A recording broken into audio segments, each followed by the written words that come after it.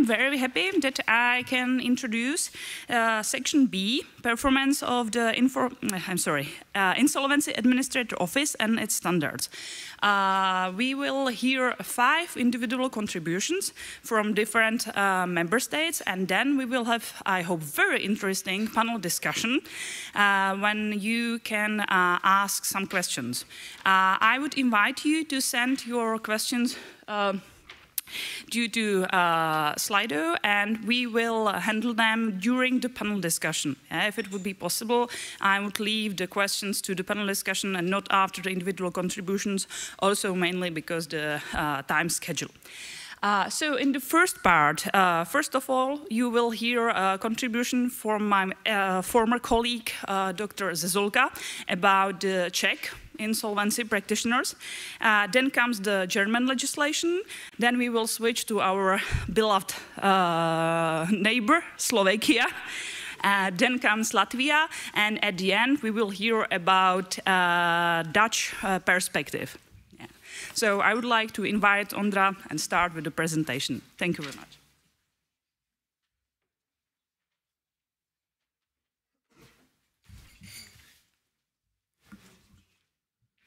So, good morning, everybody. As obvious, jail transport went well yesterday, and I'm glad to see all of you in here. At least I guess we are all in here. My presentation will consider the Czech perspective on the profession of insolvency practitioners.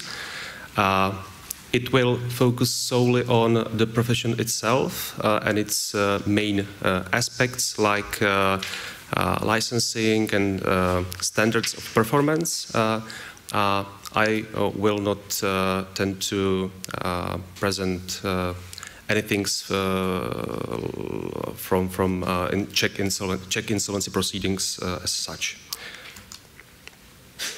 So let's set up some playground to see the Czech insolvency field at once. For the culture, let's mention that the main source of insolvency law in the Czech Republic is Insolvency Act, which became effective in 2008. Since then, we are gathering experience with the new and quite modern law inspired in the United States and possibly Germany and other jurisdictions all over Europe. This code brings us quite a new perspective on insolvency practitioner profession. As the hierarchy is set on the screen, we have one Ministry of Justice, which serves as a central authority. Its purpose is to overview and supervise insolvency practitioners' profession, as well as maintain administrative functions for courts, and also to make insolvency register functional. Then we have 8 dedicated insolvency courts, which consist from roughly 100 insolvency judges. Then, as the very spine of the insolvency infrastructure in the Czech Republic, we have over 300 insolvency practitioners. This is actually the number from like 2 days ago, so it's very accurate in this regard.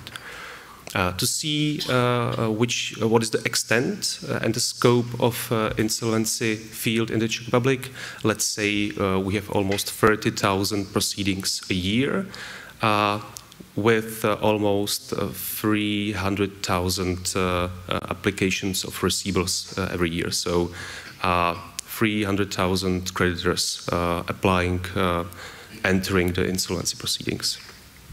The last point is about the composition of proceedings, and as obvious, those proceedings usually go through the discharge from debt of the natural persons. There's some slight proportion for liquidation, and almost none are left for reorganization as a remedial corporate proceedings. As to the debtors, we have still some pool of debtors in the system. 1% of total population is undertaking the discharge at the moment, and another 4% are already bankrupt as ipso facto. That means while addressing multiple individual enforcement actions, that means they are literally bankrupt at the moment. So I have no fear about the future of the insolvency law in the Czech Republic, as we have a lot of wood to make tinder into. These are the numbers of insolvency proceedings and the proportion of the concrete methods every year. You can see the declining trend of the numbers, and the peak in 2019 is caused by the actual lowering the barrier for debtors to enter into discharge from debts procedure. But still, this affected only quite a small proportion of the debtors within the system, and since that time, those numbers are still declining. So we have roughly 500,000 people bankrupt in the system, unwilling to resolve the problems. Now, let me get into the profession of insolvency administrators as such. The Act on Insolvency Administrators became effective as well in 2008, and it led to emerge to two kinds of insolvency practitioners. You may notice that the annex to insolvency regulation is speaking about 4 different kinds of insolvency practitioners. It's not quite accurate, I guess. Those are only the positions of the practitioners within the insolvency proceedings, and it does not answer the actual nature of the practitioners within our system. So we have 2 basic kinds of practitioners.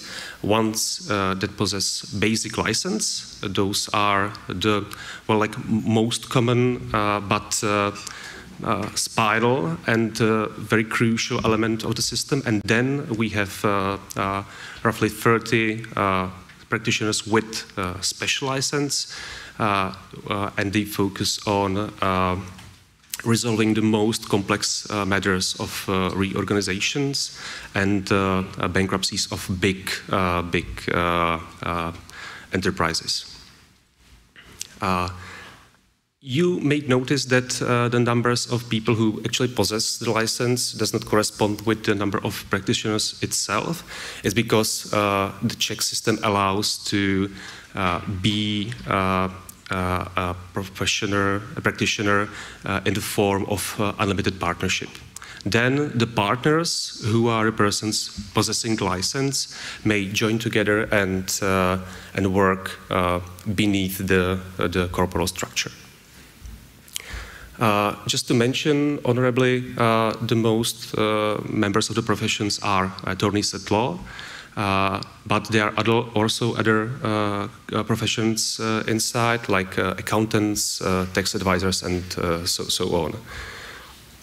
Also, as to the gender proportion, it's roughly 2/3 for men and 1/3 for women. There's no mandatory chamber with mandatory membership, but within our system there emerged 7 associations to this time, who are comprising persons from different regions, usually of the Czech Republic, and they serve as associations providing advice, education, and common approach to certain regional features of the insolvency courts. They also form something like joint group we are discussing as a Minister of Justice with sometimes. So it's some kind of feedback feature within the system. Just to mention, in the light of the previous discussion, in the Czech Republic there is a system of automatic assignment of cases. So we completely abandoned the system of individual picking insolvency practitioners from like shadow lists by the insolvency courts, and instead we established the rotary assignment system, which works totally unaware from the will of courts and creditors. This is without a possibility to change the person of insolvency practitioners within the insolvency proceedings by the will of creditors. So creditors may re-vote, may re-roll the original practitioner and introduce another one. Also, within the great cases of reorganization, while they are moving moving like pre-pack reorganizations, also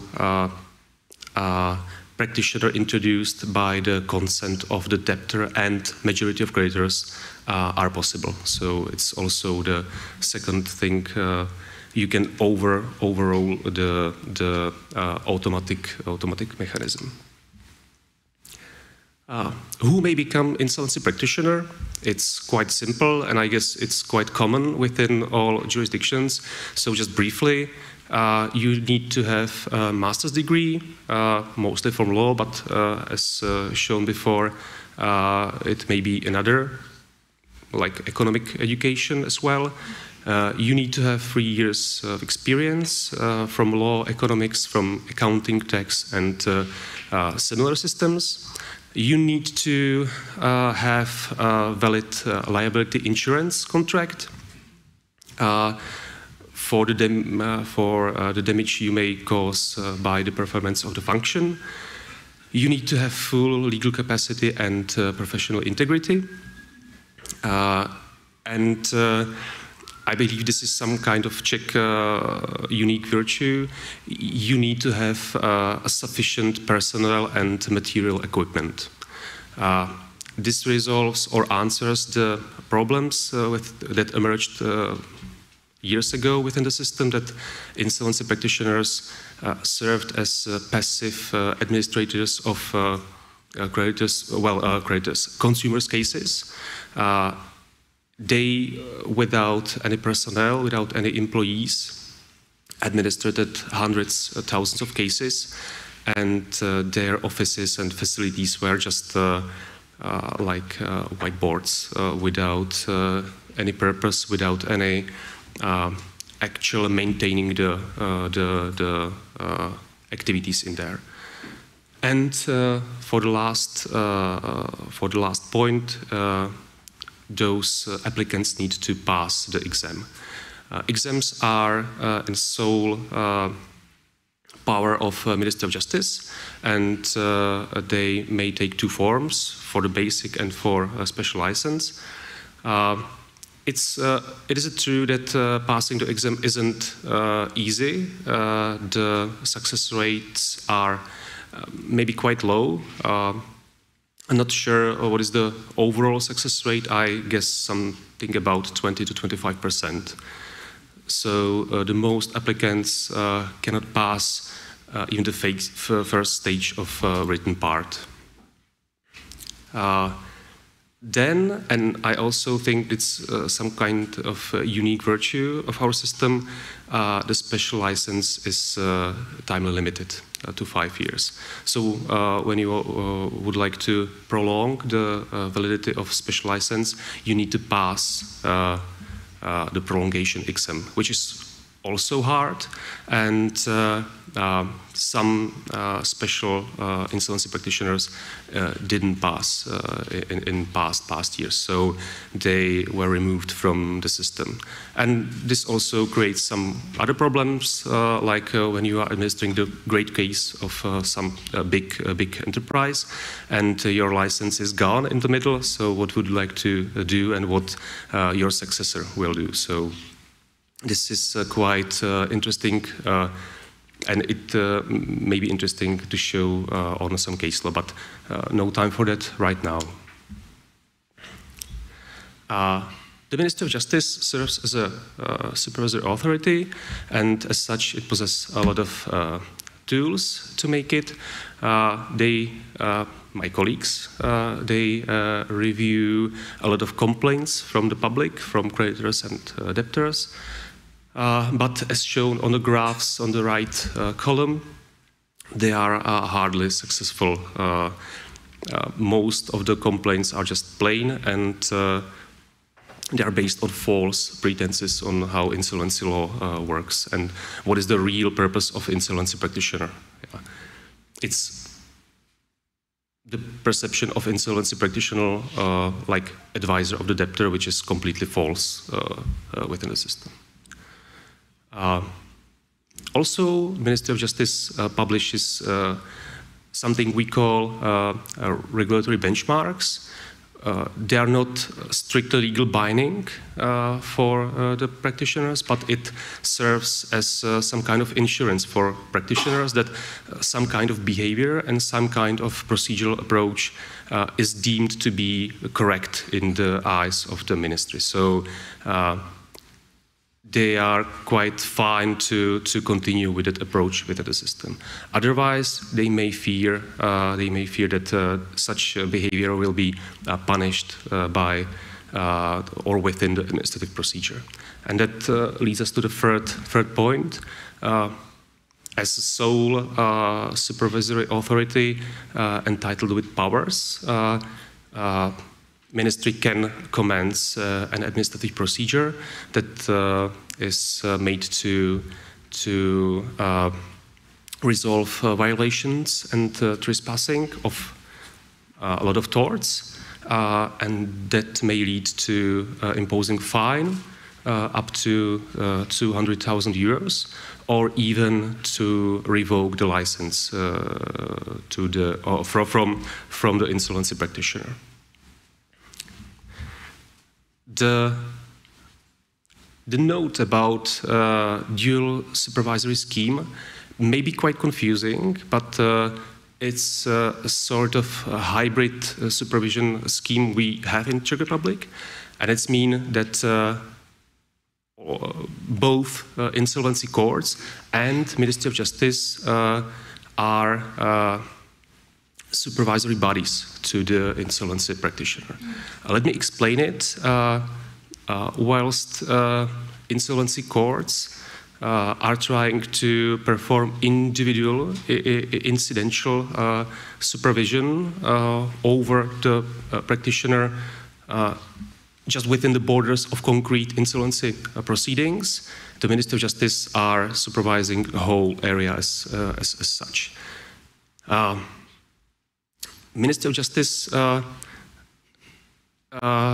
uses also insolvency register and some kind of synergy from it, because when the insolvency court imposes an orderly measure against the insolvency practitioner for delayed answers, for missing documents and things like that, the information about an imposed penalty is moved directly to the Ministry of Justice.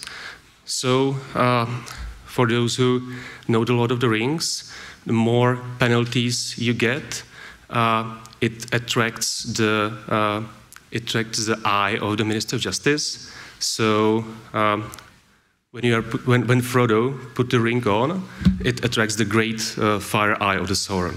Yeah. It works more or less like same, and the smile in the faces of my colleagues back there, just proving I'm right.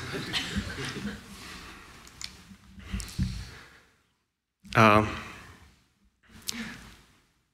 to the ethical standards and performance standards, let's say due to the lack of self-governing system of insolvency practitioners, the standards are set by legislator, regulator, and as such we have a ministerial decree which sets up some basic standards on material equipment and professional performance standards of the insolvency practitioner.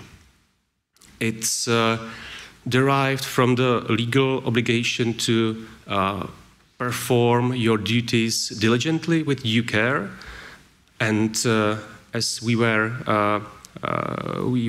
told yesterday, with fair efforts to the highest satisfaction of creditors, if possibly, and by knowing that insolvency practitioners should prefer a common interest of the creditors over his personal ones or individual interests of individual creditors. So the decree is counting with that and setting some concrete examples how to move through the insolvency proceedings in a certain cases. So from our point of view, after long discussions, let's say we approach to that like to codify a good practice we gathered over the years, and we said that certain types of approaches and resolutions of concrete examples are the common ones and desired ones, but they are not exclusive, and insolvency practitioner may go through the proceedings even in another way, provided that in subsequent administrative procedure they can explain why. So in individual cases, he may use comply or explain principle and say, okay, this was the unique situation, and I guess my solution is both right and complying with the overall principle. Okay, I maybe skipped too fast. It's important to say, with respect to the members of associations of insolvency practitioners, that they are also willingly and voluntarily created some codes of conduct and ethical standards. So my respects in that regard. Yes, final slide. I just wanted to briefly note something about education system of insolvency practitioners. It's true that the obligation to continuously educate itself is one of the legal obligations we can find in the Act on Insolvency Practitioners. But there is no institutionalized framework of education in the Czech Republic, no credit system, no system which will punish the breaching of this duty. So we are in the middle of the discussions. If it's a good idea to introduce some system, what will be the penalties, what will be the incentives, and as such, at the first place, who will pay for it? Yeah, small problem, who will pay for such system? Yeah, but there's a huge platform for not platform, but many opportunities for insolvency practitioners to educate themselves in various courses provided by ministry or Judicial Academy or even private contractors. And to my joy, many insolvency practitioners do educate themselves, and we from the Ministry of Justice are meeting them on those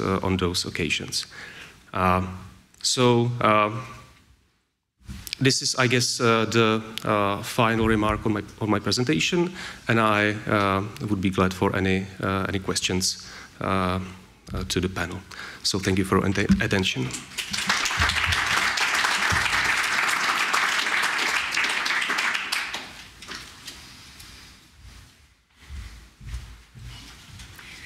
So thank you very much, Ondra, for interesting presentation. And now I would like to invite Dr. Hennel, who will tell us more about the German system. And, you know, just to say who the murderer is already at the beginning, it will be very interesting, especially from the Czech perspective, because I know that in the German system, some aspects that the Czech one left years ago are still functioning. So go for it. Thank you very much. In the mid-80s of the last century, when I was still in school, I met the most wonderful girl in the world. And apart from wanting to be with her, I didn't really know what to do with my life. But her father was an insolvency practitioner, and he was very enthusiastic about his job. And so I thought, I don't have any technical skills, why not try that? And that's how I got on the road to insolvency administration. And when he started his business in the 70s, the court approached him and said, please take appointments. We need insolvency practitioners. So that was the situation then, and it changed severely after I started working in the late 90s. And these are the numbers of insolvency proceedings starting 2000 in Germany. And you see there was a rise, the dot-com bubble was exploding, and then when those numbers rose, then people found out, well, this is a nice business, you can earn money with insolvency administration. And so people like flooded the courts and wanted appointments as insolvency administrators. And then the numbers went down, and there was a little high again in the financial crisis, and then it went down and down and down and down. But still, lots of people stayed in the business and wanted to do insolvency administration, or at least to earn some money around insolvency proceedings. And that led to competition. So it wasn't the courts coming to lawyers or people they found could do the job. It was the potential administrators going to the courts and trying to get the job. And competition normally in a functioning market leads to more quality and leads to consolidation of the market. Now on the next slide, I'm afraid I only have it in German, you see the numbers after the financial crisis in 2009, that's the top line, and then you see 2019, that was normality before COVID, and then you see the years after COVID when the government injected huge amounts of money into the market, and the numbers went down and went down. And so if we're talking about the wave of insolvencies that's coming, it's got to be a really big wave to get back to what was normal in former times. Now, don't be frightened. There's a lot of figures now, and I won't read them to you. It's just I assume that you will get the presentation anyway. If not, send me an email. These are statistical numbers. Germans love bureaucracy and statistics and so on. And every insolvency court and every insolvency administrator have to submit certain numbers to the Bundesstatistikamt, and so they collect them and then make those statistics. And you see, for example, the outcome of insolvency proceedings, total business insolvencies, including secured creditors, without secured creditors, and so on. And there's a lot of numbers that you can read at home. It's the development of the proceeding 2011 to 2018, those are the last numbers, and development of the satisfaction of creditors, unsecured creditors, I have to say here. And then you have for business insolvencies, you have restructuring numbers, and you see there's quite a lot of restructurings. One way to save the corporate structure, and the other way to sell the business as a going concern. And there you have the numbers for business insolvencies only. Please read them at home.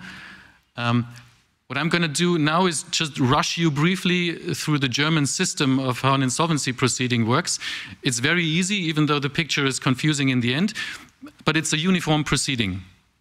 I'm not talking about preventive restructuring proceedings according to the directive, just plain insolvency proceedings, and our specialty is the uniform proceeding, where you have an application, you have the opening of proceedings, and then you have termination of the proceedings. And one special thing in Germany is we have the preliminary or provisional insolvency proceedings before opening of the final proceedings. And then we have the final proceeding. Within the final proceeding, you have the possibility to submit an insolvency plan that can be restructuring plan, liquidation plan, whatever. Just, I have an idea to make it better than the regular proceeding.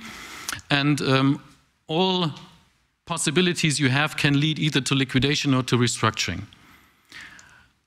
Then for individuals, you have a discharge period afterwards, but that's not interesting for our case now. Now, as for the court has a pretty weak position in German insolvency proceedings. And it's divided between the judge, the insolvency judge, who is responsible for the preliminary proceeding, and appointment of the insolvency office holder, most important thing you can do in the proceeding. And then afterwards, after opening, it's only if there is an insolvency plan proceeding, then it's with the judge. Apart from that, it's a registrar of the court who supervises the proceeding, that everything goes according to the law. You can have that proceeding both regular and in self-administration with a debtor in possession. If you have regular proceeding, or if you have self-administration, sorry, then you have that nice word, Schutzschirmverfahren, safeguard, which sounds better than insolvency, and that's why many people use it. But in the end, it's only provisional insolvency proceeding like the others. Now, what happens when an application for a proceeding comes to the court? The court normally appoints an expert to check whether the preconditions are met to open insolvency proceedings. And that expert will then make a recommendation to the court, and the recommendation can be, please order some securitization measures because there is an ongoing business we need to take care of, whatever. And then the court would appoint in regular proceedings a provisional insolvency administrator and vest him with powers from very low up to full power of disposal, like the final insolvency administrator. So that's up to the court which level of securitization measures they want to order. You read that at home. Then afterwards, with opening of the proceedings, the court appoints the insolvency administrator, and the insolvency administrator does what an insolvency administrator does. He finds the assets, makes money out of it, and distributes to the creditors after checking the claims that they lodged. In self-administration proceeding, you also have an office holder. In German, it's the Sachwalter, or Vorläufiger Sachwalter in preliminary proceedings. You can translate that with custodian or monitor or whatever. And he is rather a watchdog. He checks that the debtor does anything okay, and he raises the red flag if things don't go well. And the tasks he has within the proceeding is check the claims that the creditors file, and pursue possible claims, avoidance claims, or claims, liability claims against the management or the shareholders. So that's his main task in the proceeding. He may also submit an insolvency plan if the creditors committee asks him to, but normally in big cases the debtor has a practitioner as a director or as an advisor who can do all that. Well, I'll leave that. That's the trustee who collects the seizable earnings of a natural person debtor in the discharge proceeding, but that's not important for us. And the supervision is first by the court, potentially creditors committee if there is one, and the creditors assembly. And within the discharge proceeding, it's only the insolvency court. And that's it. There is no more supervision, supervisory body or whatever. So the regulatory framework for insolvency administrators in Germany is very easy, quite straightforward. You have some sections in the insolvency code, INSO for Insolvenzordnung. There is something about the appointment and what the qualification of an insolvency administrator should be, and it's mainly what we've heard from other jurisdictions. Then you have regulation for supervision by the court. The court can ask for reports, can ask questions, and can impose sanctions up to dismissal of the insolvency administrator for an important cause. And you have some sections about creditor involvement in the appointment of the insolvency practitioner, and you have the regulations about personal liability. The insolvency administrator is personally liable to all parties of the proceeding if anything goes wrong and he did something wrong. So that means we don't have a licensing system, which sounds cute for a big jurisdiction like Germany. Sounds like the Wild West, and it was in the days of my father-in-law, but we still don't have it. But in 2006, the German Constitutional Court had to decide on a case where an administrator went to an insolvency court and said, I want to get an appointment. And the court says, no, we don't want you. And then he went to the Constitutional Court, and the Constitutional Court said, look, you insolvent. First it said, insolvency administrator is a profession. That was the first time that anyone said that. Former times they thought it's something a lawyer does or a tax advisor does apart from his regular work, from his normal work. But the Constitutional Court said it's an own profession. And it said, look, you courts, you have to make some kind of lists to check whether the candidates are okay to be appointed as administrators. And that led to a pre-selection system of lists. Some insolvency courts still don't comply with that, but most of them tried to do it well. And then there was a commission in 2007, Uhlenbruck, that was a very famous judge in Cologne, insolvency judge, and he formed a commission of judges, practitioners, who tried to figure out how would you make such a pre-selection list, how would you select insolvency practitioners, and they made some recommendations. What would be the qualifications of the practitioner, and what would be the process of making the list and appointing them. I won't go into that into detail because I have too many slides left. And then we have some associations, which I'll come back to on one of the next slides, who developed ethical standards, more or less, but with a self-binding for the members of those associations.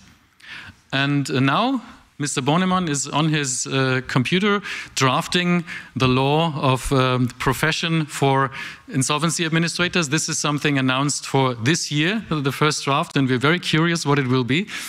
And of course, all the associations try to give their opinion to the Ministry of Justice all the time. One of the issues will be a nationwide pre-selection list, and other issues are in discussions. Will there be rules of conduct or not? Will it only be the pre-selection list? Will it be the requirements to get on the list? Will it be some kind of licensing? We don't know. He only knows. And he won't tell us now, I'm afraid. Just an overview of the professional associations we have in Germany. The most important one, that's because I'm on the board, is the VID. Let's say that's the most professionalized, and they have only insolvency office holders, only professionals who take court appointments as insolvency office holders. It's about 469 members at the moment. Membership requires that you have been appointed as an insolvency office holder for 3 years at least, and some more. And we have those self-commitment codes of conduct, the GOI, Grundsätze ordnungsgemäßer Insolvenzverwaltung, and we have a certification system, so an auditor comes every year to check whether we have a quality management and so on, and then you get that nice stamp that you can use if you're certified. Most of the courts don't really care about it. We thought they would, but it raises our quality. Then we have the nationwide association for lawyers. And they have a department, that's the Arbeitsgemeinschaft for Insolvency and Restructuring, with a huge number of members. I'm also a member of that one. But they accept lawyers and everybody who deals with insolvency, not only as office holders. So they invented a specialist lawyer for insolvency law. You can make a course and a test and then you get that. But it's not particularly for insolvency office holders. Then we have, these two are founding members of the EIP, the European Association of Insolvency Practitioners Associations, which tries to influence Andre and his colleagues on European legislation. And then in Germany we have the younger guys. They started as the younger guys, the NIVD, who are active and now accept everybody who is involved in insolvencies. And then we have a very prestigious group or club of IPs who select their members. Those are the big insolvency practitioners in Germany, and they also have their code of conduct. It's called Inso Excellence, and then they have their own stamp when you get that certificate. And then we have a quite new association of only 17 members so far who thought we need to make some kind of code of conduct for self-administration.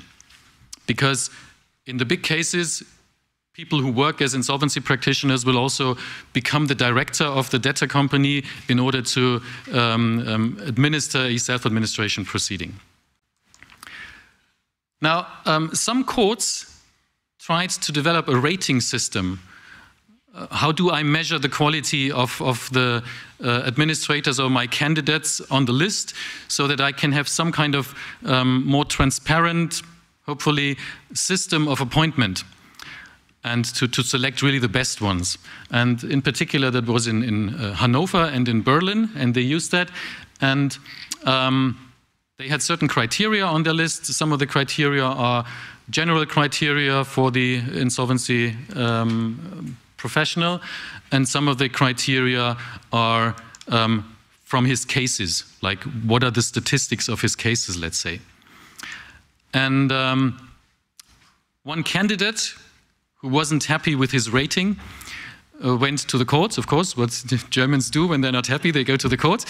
And then it ended up in the Supreme Court, and the Supreme Court says, look, this system is illegal. You did your best, it's nice, but it's illegal because if you use some criteria to give a rating, then it has to be objective. Everybody has to have the same chance, and there are criteria that would require that all administrators get the same kind of proceedings so that they can get to the same numbers. If you only get crap proceedings, then of course your outcome is bad, and if you get the nice proceedings, your outcome is good, and so on. And other skills like communication skills are not measurable, and therefore you cannot rate the practitioners according to that criteria. So very difficult. Again, we're here and don't know how to measure the quality of an insolvency administrator. And I want to close more or less to give you an overview about the remuneration system in Germany. It is not the hourly based system. The idea behind it is that you have an incentive to be effective. Not to spend much time, but to be effective and to collect as much as possible for the creditors. It is much more complicated than shown here, but this is kind of the regular overview. You have the regular remuneration for an insolvency administrator in a regular proceeding, and these are the rates you get. You have the estate value. Can be quite complicated to calculate the estate value, but if you have the number, then it's easy to see what your regular remuneration will be, and then you get an addition for special difficulties, like big proceeding, obstructive debtor, whatever, and then you get deductions for some facilitations you might have, reduced efforts, like proceeding ends earlier than normally. Then you have a minimum remuneration in any proceeding, and you have expenses Normally it's the lump sum expenses and VAT, of course. Now for the other possible office holders I showed in the big colored slide, it's always derived from the regular remuneration of the insolvency administrator, and the regular remuneration of a provisional insolvency administrator would be 25% of regular insolvency administrator. The provisional custodian would be 15%, and the custodian would be 60%, plus the additions, deductions, whatever happens in the proceeding.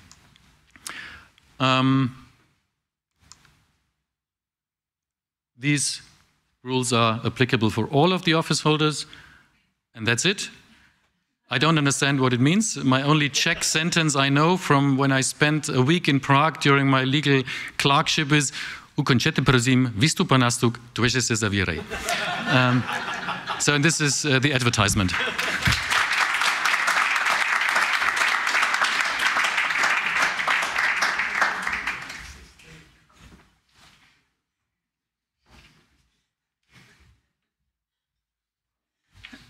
So thank you very much for a very fruitful and funny presentation. And now I would like to invite Dr. Maliar from the, not Czech Ministry of Justice, well, almost, Slovak Ministry of Justice to tell us about the Slovak system.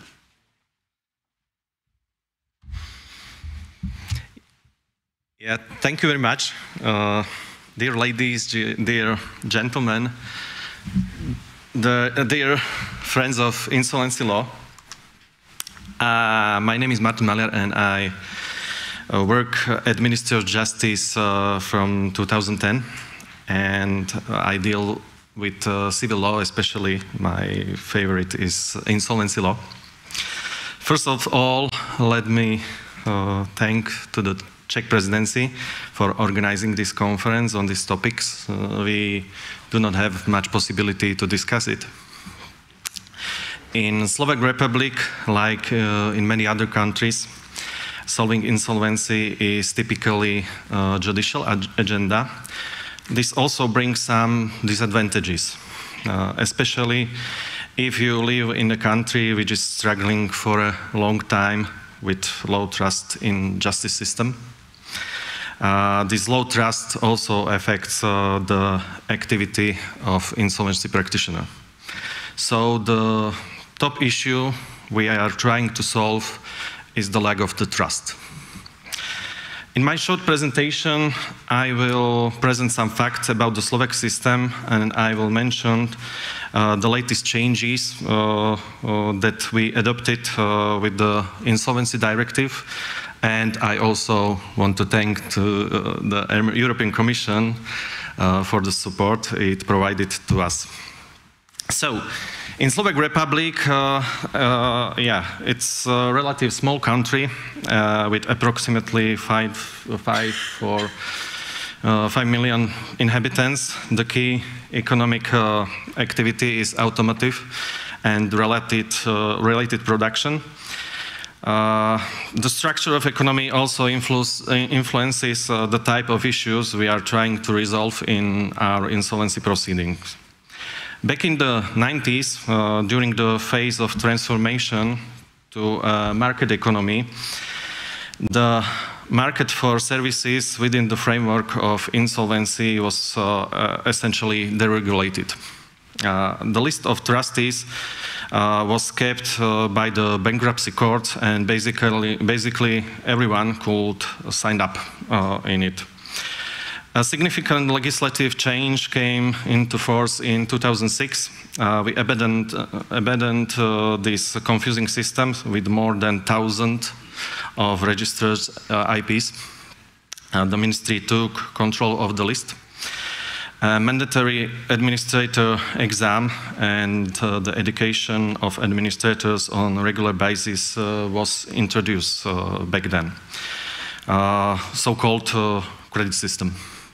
Currently, we have approximately 630 regular IPs and what's new, 3 IPs with special license, special administrators with special license are dealing with pre-insolvency public processes, cases of largest bankruptcies, and cases of insolvency restructuring. Other APs deal with so-called small bankruptcies and debt discharge procedures for natural persons. Regarding the current situation, I can share with you some numbers from 2021. What did surprise us, and I think also others in other countries, is the downward trend in corporate insolvencies. It seems that the numbers are in the hands of bank willingness to finance, and indirectly also in the hands of ECB, more than in our hands. During the pandemics, we introduced the so-called small bankruptcy procedure because we trying to prepare for something that might happen after the COVID-19. However, the numbers show that the wave of insolvencies that we expected did not come. Courts dealt only with few dozens of such cases. So we do not have data on public preventive restructuring and private preventive restructuring because these are new processes introduced only in 2022. However, the situation is different when we approach the cases for natural persons. The figures show that legislative changes in personal bankruptcy have had a significant impact on number of so-called consumer bankruptcies.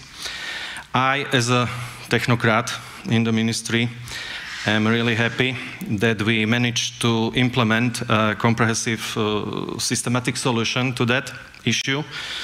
I will highlight three moments in particular. Nowadays, we don't face that much political pressure for particularly one-time amnesty laws, like you did that in Czech Republic. I saw that, and it was a little bit confusing. Summer of mercy during winter. We also included debtors, so-called NINA debtors, no income, no assets, to this solution. So debt relief is accessible even for poor people. The preferred debt relief scenario is fresh start. This means we don't impose an additional maintenance obligation on the debtor to the administrator. The flat rate cost payments are borne by the state, and the debtor returns these costs to the state in advance.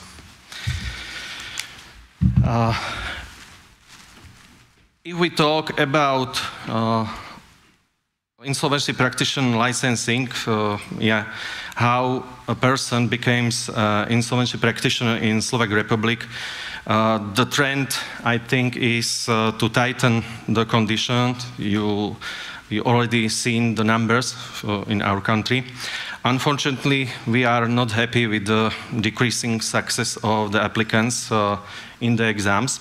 However, this is probably correlated with the quality of education in general and expanding opportunities for students to study in other country. The best things we could give to the Czech Republic, we already have given to them. Dear colleagues, please raise hands if you have an ancestor in Slovakia. Yeah, I see those hands. Yeah, and we have also special license as a new thing in our legislation. And as for special IFs, the concept we were inspired by the Czech regulation.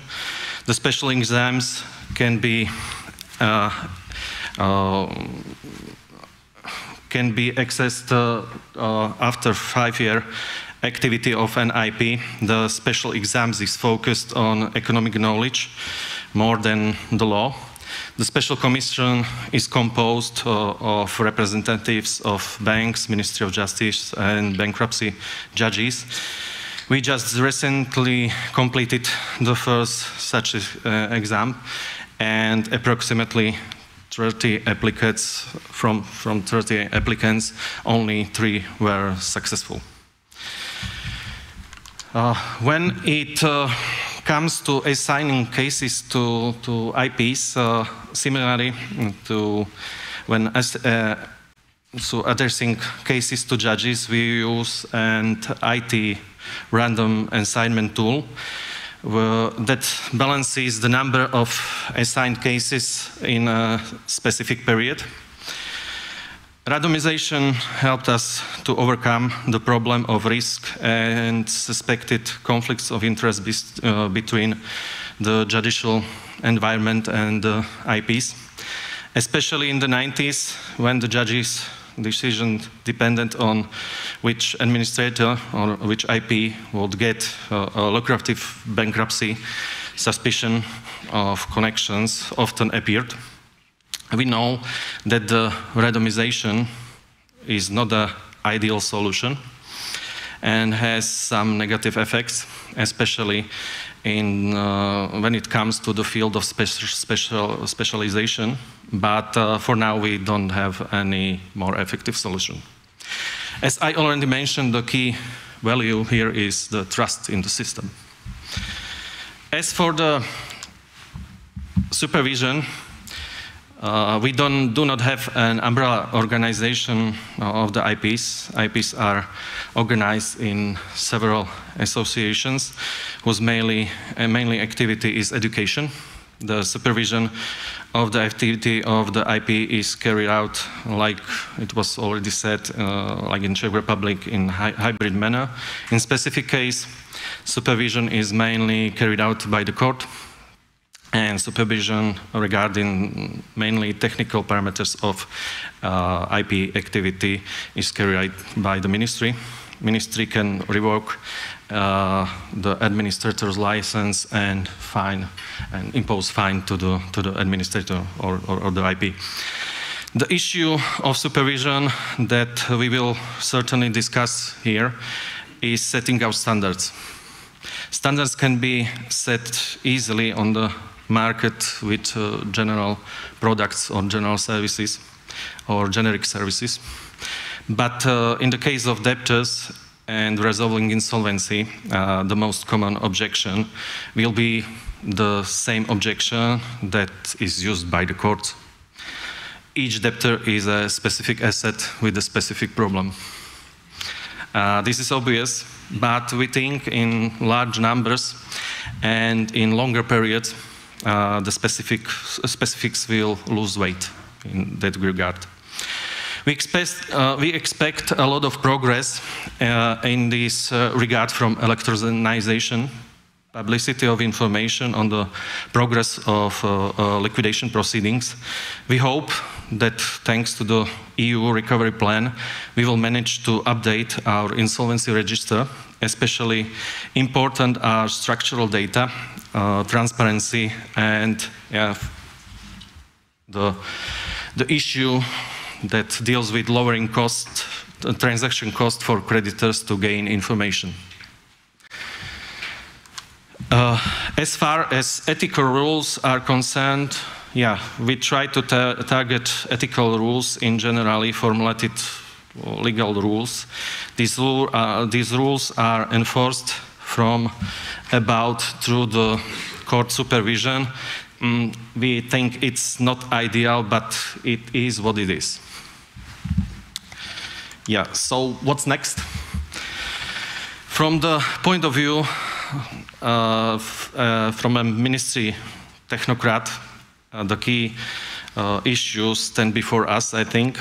we should focus on the development of IT tools, mainly the insolvency register. In particular, it will make it possible to unify outcomes of the IPs and the courts. We believe that creditors expect mainly standardized procedures and services. The second, we try to target specific procedures that will clear the largest numbers of cases and try to reduce the recovery time and increase the recovery rate for the creditors. Fourth issue, we focus on education. We should more educate judges and the IPs in the field of economics. I think it's an important issue.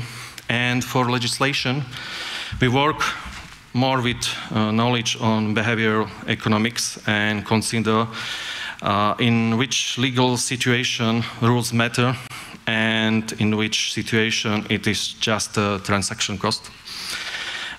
So focus on a very practical approach in resolving insolvency.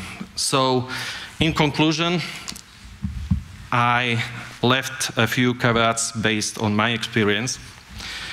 So we should be aware of blind implementation of foreign institutes.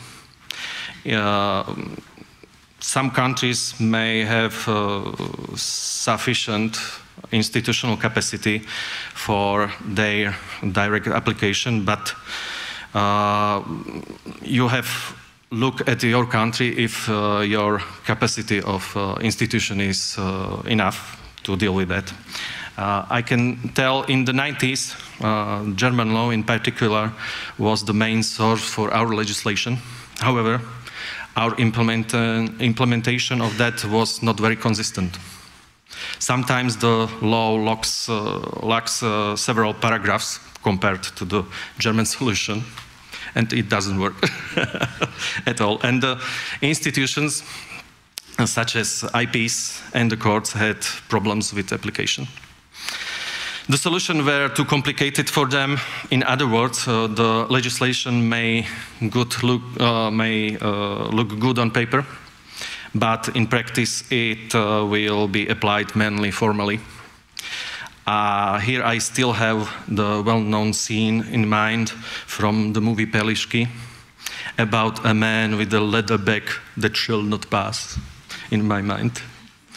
This is not critique to the German legislation, it's perfect or better than our, but yeah, we have to always look at the structural economy and the capacity of our system and maybe develop our solution. Thank you very much for your attention.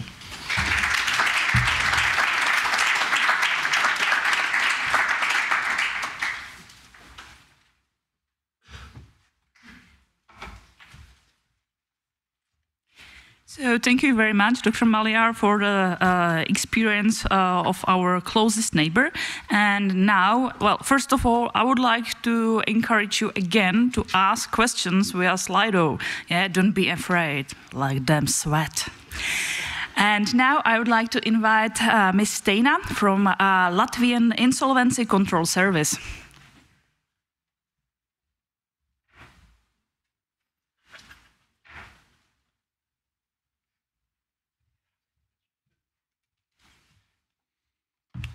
Thank you very much.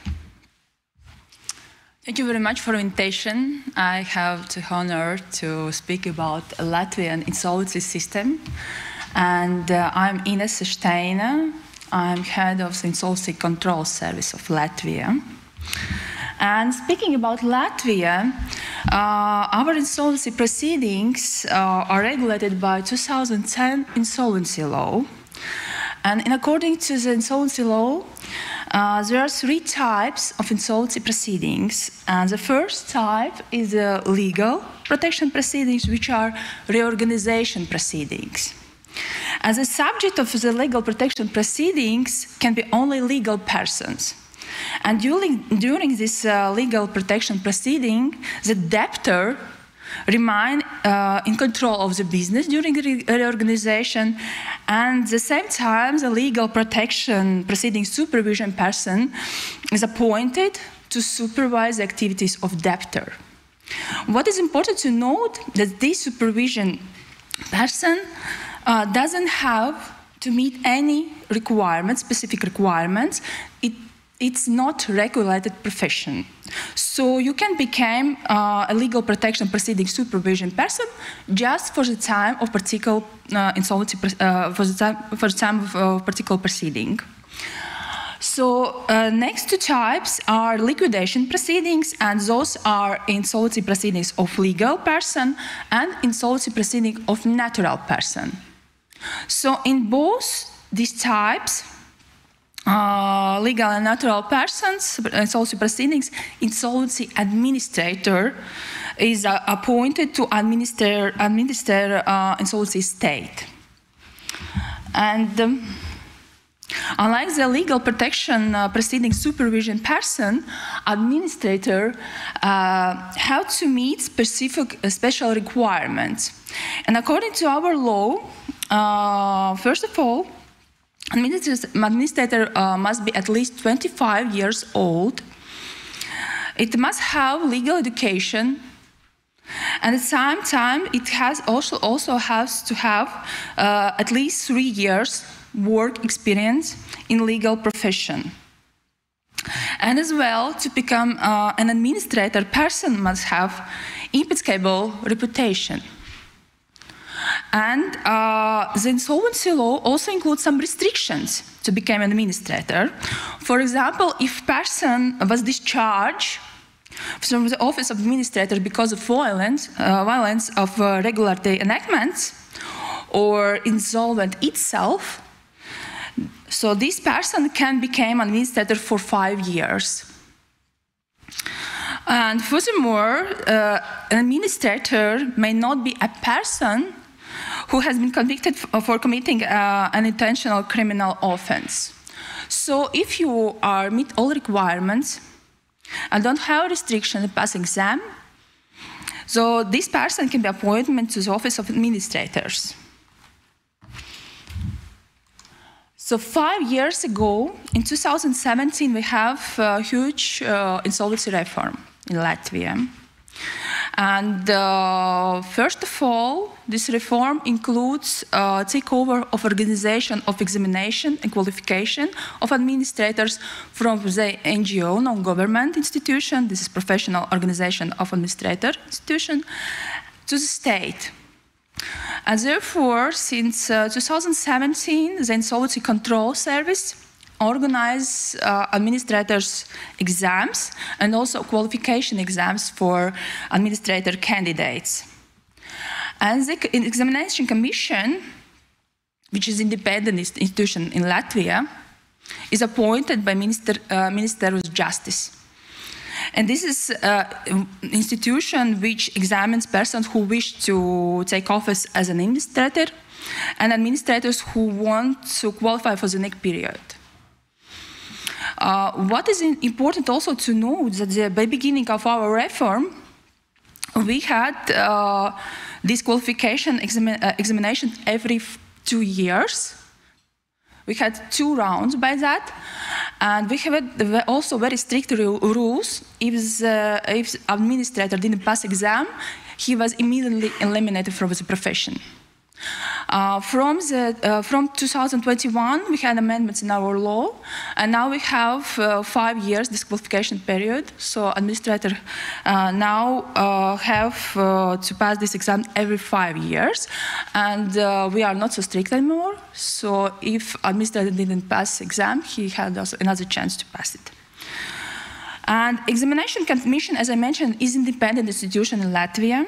And it consists of representatives from 6 institutions. It has representatives from Ministry of Justice, Insolvency Control Service, and as well academic staff of higher education institution, and professional organization of administrators, and also representative from non-governmental institution, which represents interests of entrepreneurs. And the Examination Commission also includes a judge from a district or city court. What is important to note that the Examination Commission also decides the questions regarding administrator reputation. In addition, disciplinary liability is imposed to the state in person on Disciplinary Matter Commission. And this institution is also independent. It is also appointed by Minister of Justice. And this institution also consists of representatives from 4 institutions. Also, since 2017, administrators have obligation to keep records on each insolvency case, and the Insolvency Control Service has a right to make inspection in administrator practice place and make a decision whether administrator is acting according to the law or not. And besides that, since 2020, administrators are also ML subjects, so they must follow the law of the prevention of money laundering. And here's some data. So I can see by the beginning of our reference, we had 3,012 administrators, and now there are twice less. So we are a small country, smaller than Slovakia, so numbers also less than you have. I would like to show also a number of proceedings. As you can see, the number of insolvency proceedings of legal natural persons also decreased. And the same as Slovakia said that they also expected a rise of amount of proceeding after COVID period. It didn't happen also for us. We're still looking for this number and just analyze what happens, will be a rise or not. But what I'd like to point out is that the number of administrators are now sufficient to ensure the efficient administration of insolvency proceedings. As currently, the average number of insolvency proceedings per 1 administrator is 14. And here you can see also some reorganization statistics. And as I already have mentioned, a legal protection proceeding supervision person is not regulated profession. So as I mentioned before, the Insolvency Control Service is a state institution under the supervision of Ministry of Justice of Republic of Latvia. As a main function of Insolvency Control Service is supervision the activities of administrators in terms of application solvency law and also law on prevention of money laundering. And to ensure the supervision, we perform on-spot check, off-spot checks, and also assessing the compliance about the actions of administrators. And as a result of our supervision actions, Insolvency Control Service can apply administrative liability. We can apply or can initiate disciplinary matter against the administrator, and also we can initiate removal of an administrator from particular proceeding to the court. I would like to also note that after 2 such removals from particular proceeding, administrator immediately eliminated from the profession. But I would like to also emphasize that the supervision is not only control checks and assessing compliance and so on, it's educating.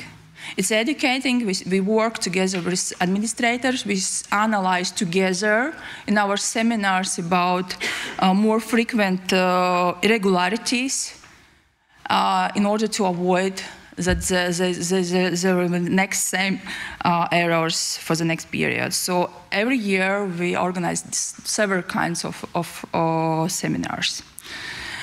And Insolvency Control Service has also representatives in the Examination Commission and Disciplinary Matter Commission, and as well we also manage Employee Claims Guarantee Fund. So in conclusion, I would like to note that the numbers of our reforms shows that shows very positive impact to the insolvency sector. It also shows that number of complaints dramatically decreased recent years. And we got also very positive assessment from OECD and IMF. And increasing administrator qualification requirements have contributed to development and reputation of the administrator profession. And furthermore, the obligation to keep records of insolvency proceedings in conjunction with the development of electronic insolvency accounting system maintained by Insolvency Control Service is contributed to the transparency of insolvency proceedings. At the same time, the expanded supervisory powers of the Insolvency Control Service, and as well as activities taken by us, just contribute to the public confidence in insolvency proceedings. So it's brief information about our system, what we have reached by our reforms. If you have any questions, I will be happy to answer during our panel session. Thank you very much.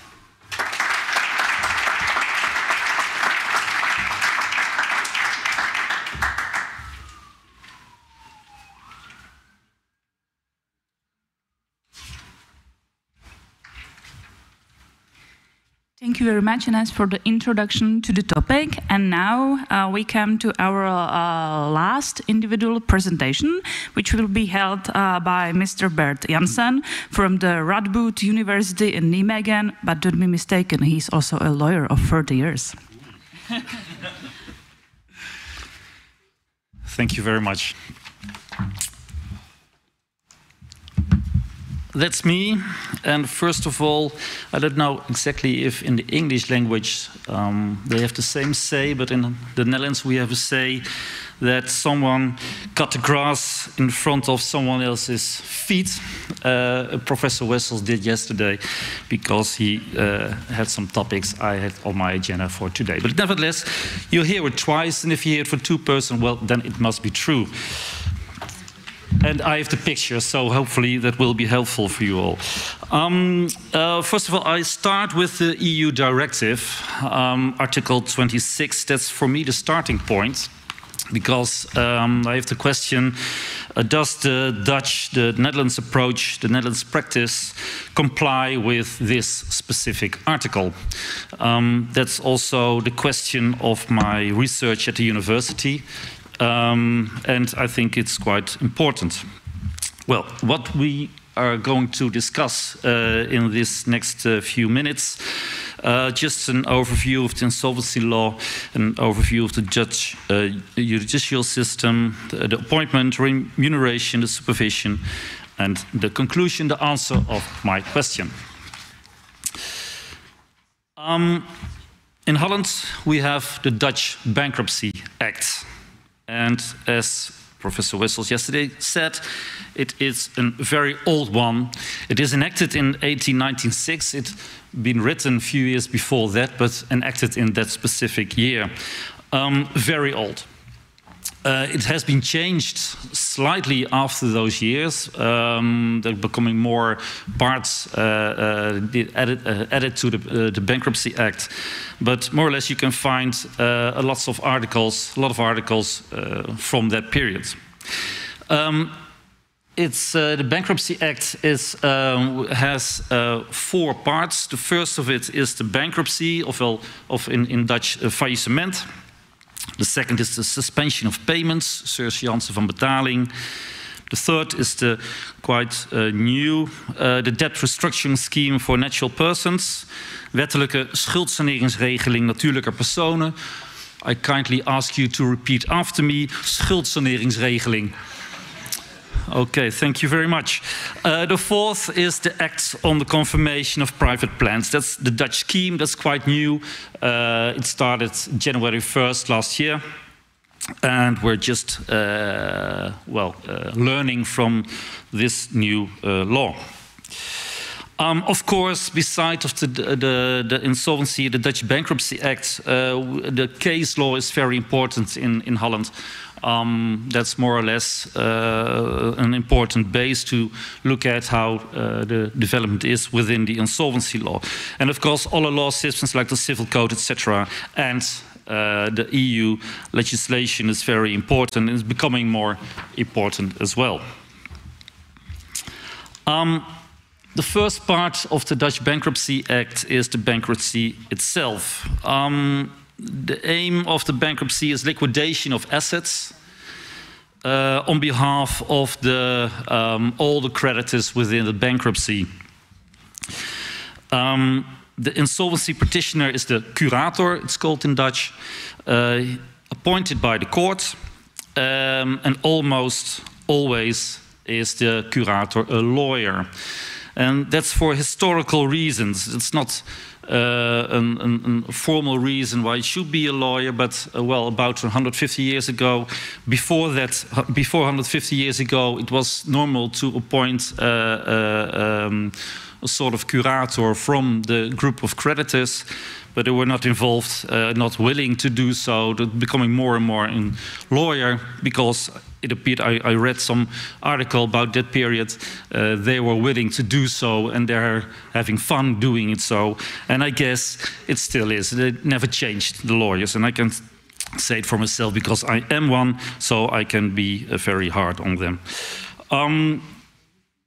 The task of the curator in the Dutch bankruptcy is to act on behalf of all the creditors, as I said. But more and more the last couple of years, it appears that there are more extra tasks within this field. And the tasks are dealing with environmental tasks. If a curator deals with environmental claims or pollution or whatever, that's more a task of the curator, insolvency petitioner, to act with it, to deal with it and solve that specific problem. And also it's social or labor law problems, fraud protection, fraud prevention is becoming more and more important for insolvency petitioner in Holland to deal with it and to find a solution for it. And that's quite difficult for most of the insolvency petitioners because, there's also the case of who's going to pay for these extra efforts. And you know, we're Dutch, so if it comes to payment, it's very important for us. The second part of the Dutch Bankruptcy Act is the suspension of payment. It's a temporary moratorium during which ordinary unsecured creditors cannot seek recourse after the debtor for their claims. The insolvency petitioner is called the bewindvoerder, appointed by the court as well, and always lawyers. This insolvency petitioner is only able to act with the debtor itself, so he or she doesn't have own ways to act. He can only act with the debtor itself. The suspension of payment is not very efficient in the Netherlands, so they're not often used because, the suspension of payment is sort of an waiting room for become bankrupt anyway. So most of the suspension of payments within a week, of just a few days, turn into a bankruptcy after all. The third part of the Dutch Bankruptcy Act is the debt restructuring scheme for natural persons. It's dealing with the debt relief for natural persons since 1998, quite new. The insolvency petitioner is also called bewindvoerder here, appointed by the court, but not Often there are lawyers acting as such, but mostly specialized organization. That's different than from bankruptcy and suspension of payments, where a natural person is appointed as insolvency practitioner. Here it's often, not always, but often a special organization or a person working within that special organization. And the main task of this insolvency practitioner is to help an individual natural person to deal with the financial problems he or she is in. A very important social aspect. The fourth and last part of the Dutch Bankruptcy Act is the Act on the Confirmation of Private Plans, the Dutch scheme. Quite important because when COVID crisis arose, all the Dutchmen, all the Dutch people were shouting that we need something like a Dutch scheme, so it has to be there very swift, because otherwise we have a huge problem in the Netherlands with all the financial crisis and the companies having their financial problems as a result of the COVID crisis. So this Dutch scheme came on time. Finally, everyone was happy and standing ready to act within the Dutch scheme. But there were no companies in problems. So that's a bit of a, well, disappointment always, you can say. It went very well, despite of we was thinking that will occur. Well, okay. Nevertheless, we hope for next times that it will be better. The Dutch scheme was enacted on January 1st, 2021. The insolvency practitioners, there are two sorts of them. The herstructureringsdeskundige. No, you don't want to repeat? Okay. And the observator. Both are, well, appointed by the courts, but that's a bit strange because bankruptcies, the court for themselves decides who has to be appointed as such. But here the debtor or the creditors can put forward a person to become een herstructureringsdeskundige or an observator. That's not for the court itself to decide. They only check whether the insolvency petitioner in the Dutch scheme is impartial enough and objective enough to act as such. Until now, just the 1.5 year we're dealing with this plan, they're mostly lawyers or other specialists acting in the turnaround management field. But nowhere is written down who is able to be an insolvency practitioner. Okay, just a slight overview of the Dutch judicial system. We have one Supreme Court, like many of the companies do, 4 courts of appeal, and last but not least, the most important ones to deal with the field of insolvency practice, the 11 district courts. And like Professor Wessels yesterday mentioned, the supervisory judges working within these district courts, they came together and they become a sort of consultative body of supervisory judges called RECOVA. RECOVA stands for rechters, commissarissen in faillissementen, supervisory judges in bankruptcies. Well, your Dutch is approving this morning. RECOVA is not a legislative body. It has no formal authority whatsoever. So that's a bit strange because, well, I don't want to be disrespectful, but I think they are. They have a formal authority, but it's not.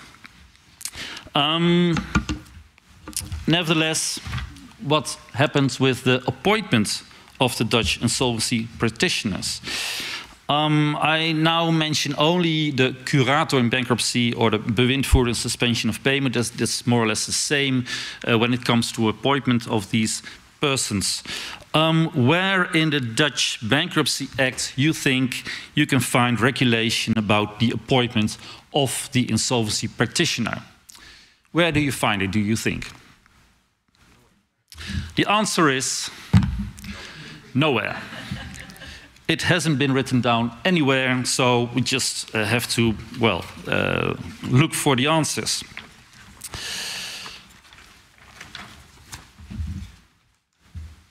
How about the appointment of the insolvency practitioner? Well, the appointment is made by the district court. They use a list of insolvency practitioners, and it's, well, not always clear how to come on that specific list. But the RECOVA criteria they use, the RECOVA criteria, it's a long title, for the appointment of insolvency practitioners in bankruptcy and suspension of payment proceedings. RECOVA criteria. As I said, almost lawyers are working as such, but they're not working as a lawyer in this kind of field, this kind of area. So the rules of the Dutch Bar Association do not fully apply. They do apply, like when you are a lawyer and you're going to the supermarket, then for a part the rules of the Bar Association also apply in that specific situation, and more or less for the same do they apply when you're acting as an insolvency practitioner. It's possible in some cases in the past that some other sorts of persons were appointed, like real estate agents, bankers or accountants, but only as an additional practitioner. The first practitioner is always a lawyer, and the second is perhaps a banker or whatever, and only in those bankruptcies dealing with real estate or a bank or no, whatever a specialist is needed.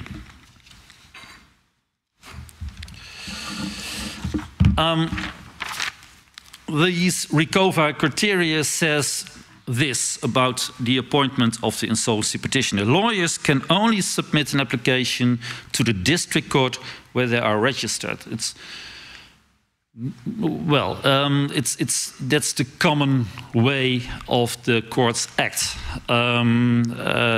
but it's sometimes possible to appoint an insolvency practitioner from another part of the Netherlands for a specific case. That's possible. It's not a strict rule.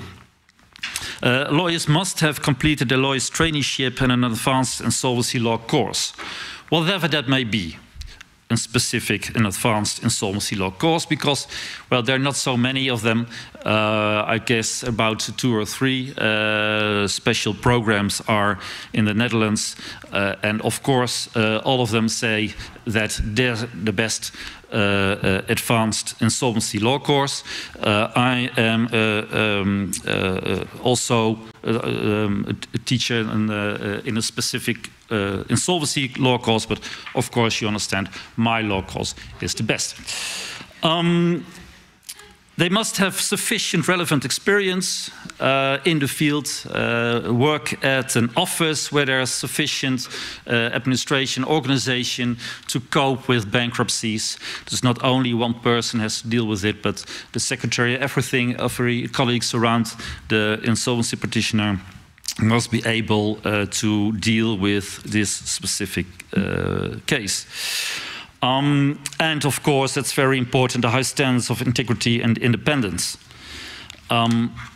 Yes, but how to check that? That's very difficult. Where are the standards for that? But okay, those are the RECOVA criteria, very important for the question whether or not someone can be appointed as such. But these RECOVA criteria are starting principles, not mandatory provisions, nor are they binding policy. It's not the intention to undercut the current appointments policy with these criteria, but only to provide clarity on the subject. This document is intended to formulate national criteria, but it cannot exclude the possibility that the specific circumstances in a district are reason to differentiate. Those are not my words. This is the contents of the RECOVA criteria itself. So there could be reasons to differentiate. Well, and there are reasons to differentiate because all courts act on their own way, like they did for, well, thousands of years, so to say. Most courts have their own specific policy regarding the appointment. As I said, most courts used to work with lists of insolvency practitioner. You will be happy to become on that specific list, but then you need to have efficient education, etc., just as I said before. But when you're on that list, there are several criteria of categories, I must say, for specific insolvency practitioners.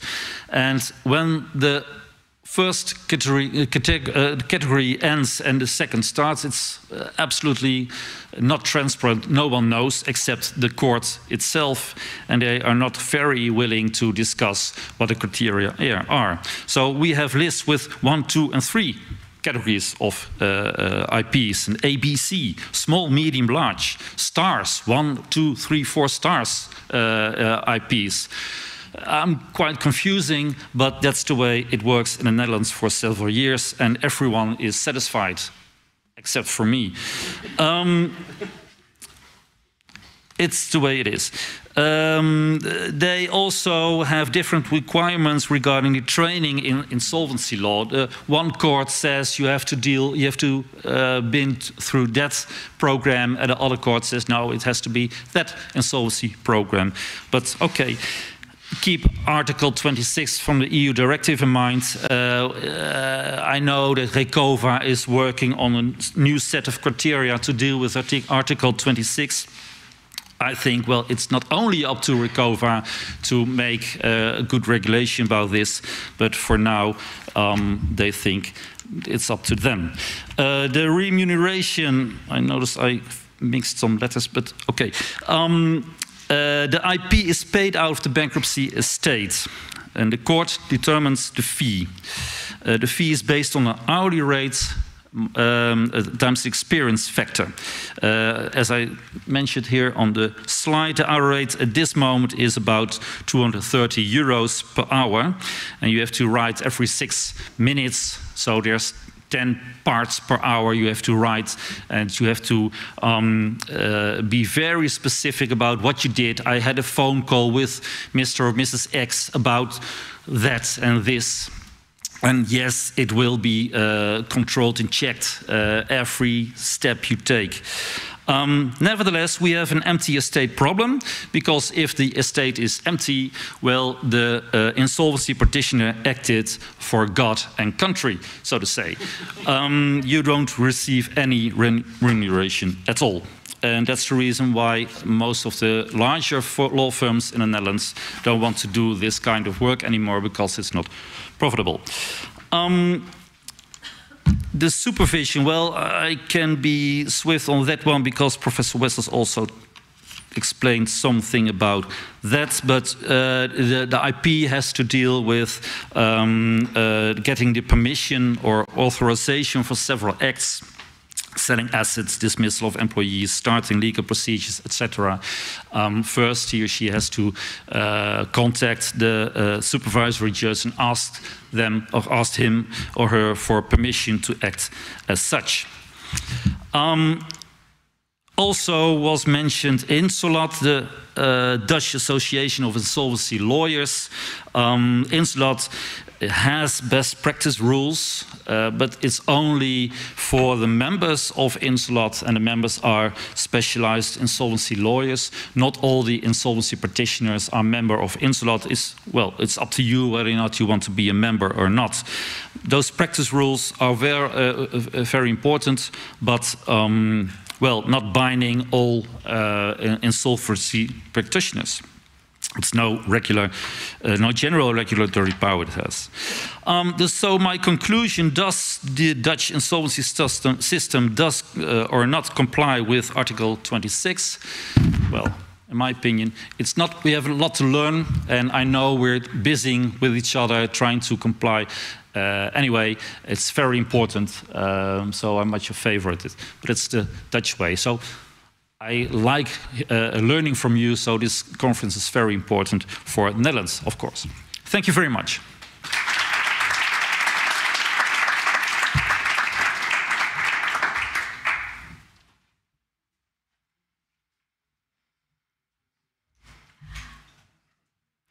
So thank you very much for the last individual contributions, and now I would like to invite all the panelists to sit there in front of all eyes, and we will discuss some very interesting questions the audience sent to the Slido.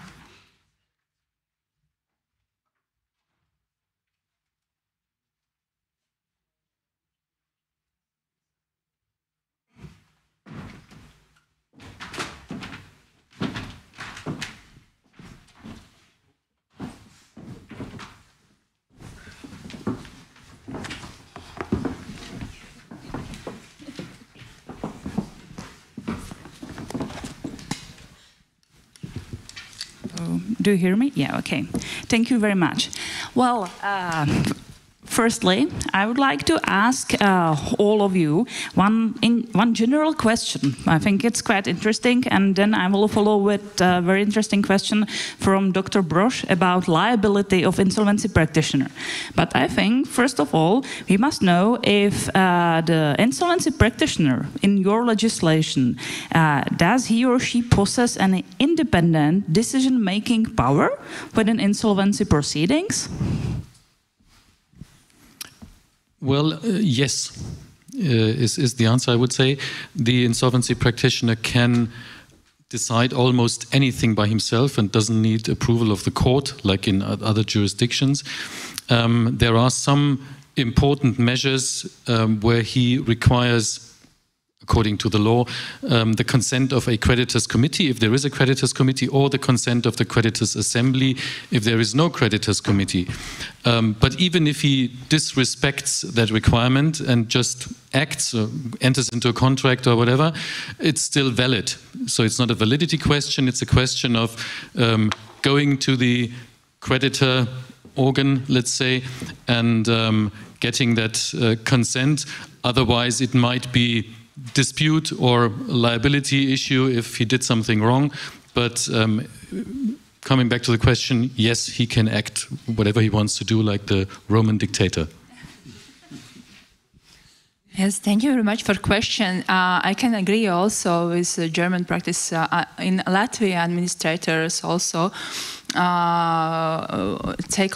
is responsible for all these decisions he made. But this decision should be made according to the law. Thank you.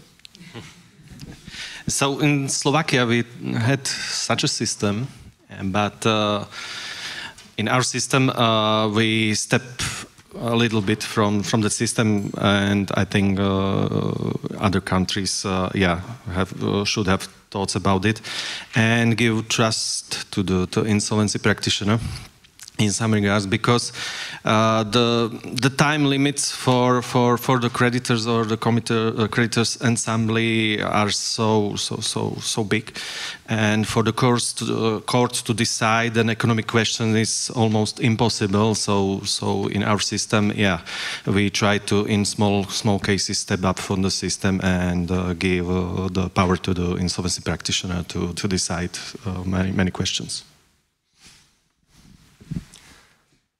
In Czech Republic, generally speaking, practitioner has no powers to decide. It's reserved only for courts. But it doesn't deprive the practitioner from the duty to be active and to make strategic, factual decisions about how to monetize assets and so on. But there's one slight exception to that.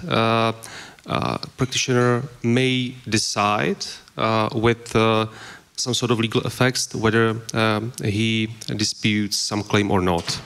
And within this, he is independent on court and parties, whilst in every other single aspect of the insolvency proceeding is totally dependent on the court. So this is the only exception. Well, yes, in the Netherlands, as I said during my presentation, the insolvency practitioner has, or thinks he has, power to decide. But for some specific situation, he needs the permission of the supervisory judge. And it is possible for creditors and debtors to object on a specific way against acting special acts of the insolvency practitioner. But, well, if it's successful or not, mostly not. microphone. Yeah. So many micros. At the end, I get all the micros. So yeah. It's like silent post. Okay, so and regarding then, who is then liable for mistakes of an insolvency practitioner? Who pays the damages? Is it insolvency practitioner or state? Yeah. Well, that's the other side of the coin. The insolvency administrator is personally liable for everything he does wrong. It is best practice, of course, to have an insurance for that, but in the end, it's his risk. And this is, of course, a disciplinary factor that you know if you do something wrong, you might be held liable. And there are, at least in bigger proceedings, always some well-represented creditors that will probably go after you. Okay, so if I understood it correctly, the insurance is not obligatory, it's just recommended. It's not in the law, because we don't have that professional rules, but it's best practice, and I think every court will expect you to have a professional insurance. Yes, I hope it works. In Latvia, administrator is fully responsible for all decision is made by him. And as I mentioned also in my presentation, if something goes wrong with his activities or decision, so he immediately is eliminated from profession. So it's it's a responsibility of administrator. Yeah, from the perspective of Slovak Republic, before 2006, I think it was not clear. Because, yeah, we just played with responsibility of the state. But, yeah, after 2006, I think it's clear that we want an insurance from the insolvency practitioner, because we experienced some problems with insolvency practitioners which act like investors. Because if they have money and the proceedings lasted so long, they must speculate with that, and sometimes it was okay, but sometimes they lose all the estate. Yeah, it was some criminal cases arisen from that. But after 2006, I think, yes, it's only on a matter of the insolvency practitioner and the responsibility of insolvency practitioner, and the state don't cover any losses in that regard. Yes, I stole the microphone, I know it. Give my microphone back. Well, answer is simple. In the Czech Republic, practitioner is solely liable for the misbehavior, and for these purposes, it has to have insurance. In the Netherlands, we have two types of liability of the insolvency practitioner. You can be liable qualitate qua, and in that case, the estate has to pay the damage done. But if you did a very wrong job, you can be personal liable, so pro se, and in that case, you in person, or hopefully the insurance company, will pay the damage. You're obliged to have a good insurance, but just like in Germany, it's not written down somewhere. Otherwise, than in the RECOVA criteria, and you know what I think about those. So yes, there's a liability risk. I would just like to add something which I found quite interesting. The system in France. France has a very regulated profession for insolvency office holders and kind of a closed shop, and they are responsible for each other. That means they pay into a big fund or something, and if one insolvency administrator, and that happened already, runs away with the insolvency estate and takes 70 million euros to the Bahamas, then all the others are responsible for it. And if the fund is not sufficient, and that happened once, at least in history, they have to pay the damages that their one colleague did. And they have a system of mutual control. And so this is the incentive to really mutually control each other. That's a very interesting idea for our economic director, I think. I hope my colleagues wrote the answer down. Okay, thank you very much for the answers. And now there's also a very interesting question from the audience, which regarding the corruption risk when it comes to appointment of the insolvency practitioner. We have heard from you a lot of different approaches. So I would like you to evaluate how do you evaluate the corruption risk within your legislation when it comes to appointment? Difficult question. We don't have any statistics about that. I don't think that, at least in the appointment of insolvency office holders, there is a high corruption rate in Germany. At least I've never experienced a judge asking me for anything to get appointed, and I don't know of any colleague who tried to bribe a judge. The risk is there, of course, due to the system that the judge appoints the administrator, but I don't think it's a very high risk. The influence of debtors and creditors on appointments in big proceedings, particularly in self-administration proceedings, is quite big, and there you have rather the friends and family issue than between judges and administrators. Thank you very much. I think that's quite interesting from the Czech perspective, because the system that is now still functioning in Germany, we had in the old Insolvency Act before 26, and actually also at the beginning of the new Insolvency Act till 2014. And well, it was called Insolvency Octopus. Yeah, so the corruption risk was really, really high. So it's very nice to hear that this almost the same words, almost the same legislation functions in two different countries very differently. There may be other branches in German economy where the risk is higher. Somebody told me that in the building industry, less than 10% work without corruption of the big building projects, but in insolvency, I'm confident that's not the case. Thank you. Ines? Yes, corruption actually is eliminated from our system of appointment, because everything is made electronically and randomly. So we have electronic system which is audited very often, very frequently. We also have audit records regarding this system. So everything happens automatically and can't have any impact from third persons on third sides. So thank you very much. Yeah. Well, the situation in Slovak Republic is the very same in Czech Republic, I think.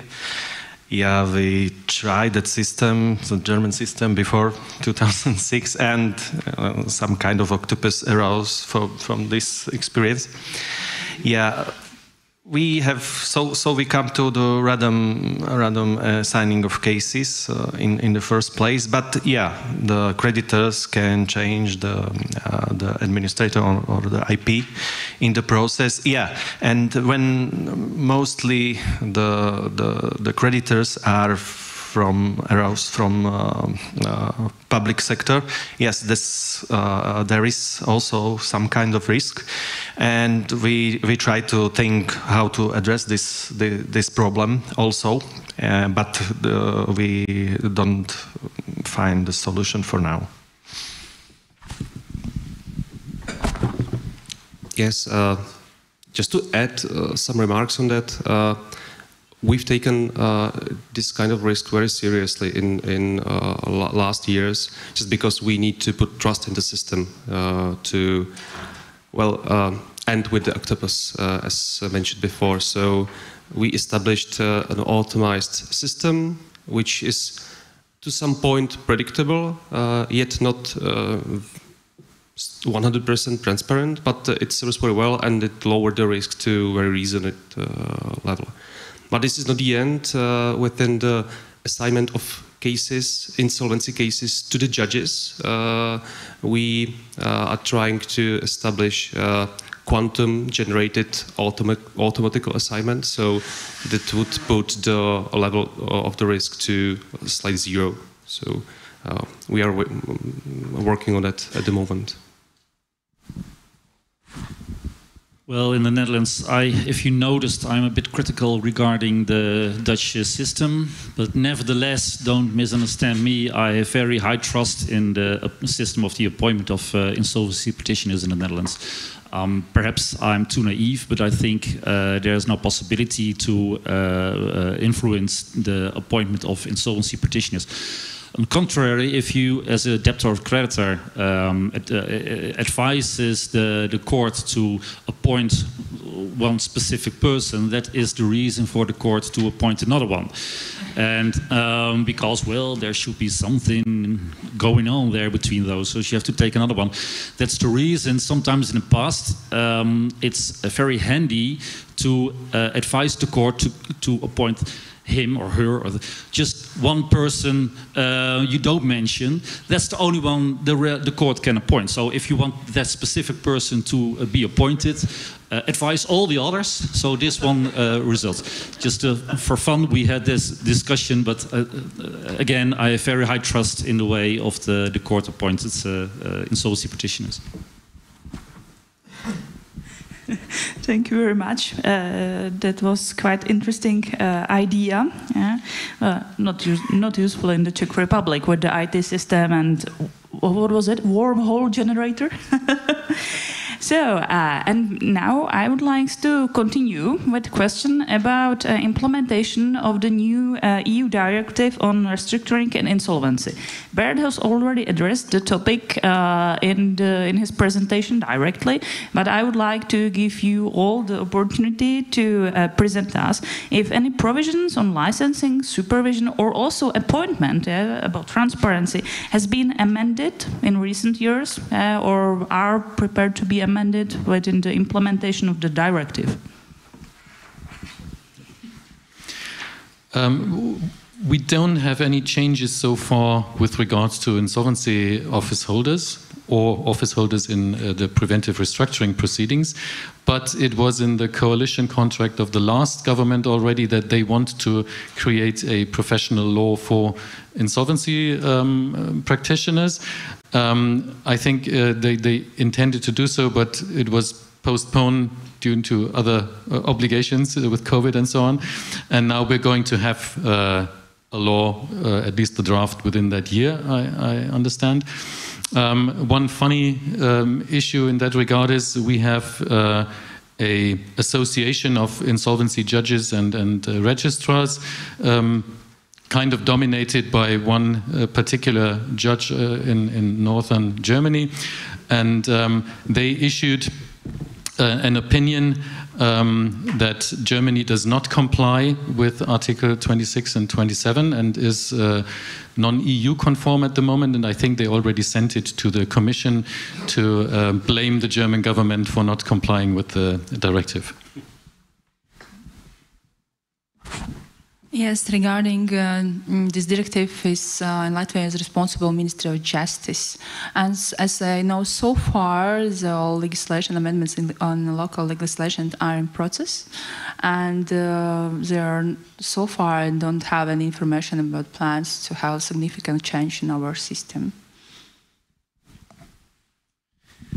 Yeah, as to the implementation, we work together with the PwC team and the European Commission, and I think we come to that conclusion that our system complies with the EU directive. Nevertheless, we try to focus on the new procedures, and as you have seen, we have about 600 IPs. It's a big number. And we try to solve that problem, and we come to the Czech conclusion or Czech system with specialized licensing for some IPs. I think, yeah, it's the step forward because if you are an insolvency practitioner and it's your regular job, it's I think better that if you do it as your second or third job, in your life, yeah, it's the whole system suffers about that.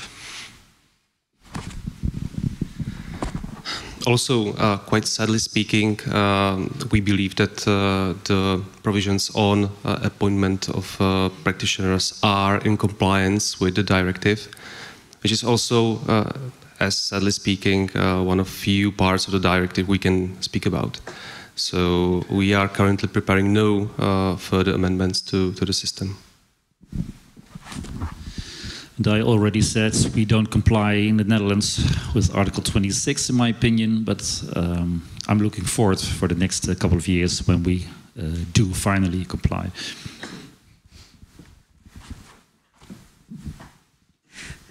Yeah, well, it's quite nice. I think that's not usual that the Czech legislation is in compliance and the Dutch not. So kudos. Okay, well, we talked about appointment, we talked about licensing, and now I think there is time for remuneration. Actually, one person from the audience asked a very interesting question. Do you think it's fundamentally possible to measure the successfulness of an insolvency practitioner, especially given that the insolvency should be a compromise with no winner? Well, I'm not sure if insolvency should be compromised with no winner, but the first part of the question is quite interesting. So what do you think? Well, as I mentioned before, the attempts to have a rating system for the quality of insolvency administrators failed, at least partly, at the German Supreme Court. I think there are quality criteria that you can measure, like experience, like qualification, professional qualification, like a qualification management system, which we have with our certification system and so on. And there are other criteria which are very important to do the job, which are very hard to measure, at least in numbers. And those are mainly the soft skills, the creativity, the entrepreneurial thinking that you need to have. If there is a relationship between the court, between the judge, who hopefully stays longer on that position than just 1 or 2 years, and her administrators, then they know who has which skills. And the other regular players in the insolvency community who apply for insolvency proceedings for creditors, for debtors, and know who might be suitable for the case. They know the soft skills of those practitioners, but in the end that is really hard to put in numbers, which is heartbreaking for Germans that you have something you can't put in numbers, but I think that's the case.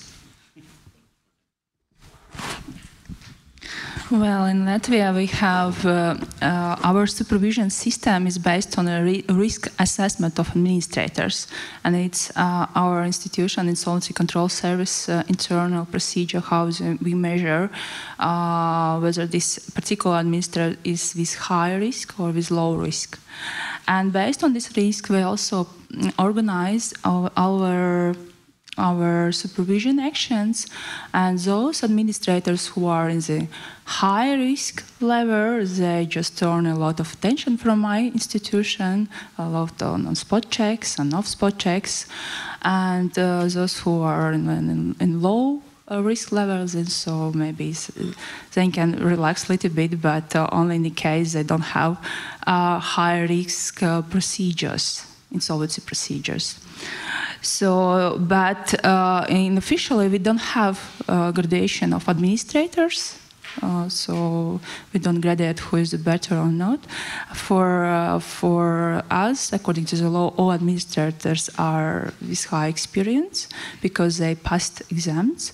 They also are actually the qualities are all according to the rules. Yes, this is about disqualification. Maybe I will add something after. Yeah, as I already mentioned, Yeah, the main objection every time is, yeah, every debtor is a specific asset, and yeah, every debtor has a specific problem. How you can measure it? Yeah, it's the narrative I always hear from the judges. How you want to measure our job, but I think, yeah, it's always measurable. In some kind of system, but you can measure it indirectly, and I put trust in to develop our insolvency IT system, because we could impose non-mandatory timeframes for doing something in the proceedings, and we can measure them and evaluate after something. So in the long term, in great numbers, it might show us something, but it's a long run, I think, for this issue. Well, first of all, I totally agree with my pre-speakers. It's hard to set a set of objective criteria to evaluate insolvency practitioners. My question is why? Why to give AAA or 2As to the practitioners? Is the purpose we would like to serve, just to give grades to the practitioners? I believe it should not be the only goal or objective, but from the perspective of the supervisory and regulatory authority, we might do a slight step back and said, well, this is the standard for insolvency practitioner, and we can measure the extrapolatories, like if somebody falls really hard down the standard, like their revenues from monetization of assets will be like 50% under the average, or this practitioner do not attend insolvency court meetings in 1 year in a row, something like that, then we may say this is the case of practitioner who does not fall within the criteria, but not sure that we can develop such grading system to be objective. For me, this question is quite fun because most courts in the Netherlands work with annual meetings with their insolvency petitioners to discuss whether or not he or she is acting correctly and so on. I had my last annual meeting last week at my court since 4 years. So I have an annual meeting every 4 years. It's quite interesting. And this meeting is held with, they're checking your activities with critical KPIs, critical, how does it called? I don't know the exact word for it. But how long do you work within a specific bankruptcy? What is the average time you deal with a file? How many assets you can sell? What are the results? How many hours you spent in a specific case? And some courts work this way. Not all courts, but some courts. And my court does, and they have a sort of meridian. They look at it from: are you less or more than other insolvency petitioners? Well, I don't really know what these figures are and what they mean, and we had a discussion about it. For what does it say? I don't know what it does say. If you're saying to me that I'm very swift in solving an insolvency case, in ending an insolvency case, well, I could be lazy or I could be quick. I don't know what it is. If you are lazy, you don't do anything but just get rid of the file. Well, that's also quick, but not the perfect way to act, I would say. Yes, of course, but the court says, well, there's a sort of X factor as well, whether or not you're acting as insolvency practitioner on a good way or not. It's quite... I can get very good grip at it, nor does anyone else, so that's not a problem. But it's sort of functioning. I realize I'm very pessimistic, but I'm not. Don't misunderstand me. May I add also some information about Latvia's system? So, as I mentioned, we don't measure success of every particular administrator, but what they do, we measure the whole system success every year. So we have and gather all average data from our IT tools, IT systems, and every year we create a year report where we gather all statistics and whether our system has success or not. So we measure the full system, not a particular administrator. Why we do that? Because success of particular administrator is also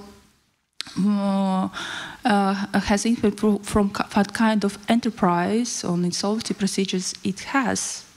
Maybe it has a lot of procedures without assets, and another practitioners has a process with a lot of assets, so there will be different statistics afterwards. So we just count average situation. Thank you. Thank you very much. And maybe, well, follow up. Yeah, there are some objective criteria, there are some subjective criteria. In general, as you said, it's quite difficult to measure the successfulness of an insolvency practitioner. And from that point of view, wouldn't be, you know, there are 5 jurisdictions. 3 of them have state exam, yeah, state licensing, which means control, yeah, of the entry level. And wouldn't be, well, maybe from this point of view, this entry level control better also in the terms of successfulness for your jurisdiction? Sure. That is one of the criteria that everyone can make and everyone can measure. And for the new office holders in the preventive restructuring proceedings, we have written in the law that they have to have a university degree in laws, economics, or comparable. So this entry level is fine.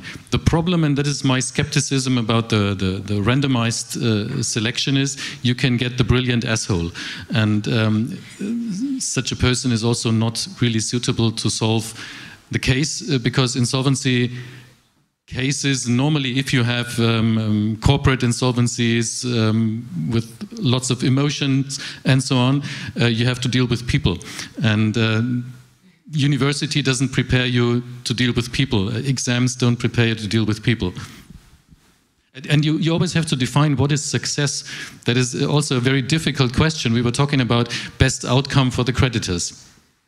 Yes, but that is not in all systems the case. In France, it's save as many worker jobs as possible. And is it a criteria to be quick, or is it better to take a bit longer but get more money and go after some claims or not? So it's quite difficult when you go into the detail. What is successful? Is it successful if everybody is happy at the end? Or is it successful if everybody's angry but got the most out for their purse? Is it difficult? Sorry. Well, we actually have very strict examination for our administrator candidates. It consists of 3 parts. And if you don't pass, for example, first part, which is written test on theoretical knowledge, you then can't participate in the next level. It's a case study solving, and if you don't pass this exam part, you can then go to the oral tested. So this examination to get in the profession is very, very strict.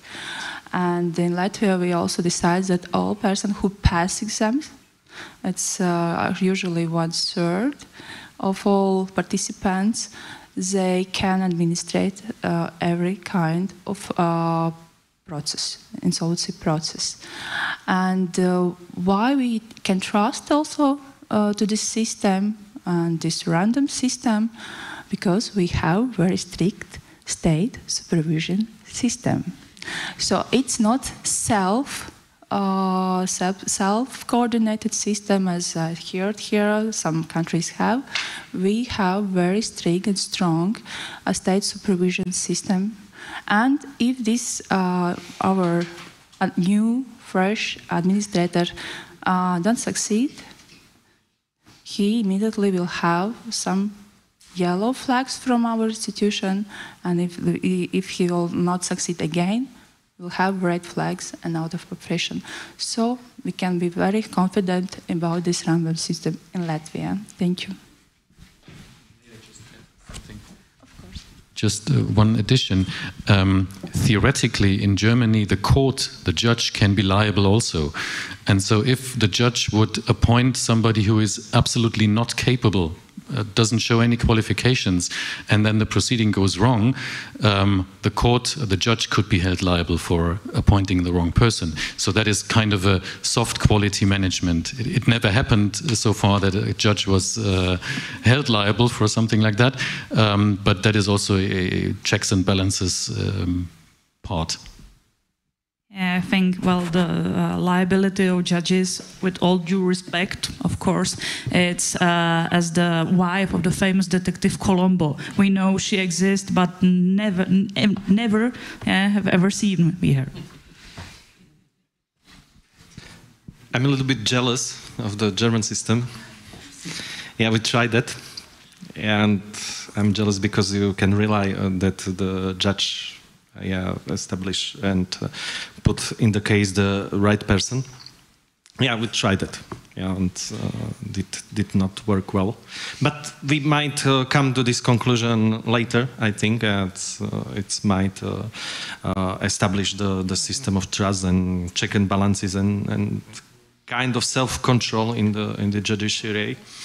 But for now, it's we cannot work with that issue. So we established the randomized system, and we know it's market with the services like any other. So if you want hire some services on special type of market, you probably choose the best solution is to choose the one you can rely on, that the services are on a professional level served. And I stated it's the weakness, and I know that in our system, but it might be in the next years the topic how to overcome this this not so strong place in our system.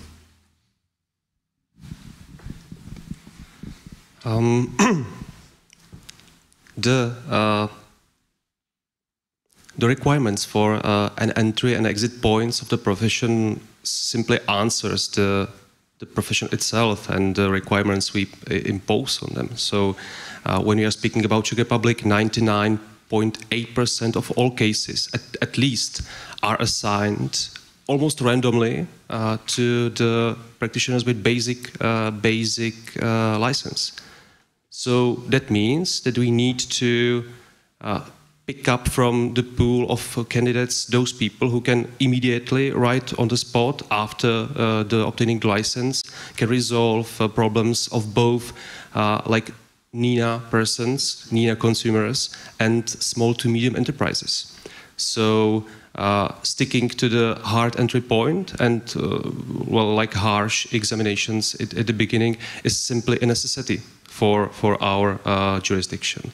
Well, then we can talk about the further requirements about evaluation of performance or the hardness of the system of overview from the courts or regulatory authority, but it requires funds and persons to maintain such a system. So. Well, the conclusion is it's much easier for a state and regulator to just stick to the entry requirements than to maintain a full ongoing control. So that's our perspective, I guess. Well, as I said, in the Netherlands we don't have any regulated exam procedure for insolvency practitioners. I'm very fond of your remark, Dr. Enel, that there's a risk that getting the perfect asshole, as you mentioned.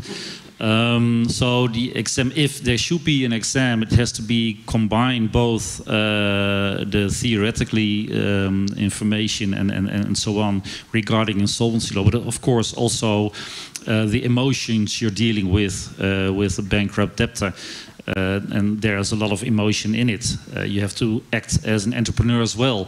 So you have to know how to deal with selling assets for the best price, etc. So it has to be a combination of all aspects. The exam programs we do have now, for example, for Insulat, it's a mixture of all. It's mostly theoretically jurisprudence, etc., and a bit of the rest, so to say. But well, I would say it's very important to combine all aspects of this kind of field in such a program.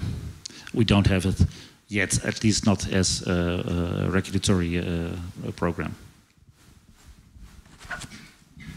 Yeah, that's true. I think the Czech licensing system is quite well regarding these criterions because it has written part, which consists of a theoretical test and then case law study, and it has also oral part when you can clearly see if the person would be good when handling people and so on. So I definitely agree. And well, in your jurisdiction, there are different kind of approaches to entry-level exam or no exam, to criterions. But in general, if I understood everybody correctly, you expect or require from an insolvency practitioner to be a highly qualified person. And how does this come with remuneration? Does your legislation contain any like automatic valorization system of remuneration, or did the state react to COVID and to the situation in Ukraine regarding remuneration of the insolvency practitioners? You might have to stop me when I start ranting about that issue.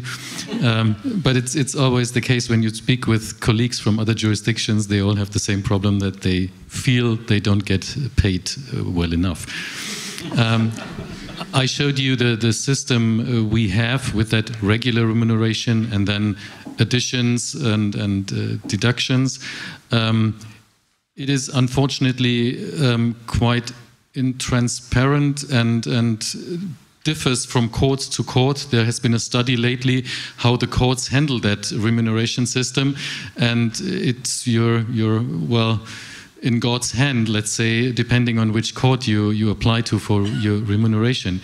The other thing is that this is the remuneration system since, or the rates since last year. So we got a raise, the first raise after '99. And the Supreme Court told us that there is no inflation for us. At least we cannot prove that there has been an inflation for insolvency practitioners. So we consider the system too complicated and still too low. You know that. It is, on the other hand, a system, what I mentioned, that incentivizes being effective. And I think that is good in the first place. I wouldn't really like to write down every 6 minutes, because that takes another minute at least after the 6 minutes and eats up time I could use better for my work. But well, it could be better. And in particular, you have the funny situation in the pre-insolvency restructuring proceedings, preventive restructuring proceedings. There we invented the hourly based payment with a rate of maximum 350 euros per hour, which is probably okay in very small proceedings, which we haven't seen many of, but in very high high-level proceedings, complicated proceedings, you are facing advisors who earn 400, 500, 600 euros an hour, and then you are the poor guy who gets 350, and you have budgeted, limited thing and everything, and it's very complicated to get around that hourly system. The court can do it, but it's very complicated. So this is maybe not the best solution yet. In the end, well, we can live with it mostly at the moment, but we would like to have a raise. So, like, there is no automatic valorization, no automatic system? No, the automatism was that some time ago we had 40% out of the first 25,000 euros of the estate. Now we have 40% out of the first 35,000 euros of the estate. So that was kind of the raise, that the steps went a bit further. But if you watch it, then in the really big proceedings, we earn less now than we earned before.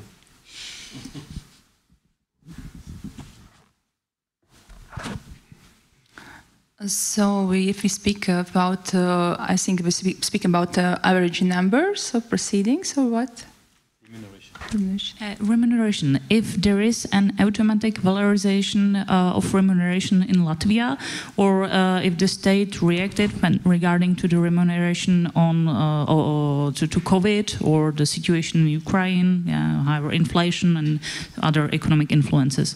Yes, we don't have any this automatic system in Latvia, and actually we don't have any amendments like that so strict, so we didn't react, for example, for such situation as this COVID or a situation in Ukraine. Yeah. I think we have a similar system to Germany, but we didn't address the inflation problems, and we did not raise the remuneration because the insolvency practitioners are not at the top of the priorities of the government, such as Kindergeld.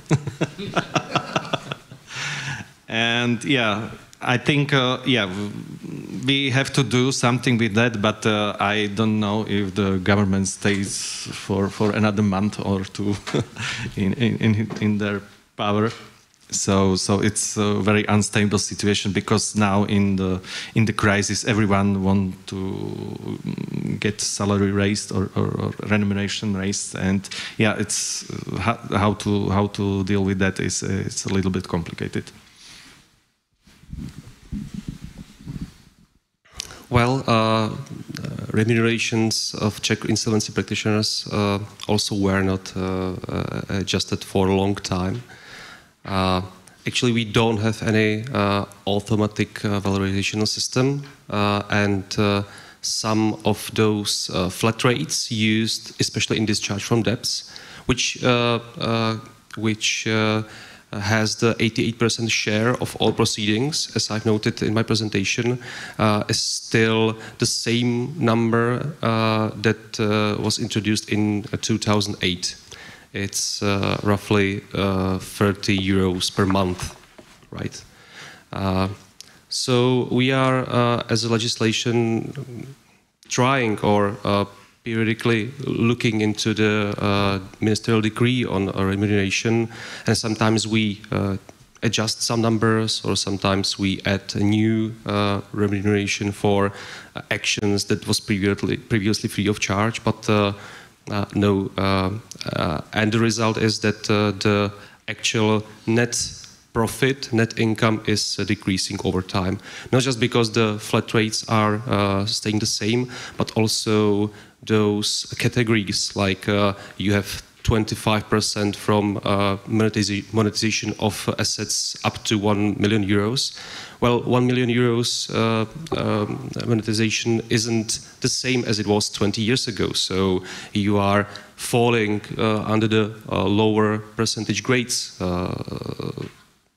slowly. So this will be the main question for us as a legislature in following months, because we are trying to shorten the discharge period from 5 to 3 years, finally, and that would meant the hard cut up to 30% of for the insolvency practitioners. And I already explained the Dutch system of remuneration, and if the estate is sufficient enough to pay the insolvency practitioner, it's a well-functioning system, I would say. It's clear and transparent how it comes to a specific fee. Everyone knows how it works, and so it's okay. It's not automatically raised each year, but well, at the end of each year, all insolvency practitioners get nervous because Recover could give us new fees, new hourly rates for well, the next year, and it's mainly based on the system in Holland regarding the well, how the economy is working. So the rate could be decreased or increased or whatever. And well, it's okay, it's functioning.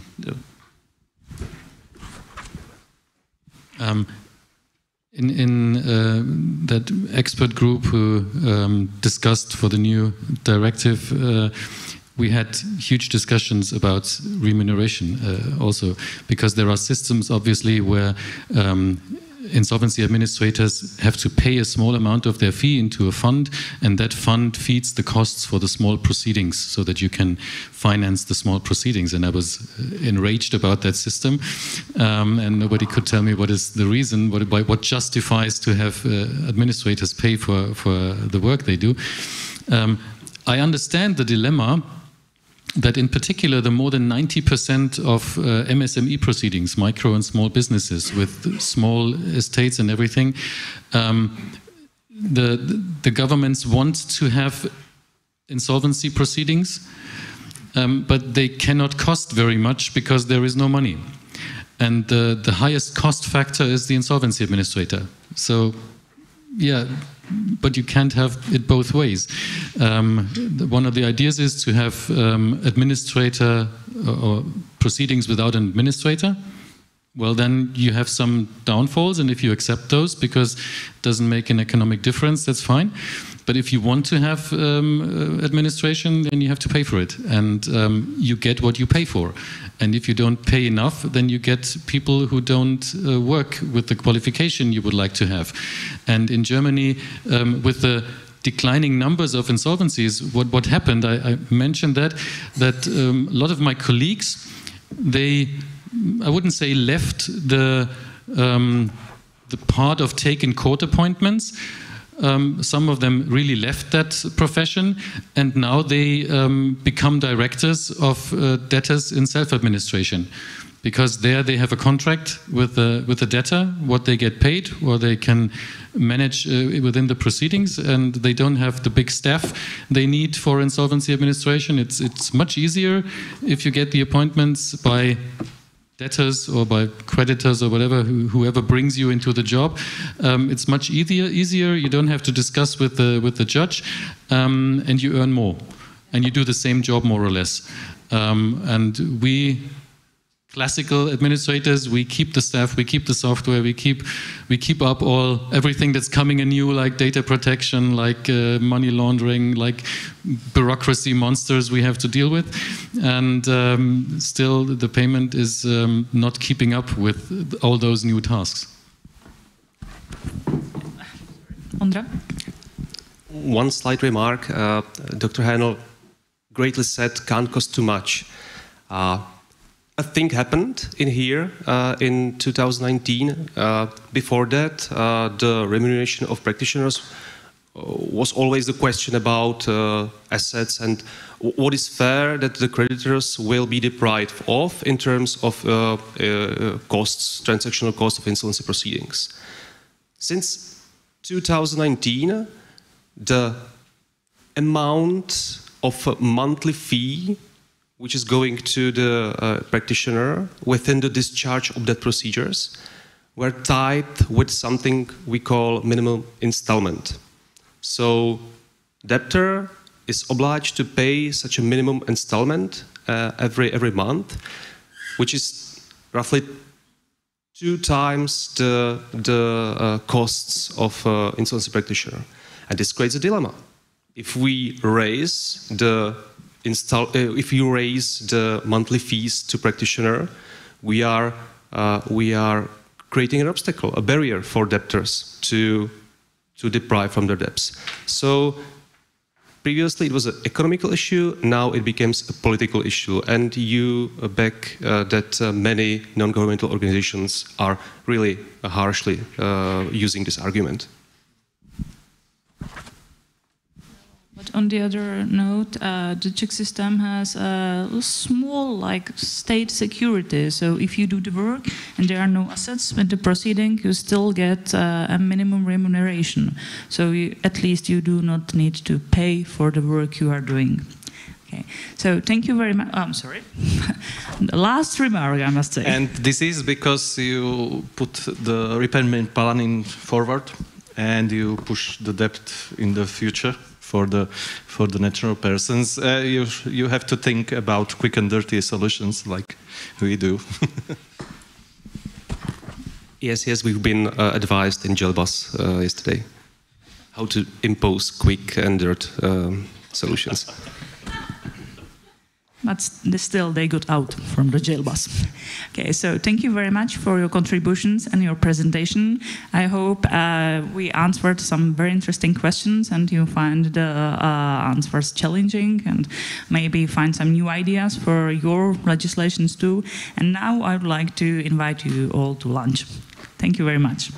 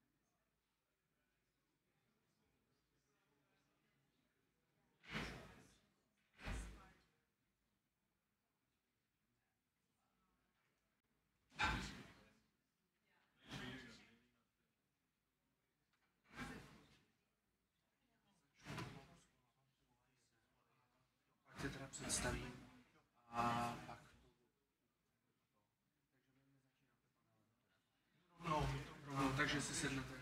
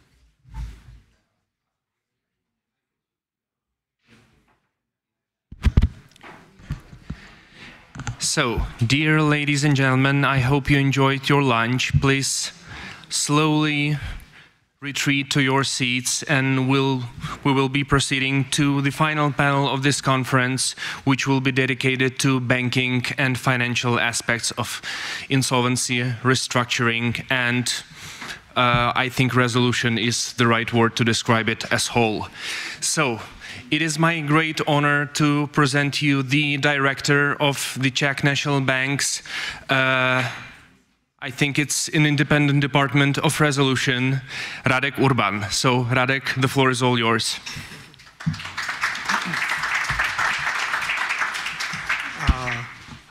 Thank you, Vladimir. I would like to first thank the Ministry of Justice for inviting me and giving us the resolution practitioners the window to speak. I'm not, for the start, I'm not going to tell you the story of my life. Instead, I would like to offer you 4 dates from the history of this building. I thought it was appropriate for you to learn about this building because it's so very special. This building was officially opened in 1981 to commemorate the achievements of central planning and, of course, also to host the meetings of the Communist Party. That is 1981. I was a teenager then. This also tells you how old I am. The second notable date is 1988. Now, in 1988, the regime started to, I'm not saying crumble, but the regime started to be open. And there was a famous concert, a series of concerts on one day, unimaginable, of pop and rock and punk and new wave bands in this very building.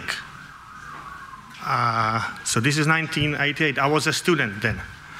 Now 2000, this building was hosting the annual meetings of the International Monetary Fund. I was working in the financial markets, and we were watching from a side angry mobs of anti-globalist and anti-capitalist protesters throwing Molotov cocktails at the police here at this very building. You would not believe that. I would not believe that. And today we are in 2022. What a career for this building, 41 years. And we are now talking about restructuring and recovery and second chance and resolution as an alternative to insolvency of banks. Now, watch your magic figure for today. The magic figure for today is 4. So I noted 4 memorable dates from the history of this building that serves for me as an opening of this panel. We will be having this panel in 2 parts, before the coffee break and after the coffee break. In each of these parts, we will have 4 panelists, including myself. In the first, we thought it would be interesting to show you cases that are not related to Sberbank. And in the second part, we would be showing you cases that are Sberbank. Before we go to sit on the panel, let me show you how we constructed the panel. First, with one exception, and that is Anna Maria Bentivegna from Banca d'Italia. We will not having slides. Anna Maria will be having slides because of the visual impression. But all the panelists, and we rehearsed thoroughly, all the panelists will have a chance to link the theoretical advancements with practical life. We are all practical people. We have to work within a time constraint that is given by a bank opening on the Monday after the resolution weekend. That is the first and foremost prerequisite that we are operating in. Now, we have selected 4 high-level topics that I will be naming one by one. And then I will be asking my panelists to address one or more of these high-level topics and try to link it to the practical experience from the resolution authority. These 4 high-level topics are as follows. I mean, some of them would link back to the history of this building or the related events. First, the theory of creative destruction. This is present in the BRRD, in the overarching European approach. The BRRD starts with, I'm paraphrasing, whatever can go bankrupt should go bankrupt unless there is this famous public interest. So we have this creative destruction. principle, which is accompanied, of course, by burden sharing. Whenever something is going bankrupt, somebody must have lost money. And to share the burden, we are here to identify who is the one or more agents that are losing money, who will bear the burden, who will share the burden. And with that goes the principle of public interest. So we have the first paramount topic, and that is creative destruction. Now we move to a second high-level idea, and that is destruction of value. I'm always likening it to a situation where the insolvency practitioner is trying to sell assets. These assets you may consider as a crate of rotting apples. Apples are starting to rot. They are not rotten yet. But the essence of time is very important, because the more you wait, the quality of assets deteriorates, and it's all in our DNA to, as much as we can, to prevent the destruction of value. So that would be point number 2. Now, we are not living in a vacuum. We are living in a situation of real economy and political economy, and often we are being confronted by politicians, and we are facing situations where political interference in these proceedings may be intense. So the third point that we would like to discuss is there or is there not a political anchor in the national economy, in the society, and how individual authorities are dealing with political interference. But we're not politicians, we are technocrats or bureaucrats, but we thought it would be interesting to mention that. And the last thing, on the merit of resolution as an alternative to insolvency, there is this fancy new fancy new instrument called the bail-in. Provisionally, in-house, we translate it into the Czech language as the recapitalization from internal sources. Now, the bail-in has never been actually used under the BRRD, but it may have been used outside of the BRRD. And what we are trying to address as point number 4, that is the current regime fit for purpose when some of the elements of the current regime has not been used. So here we are with 4 points: creative destruction, destruction of value, political anchor, and bail-in.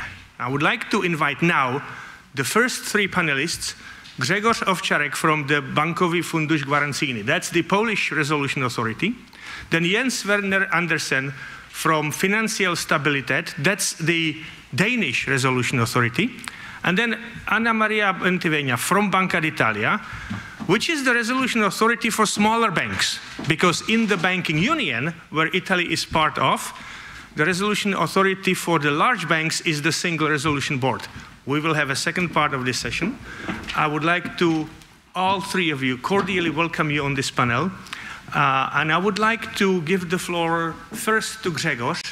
If you can spend some time. Oh, by the way, we will be naming names. We are not supervisors who must never name names. You know, supervisors, they deal with going concern. We deal with gone concern. So we, for argument's sake, we may be using examples from real life. I would like to invite you, if you will be quoting from this session, do not, it's almost like the Chatham House rule, do not mention individual panelists' views on individual banks. You may always say, I've been to a conference, I heard that somebody mentioned the case of this XYZ bank, but we can be naming names. Grzegorz, the floor is yours. Thank you, Radek, for the opportunity. So, just referring to those 4 big topics that you've mentioned, and I think one of the key things that strike me is the bail-in tool, because the bail-in tool under the BRD has been in force since the beginning of 2016, and resolution as such has been designed for the biggest banks, for those who cannot fail, that are too big to fail. And most of those too big to fail banks, in the resolution planning phase, they have bail-in as a resolution tool. But as you mentioned, that tool has not yet been put in practice. We have, quite a few cases of resolution now, but this hasn't been applied. So the question is, if that framework really works, the time will show us. But I just want to draw your attention to two main points. So first point is operational point. So in order to be able to execute bail-in, you have to be operationally ready. It's not only the question of availability of MREL, but this is a very complicated task from the legal point of view and from the operational point of view. And also bail-in, as you might know, this is a write-down and conversion to recapitalize the bank, and after the recapitalization, the bank has to fully operate and it has to stand on 2 feet. So liquidity is an issue. Because if there is a sale of business, so obviously the acquirer takes care of the liquidity. And then under the resolution planning phase, we cannot assume central bank aiding the resolution. So there is always a big question mark how the central banks would behave when it comes to bail-in. So obviously those tools are available to the central bank and ELAs, but we cannot assume this in the phase of resolution planning. So so far we have been using only old-fashioned tools such as sale of business and bridge bank. Those tools have been available to supervisors before a resolution framework came into force. So just to sum up, it remains to be seen whether the resolution framework in its basic tool, bail-in tool, will prove effective. Thank you. Thank you. Thank you. Now, I would like to ask Jens Werner Andersen to pick one of the 4 overarching topics for the start. And certainly, then we'll go to Anna Maria, but certainly we can elaborate further. I think one question that is very important here is that banks are special. Banks are special for 2 reasons. One, and everybody understands that, banks create money. Now second, unlike other corporations in the national economy, banks operate with the principle of insured deposits. So we have one more actor in the game, and that is the Deposit Insurance Fund. We will come to that later, but first, let me pass the floor to Jens. Yeah, thank you very much, Rani, and thank you to the organizers. Very well organized conference, and also it was a pleasure listening to the presentation this morning and also yesterday, and also the fact that trying to linkage the perspectives together between the non-financial sector and also the financial sector. Because I truly concur with you that banks are special, and of course you as audience will always say, yeah, when they talk about something which is special, is that really true? But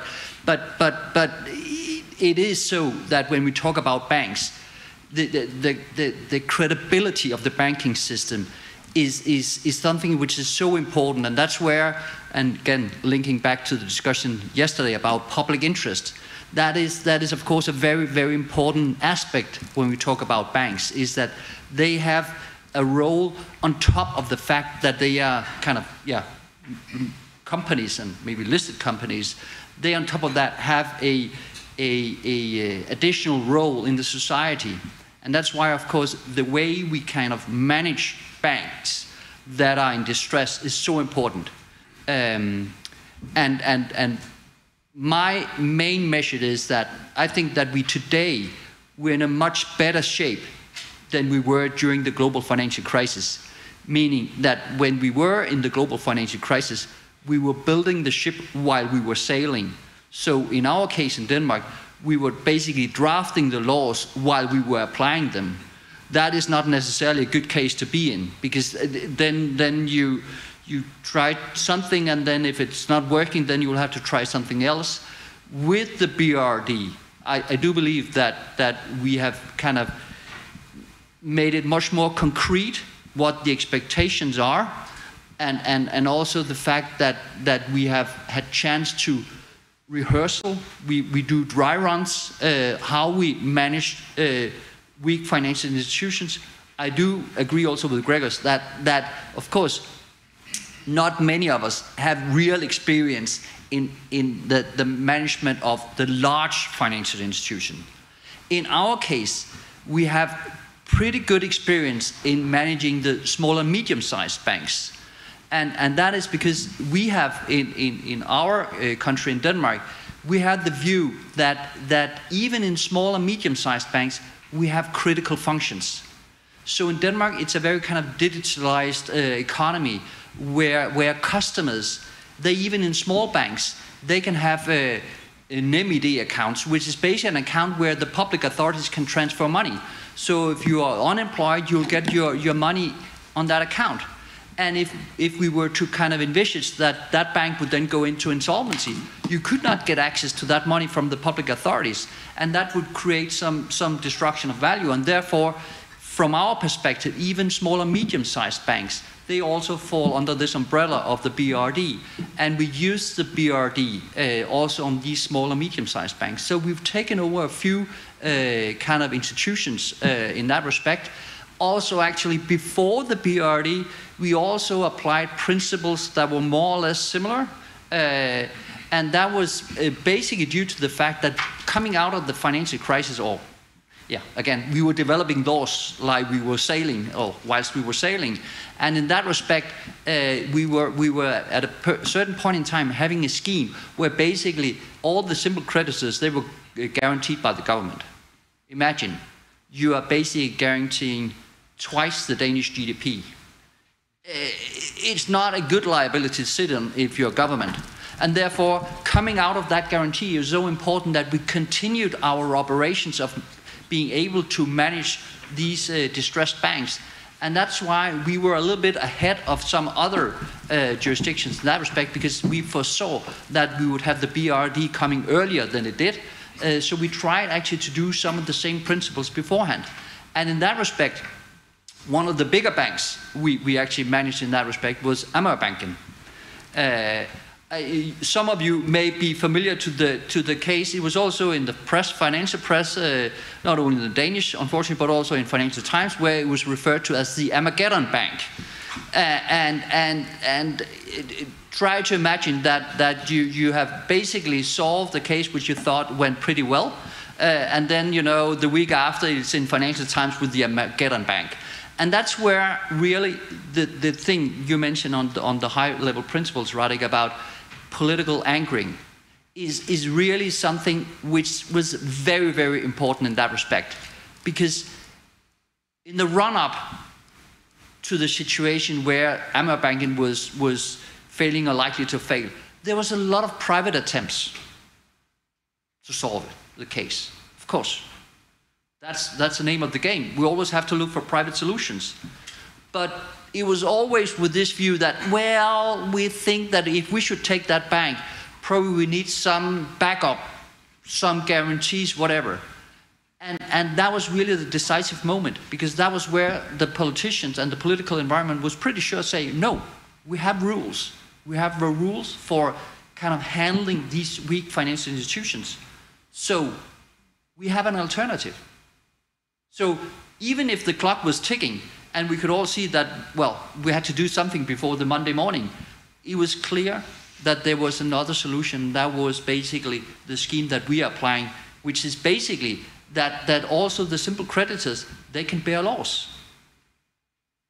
In our case, it ended up with the Amagerbanken case, where first we managed to pay out a dividend. We will still continue the operations of Amagerbanken, but of course we didn't have enough assets to support the liabilities based on a preliminary valuation. So we paid out initially 60%, and then we later on increased it to 84%. And probably, you know, we're not finalized that estate yet or these activities yet, because we still have some assets there locked in some kind of insolvency estate. I'm not saying which country, but it doesn't matter. But we're still waiting for some money to come out. But probably we could also get a dividend that would go up to 90.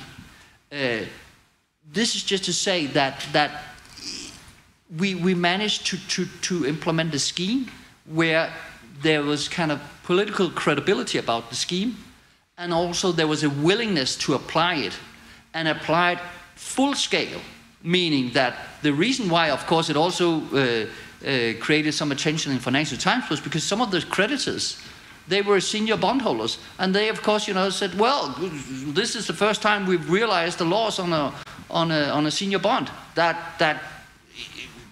What place is that? And of course, then also what happened was that the banks that were doing business at that point in time, they also saw the spreads on their funding increasing. So they had to pay more to obtain loans in the market, because Denmark was regarded as a special place. Nevertheless, there was still political acceptance of the scheme. And we later on, we took over Amager Banken in February. Then later in June, we took over another bank, smaller size than Amager Banken. Amager Banken basically had a balance sheet around 7.5 billion euros. So, yeah, not a large bank, but in Danish terms, quite a large bank. It was the 7th largest bank. Then in June, we took over another bank with a smaller balance sheet of 2 billion euros, still applying the same scheme. And basically my message is that we have a scheme that is working, we have political angling, we have managed the expectations, because of course we cannot basically ensure a certain dividend. What really is my biggest concern is, maybe also linking to Gregor's, is what is often the problem is that when you deal with these cases, losses, they are often larger than expected. And I think also for some of you that's been related to normal insolvency cases, you would say the same, is that you often tend to underestimate the losses. And that's where, of course, the issue starts, is that, because then people start to think about, well, that's really a low dividend. Yes, but, well, if the assets is of a certain value, that's just the way it is. Still, it's so important that you follow the rule, you follow the way you intend to operationalize this, also because it creates some attention in the market. If we were not applying the scheme as we have said, then people would start to not believe us. They would start to think, well, at the end of the day, they will use bailout. I'm pretty sure that in the Danish economy, there's high acceptance of the fact that if you place money in a bank, you're at risk. Of course, if you're covered deposits, you have an extra guarantee, but all the other creditors in banks, including shareholders, subordinated capital, those that have invested in Emerald, they know that they're at risk. And that's just part of the market mechanism. Thank you. Fantastic. Before I pass the microphone to Anna Maria, would you please turn up the slides? Let me come back in time to yesterday. Now, you may recall the comments of Dr. Vondracek from DG Justice saying about public interest is a function of magnitude. I'm paraphrasing. And yet, here we are sitting in a unified, harmonized framework, the Bank Recovery and Resolution Directive, and the unified framework which is transposed in every member state, yields different results per country.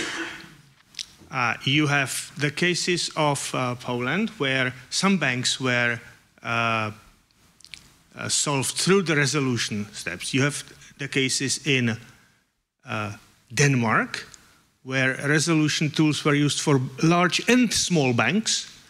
Later on, we will be discussing cases in For example, the Czech Republic, where Sberbank was put into insolvency, even if it was €2 billion balance sheet.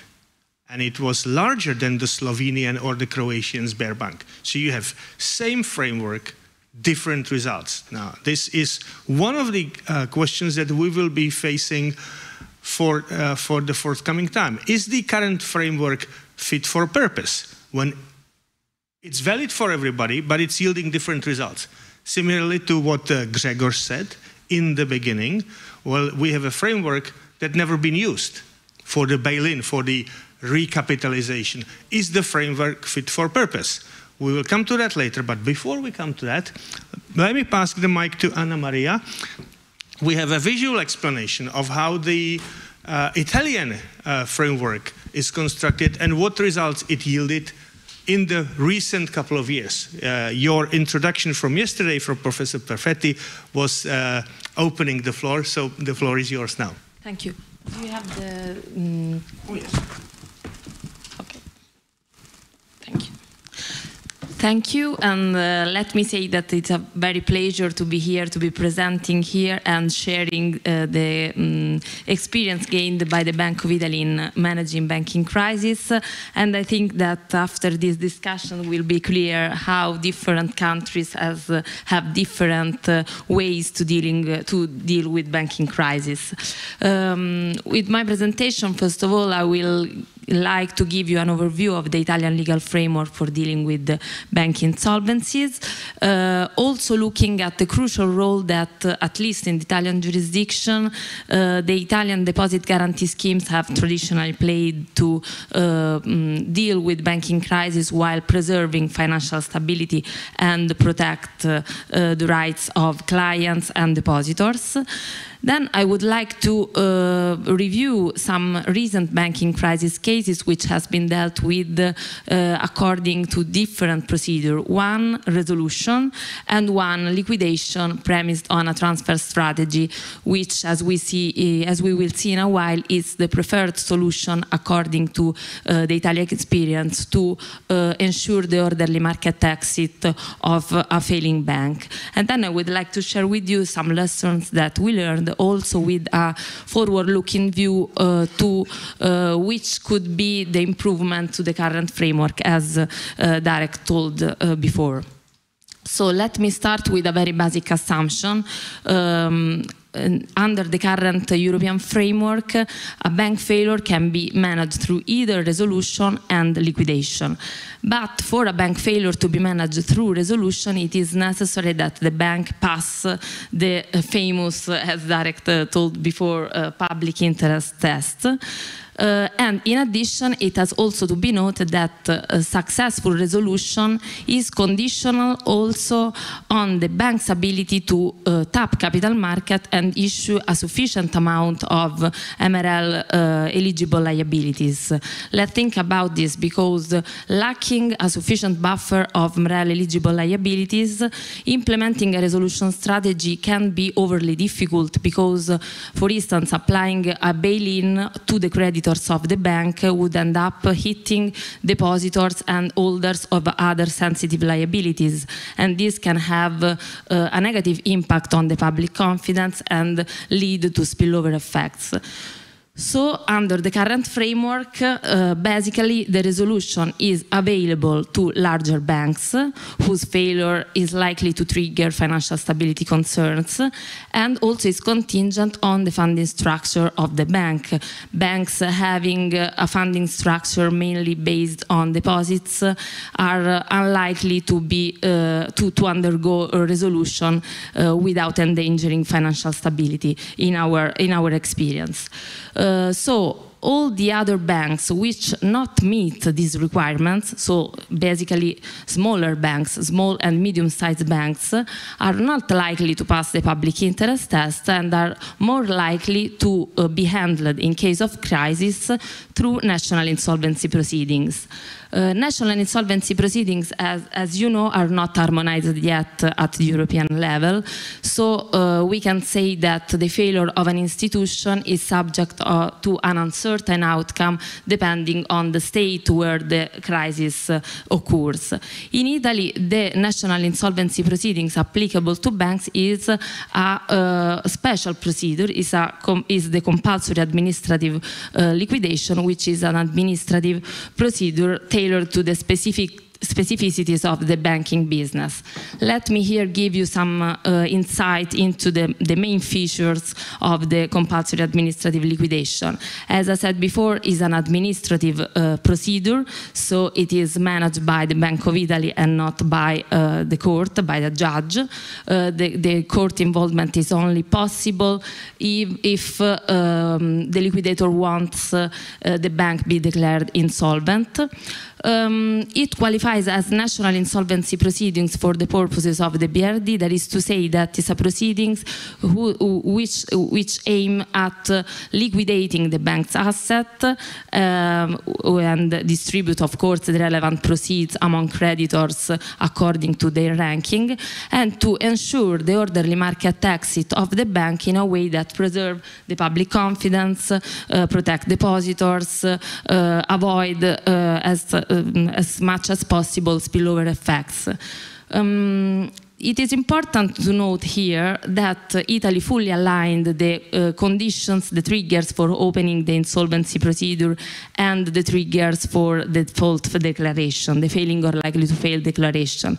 That is to say that in every case the bank has been declared failing or likely to fail, but there is no public interest in placing the bank under resolution, and of course there are no reasonable prospect that a private measure or an early intervention measure by supervisory authorities can overcome the situation, the bank will be put under insolvency procedure, under compulsory administrative liquidation.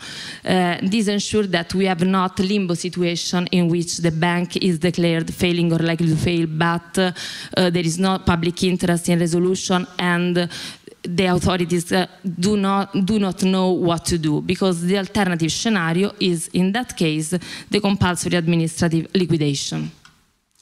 The effects are the typical effect associated with a bankruptcy procedure. So the payments of all the bank's liabilities will be suspended, and also the return of the client's assets. So the primary effect is a kind of a moratorium on all the bank's liabilities, and as well also all the legal claims against the banks will be suspended. The banking license shall be withdrawn by the ECB, and usually this takes place shortly after the opening of the procedure. That is to say that in the Italian jurisdiction, the withdrawal is not a trigger of the compulsory administrative liquidation, but it is an effect. And of course, the functions of all the bank's bodies will be suspended, will cease, and the Bank of Italy shall appoint one or more liquidators and a supervisory committee assisting and monitoring the action of the liquidators. Under a procedural standpoint, the compulsory administrative liquidation is started by the Minister of Economy and Finance, but it is supervised by the Bank of Italy. The Bank of Italy has several powers. First of all, the powers to authorize the main acts of the liquidators, the power including the possibility to continue the banking business for a limited period of time if this is considered necessary to maximize the liquidation's proceeds. The Bank of Italy can set some limitation for the exercise of the liquidator's powers and determine the pay of due to the liquidators. So after having given you this highlight overview of the compulsory administrative liquidation in Italy, let me here describe in more details how this procedure is applied, is implemented in practice. Because basically the compulsory liquidation can be carried out in two ways. The first way is the liquidation premised on a transfer of assets and liabilities liabilities of the liquidated banks to a viable purchaser, which will continue the banking business, the good part, let me say, of the banking business. The other way to manage the compulsory administrative liquidation is a piecemeal liquidation. That is to say, a liquidation entailing the individual sale of the assets and collaterals of the institutions. Here I would like to stress that in Italy the piecemeal liquidation is a scenario which is largely untested, because we had only had 3 cases of piecemeal liquidation, while in all the other cases the liquidation has been premised on a transfer of all or part of the assets and liabilities of the bank. Why this? This is because the transfer has, in our experience, several positive effects. First of all, by transferring the business of the bank to a viable purchaser, this would avoid an unnecessary destruction of value of the going concern's business value. All the lending, business relationships and legal relationships would not be lost, because they would continue at the purchaser. Also, depositor won't lose access to their deposits, because they would have the relation continued at the purchaser. And this in turn would strengthen public confidence, financial stability, and so in our experience this is the best way to ensure an orderly market exit of the institution. By contrast, a piecemeal liquidation entails, as I said before, the individual sale of assets and collateral, usually at fire sale prices, and of course the business value would be lost, would be destroyed. All the legal and business and lending activities will be suddenly interrupted, so also depositors will lose access to their deposits. Only insured depositors will be reimbursed by the deposit guarantee scheme, but up to the insurance threshold. All the other uncovered depositors, as well as all the other creditors, mainly unsecured creditors, would have to wait until the end of the procedure and wait for having distributed a share of the liquidation proceeds, but very often they won't recoup the entire amount of their credit. This is because this scenario is largely untested, and the preferred solution for dealing with banking crisis in Italy is the transfer of the bank's assets and liabilities. It is clear that in order for such transaction to be implemented, it is necessary a source of funding to cover the gap between the assets and liabilities of the bank, because as you can imagine, in case of a bank failure, the liabilities will exceed the assets. So in order for find a purchaser, it is necessary that the transfer will have will relate to a balanced set of assets and liabilities. Which is the source of funding which has been traditionally used in the Italian experience. The Italian DGS, the Italian Deposit Guarantee Scheme, here you find that we have 2 deposit guarantee schemes, one for the banks, generally for the banks, and the other for cooperative banks, have usually stepped in and covered the negative gap between the assets and liabilities of the bank to be sold in order to make the transaction feasible.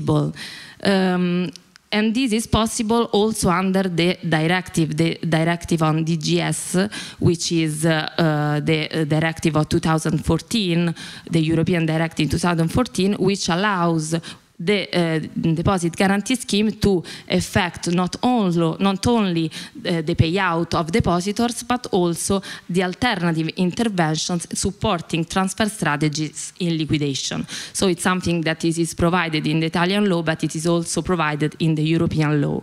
It is important to note here that the alternative interventions are allowed as long as they are less expensive than a depositor's payout.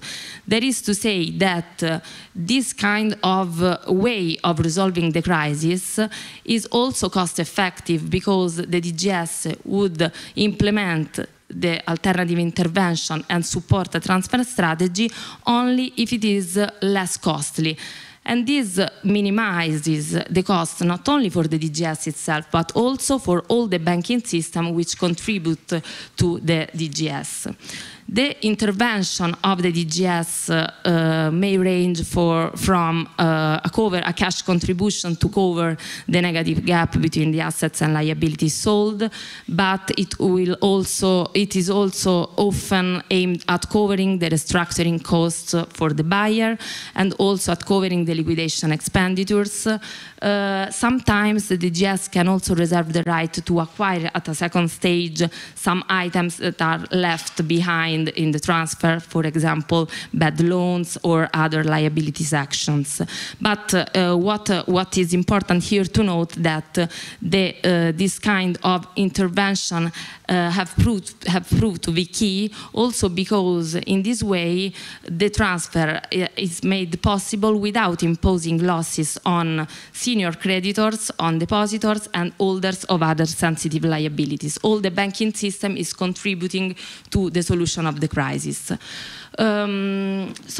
Before here examining the first resolution case I would like to share with you, let me say, however, that this way of resolving the crisis, sorry, I come back to get your attention, this way to resolve the crisis has been undermined by the recent framework for bank insolvency, for crisis management of banks in Europe.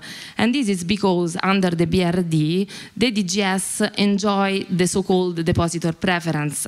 You may know that this is the super priority that the BRD grants to the claims of the deposit guarantee schemes arising out from a payout to depositors. That is to say that in this case the DGS enjoyed a priority over all the other creditors towards the liquidation in the distribution of the relevant proceeds. But this priority is granted only to claims arising out from a payout and not also to claims arising out from an alternative intervention. This leads to a situation in which the least cost rule coupled with the depositor's preference leads to a situation in which the DGS has an incentive to implement a payout where he enjoys the preference instead of implementing an alternative intervention. Let me shortly intervene by bringing your attention to the following fact. This claim that banks are special, this claim is clearly mirrored in the three layers of preference. When dealing with a failing bank, the insolvency estate has first to pay back to the DGS, then second to the depositors above 100,000 euro, and only then to the standard senior creditors. This creates a lot of misunderstanding because some senior creditor says, why should I wait in line? Well, this is because the three-layer order of preference or hierarchy clearly shows trust of common depositors to the banking system. This is a clear demonstration how the lawmaker made sure that banks are special and banks are different by preferring the DGS claims and the other covered but uninsured claims above the standard depositors. And to what Jens had said in the beginning, there should be a societal or political understanding that banks are different and that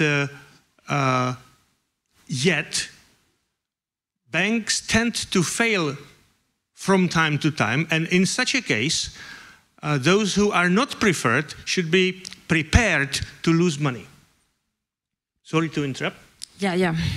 thank you for your clarification. So this was to say that under this least cost rule and the depositor preference rule, the DGS has an incentive not to make an alternative intervention, but to pay out depositors, because it knows that will recoup the full amount paid in the line with the creditors from the liquidation estate. So the first case, the first banking crisis cases that I would like to share with you is the resolution of the 4 less significant institutions occurred in November 2015. Here you find some figures on the banks, but let me here underline that the 4 banks, even if they were tiny, they were deeply integrated into the regional markets in which they operated. They were a key element of the funding to the real economy, especially to small and medium enterprises that operated in that area of the Italian regions. Let me also underline that this kind of resolution occurred just a few days after the BRD was transposed into the Italian jurisdiction, and above all that at that time the bail-in was not into effect because its efficacy was postponed, so that the Italian authorities did not have the power to bail in creditors, but only to apply other resolution tools, including the write-down and conversion of capital instruments. The 4 banks were all under special administration when the resolution occurred, and during the special administration, the special administrators tried to conduct negotiations with potential purchasers to take over the banks. But it was very difficult also because of the market conditions at that time. The solution that was identified at the outset was, as I said before, a transfer in liquidation of the bank's assets and liabilities to a viable purchaser to be identified.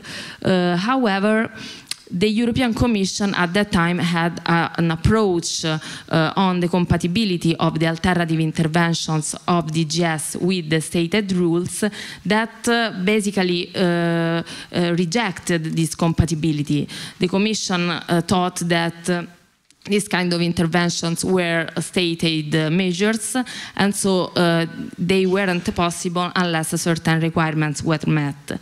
So negotiation with the Commission dragged on several months. At the end, the Commission did not give its green light, and so the transfer of assets and liabilities liquidation was not possible anymore.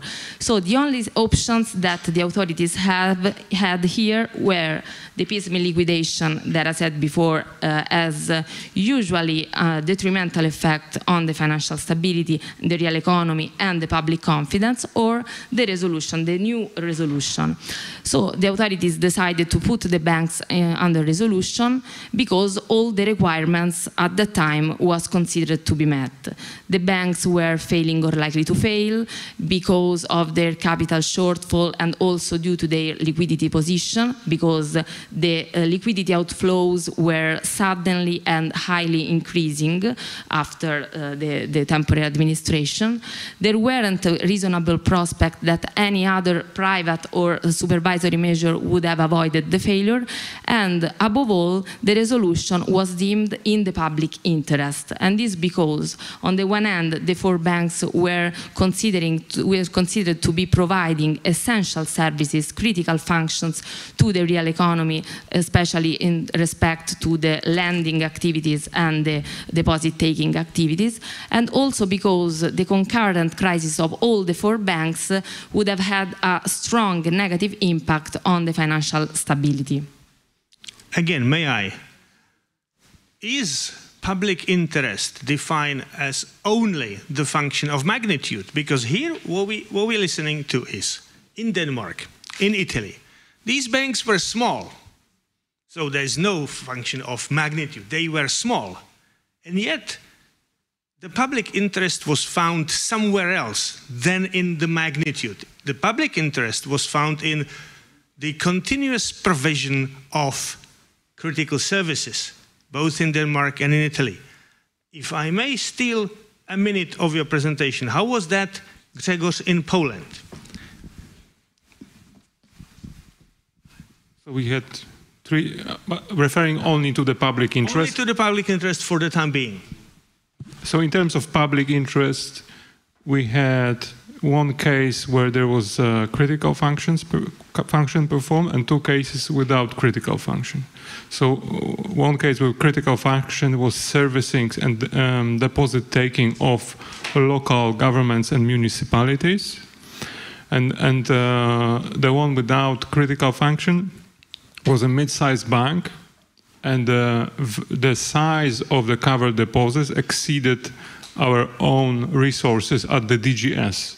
So if we had to pay out the bank under the DGS, you will have to raise contributions from the banks to replenish the fund, and that would hit the sector very badly. So this is how it was defined.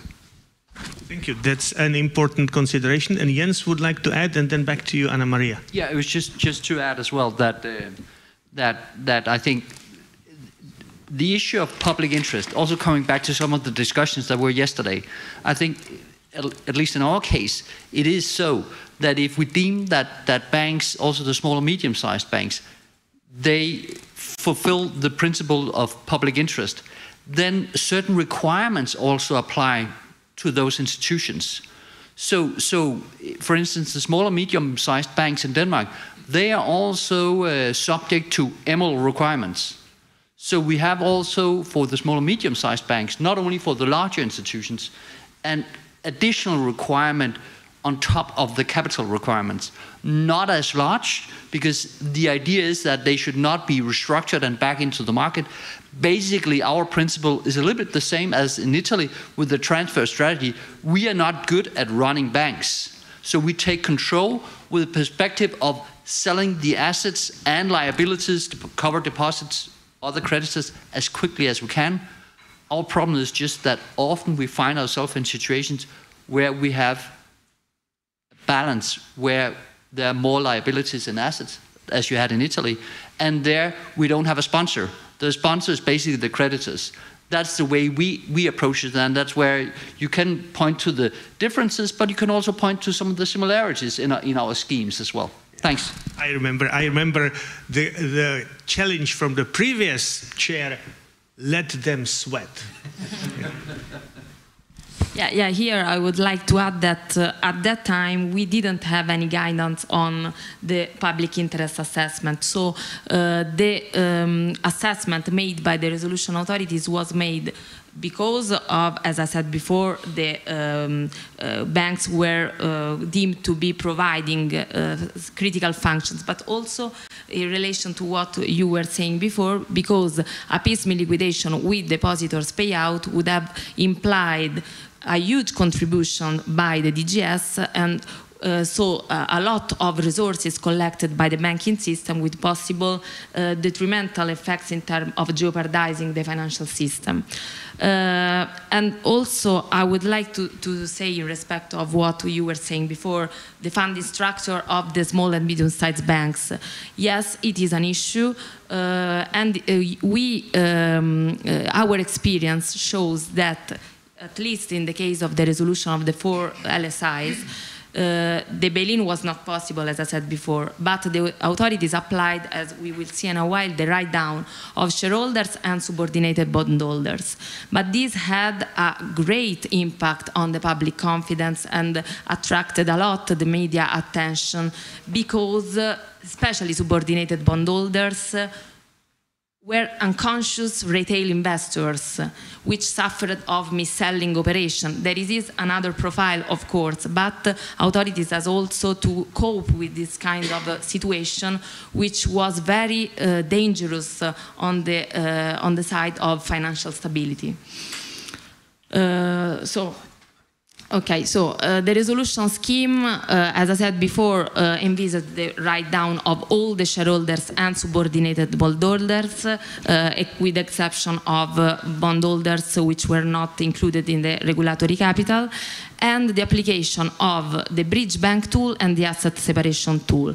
4 bridge banks were created and were assigned all the assets and liabilities, the good part of the 4 banks, and the goal was to sell the banks within a very short time frame, which was imposed by the European Commission, but which was very tight, and indeed it was extended several times. The asset separation tool also was used. An asset management vehicle was created and assigned the bad loans transferred to the bad loans of the 4 banks. The banks under resolution were liquidated. They became residual boxes. And also we have to consider that at the time the Single Resolution Fund was not yet operational, and so the National Resolution Fund were used to cover the residual losses and also to capitalize, to provide equity to the bridge bank and also to the asset separation tool. So contribution, ordinary and extraordinary contributions from the banking system were collected to finance the resolution actions. Here I wanted to show that the sale process of both the bridge banks and the asset management vehicle was complex in the actual practice, because, as I said before, the current market condition was not easy to manage, and therefore it was not easy to find a purchaser to take over the banks.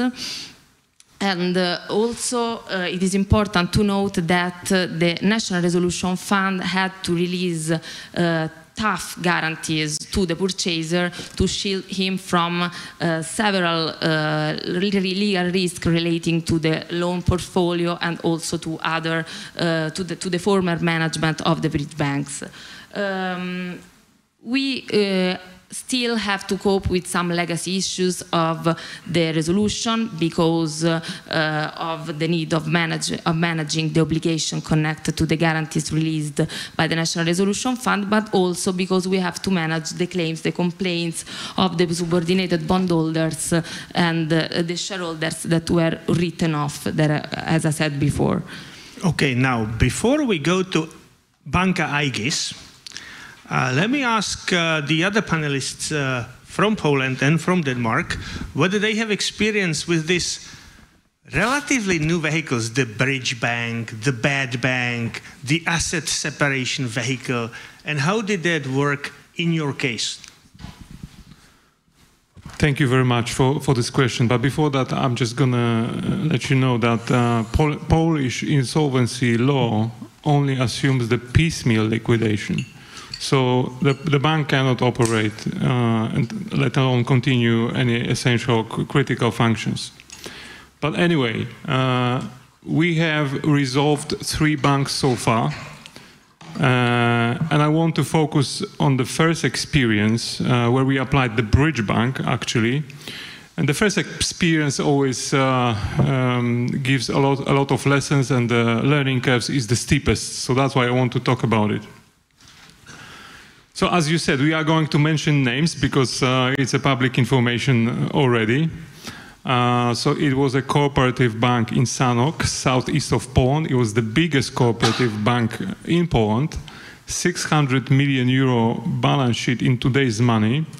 So a still small bank by European standards. We didn't have an acquirer. We entered resolution on Friday, and we had to use moratorium. So we suspended operation of the banks, and we assumed that it would be suspended for 4 days. So Friday, Saturday, Sunday, and Monday. The reason why we suspended the operation of the bank is that during the resolution weekend, we had to split the bank into 2. So the good part of the bank and the residual entity that will be put then after that into liquidation. And then in order to cover losses, we had to unfortunately touch the senior creditors. So they suffered some of the losses. And that had unfortunately ramifications what happened after the unsuspension of the bank. But what happened during the weekend, actually from the operational point of view, it is very difficult to split the bank because you have to reflect everything, accounting-wise, in IT systems, the books of the new institution before you actually move it into the bridge institutions. So our team worked day and night.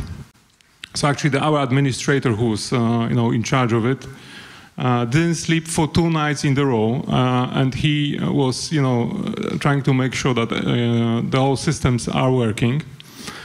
And obviously the first lesson learned, apart from the fact that you can operationally affect splitting of the institution when the bank is relatively small. I would not advise to do such operation on a medium-sized, let alone large-sized bank. So be really careful about this. Second lesson is that without willing cooperation of the employees of the bank, this is absolutely not possible. So obviously, when you go in, you ask the employees to help you. And okay, you have the advantage. They are good citizens, they're afraid of losing their job, you can pay something up and promise some extra money for working extra, so they would actually help you. But if they don't, so if some of the critical staff is actually on holiday or having some important events in their life and they are not aiding you, the whole resolution process is at risk. So, and I'm sure my colleagues later on will concur with that conclusion. So actually we have managed to split and move the bank into the bridge institution, and we did it ahead of time, and already Monday evening we reopened the bank and allowed the customers to access their money. So the combination of the moratorium and the fact that the senior creditors suffered losses brought about a run on a bridge bank. So within first week, more than half of the balance sheet was withdrawn from the bridge bank. Ahead of the process, when we were discussing and preparing for this, cooperative banks are pretty funny institutions. Most of them are very, very liquid. This particular bank has had around half of its balance sheet in cash and very liquid government bonds.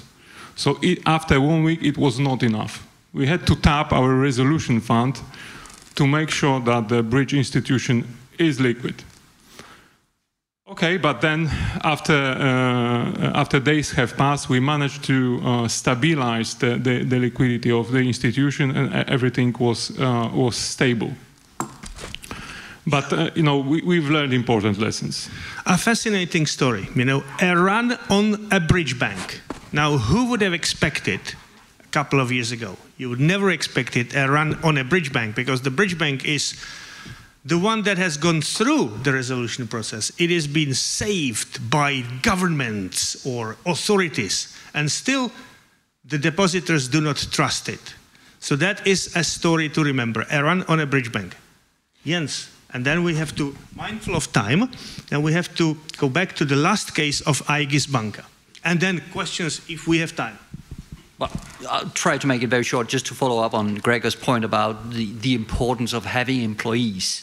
I think it was also touched upon this morning when we talk about insolvency estates, that at the end of the day, the success of our restructuring resolution very much depends on the employees in the companies. And imagine that you have had employees working day and night trying to survive in the company, and then on top of that we come in as a new owner, and then we ask them to do this and that. That's a difficult one, and that's really something which think about as resolution authorities, and I think it's a very valid point. And that is also something we try to rehearsal in our kind of preparation of dealing with the larger cases. Then another point you mentioned, Gregor, is about the fact that I would like to moderate it a little bit. I think you said that you should be very careful about handling the mid-sized and small-sized institutions. I would say it depends on the data you have available. In our case, we have highly digitalized companies, so that once we say that on a Friday, this bank is failing or likely to fail, within 12 hours, that bank should be able to deliver an updated balance sheet. So with all the transactions happening on the Friday, we'll receive on Saturday from the bank, so we can see the creditor hierarchy, and we would then have the possibility to do the valuation, and then on a Sunday, we can then do the bail-in and do the write-downs on the accounts, and then Monday morning the bank would open. In the case of Banking, for instance, what happened was that we got that valuation on Saturday, then Sunday afternoon, the bank was closed, or the internet bank was closed, so that people could not access the money. Technical difficulties, it said on the screen. And then, of course, we were then kind of basing on the accounts that should then be the sponsors, coming back to the point about who should bear the losses. We wrote down those accounts during the Sunday. And then Sunday evening, the bank was open again, and of course then there was a lot of media press, etc. And then of course on the Monday, Tuesday, Wednesday, Thursday, Friday, we had to deal with all the complaints that also you mentioned, Anna Maria. And in our case, it was not only the shareholders and the subordinated debt, it was also the simple creditors and But that's just the way it is. And I think that is part of our job. It is dirty business to do bank restructuring. And we have been involved in a number of lawsuits, been sued, we've also sued others, and that is what it is. But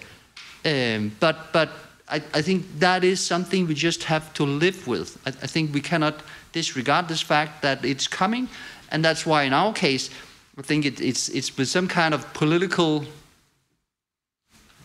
thinking that our company is basically operating with its own board. So if we make mistakes, the Ministry of Economic Affairs can also, well, this is financial stability company, you have, that's their fault, they basically push down the responsibility, and that's the way it is. So just another kind of... Thank you. What a fascinating story. If I may, so just to answer very specifically, we were trimming the senior creditors to a certain percentage. So there were a couple thousand of accounts. So booking that and moving to the bridge institution takes a lot of, IT and operational effort. I couldn't imagine if we had to do few 100,000 or few million accounts with a trimming of, percentage points. So when people suffer losses, they are really upset, So the former head of BFG, after completion of that restructuring, said, and I'll quote him here, I hope he doesn't mind, I feel like a surgeon after a successful amputation. So that reflects what is happening during resolution. Speaking of numbers, Anna Maria, would you recollect how many clients or depositors did Aegis Banka have? Around 3 million, I think, 3 billion of assets. Yeah, I don't remember. And clients, number of clients. I will come back to you, but I would like to say that as regard the 4 banks, they held a total amount of 1% in terms of deposit taking of all the Italian market of deposits. So the concurrent crisis of all the 4 banks had a strong impact in terms of public confidence due to the high amount of depositors that they collected. But to follow what you were saying, I think that also we have to think about alternatives, because it is true that it is what it is, and you have both a note that is risky, like a subordinated bond, and you have to bear the risk. But it's also true that sometimes, as for example in the Italian experience, you can find alternative solutions to the crisis in which all the banking system contribute to resolve the crisis, contributing to overcome the crisis, because it is in the interest of the same banking institutions to avoid financial stability issues. So in our case, we found that the transfer strategies in liquidation can avoid spillover effects, financial stability concerns, and can also tackle moral hazard issues, because generally in this kind of transaction, the shareholders and the subordinated bondholders are not transferred, so they are de facto written off because they are left in the residual entities to be liquidated and they lose all the money. But what is different is that you avoid applying bail-in on senior creditors, because there is no need to do this, because there is someone, the deposit guarantee scheme, that cover the shortfall, absorb the losses, and at the end of the day it is the banking system that step in to get to this outcome. Just to share our views. I fully concur, and in that respect I would say that of course in our case it's a case-by-case judgment, so that if we consider that we would have financial stability issues, so that, for instance, as you say, that we create run on the systems, etc., then of course we have the option of using extraordinary exemptions. And then in that situation, it will be, in our case, the resolution fund that would then kind of, cover those losses. In Denmark, we built our own national resolution fund, as you have in many other countries, and of course for the banking union, it's at the SRB level and single resolution fund. But that fund could actually also, in our case, cover some of the losses. That being said, if we were using those measures, those means, that would require kind of a acceptance from the DG Comp.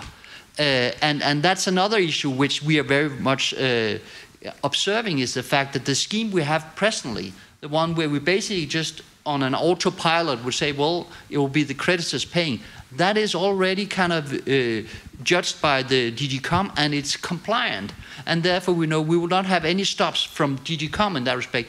If we were to use extraordinary exemptions, then that would have to go through a process at the DG Comp level, and that would take time as well. So it's not to say that we could not come into a situation where we would then also consider those issues that you're mentioning, but the game plan is basically that we will always kind of be able to find a solution where it will be the creditors paying. Last, just few words just to say that this marks an important example of how crises have been traditionally handled in Italy, because this is an example of liquidation premised on a transfer strategy funded, supported by the Italian DGS. In this case, let me say that the alternative intervention of the DGS was possible, and therefore the strategy in question were available instead of what happened with regards to the 4 banks, because after the Tercas case, the Tercas judgment on the compatibility of alternative interventions with the stated rules, there is again some room for this kind of alternative intervention without raising any issues in terms of compatibility with stated rules. So this was a small side, less significant bank. It was declared failing or likely to fail for losses, irregularities and violations. There, the authority considered that it was not the public interest because of the small size of the bank, so that its failure was not expected to have a negative impact on the financial stability, and also it was not deemed to be provided critical functions. In this case, as I said before, the solution of the crisis was mainly based on a transfer of the bank's assets and liabilities to Banca Ifis, which is a viable bank, which took over all the assets and liabilities of the banks except bad loans and subordinated bondholders, as I said before, which were de facto written down. The DGS alternative intervention covered the negative gap between the assets and liabilities to be sold. also covered the expenditures of the liquidation and the restructuring cost of the purchaser. And also in this case, it released some guarantees for the purchaser.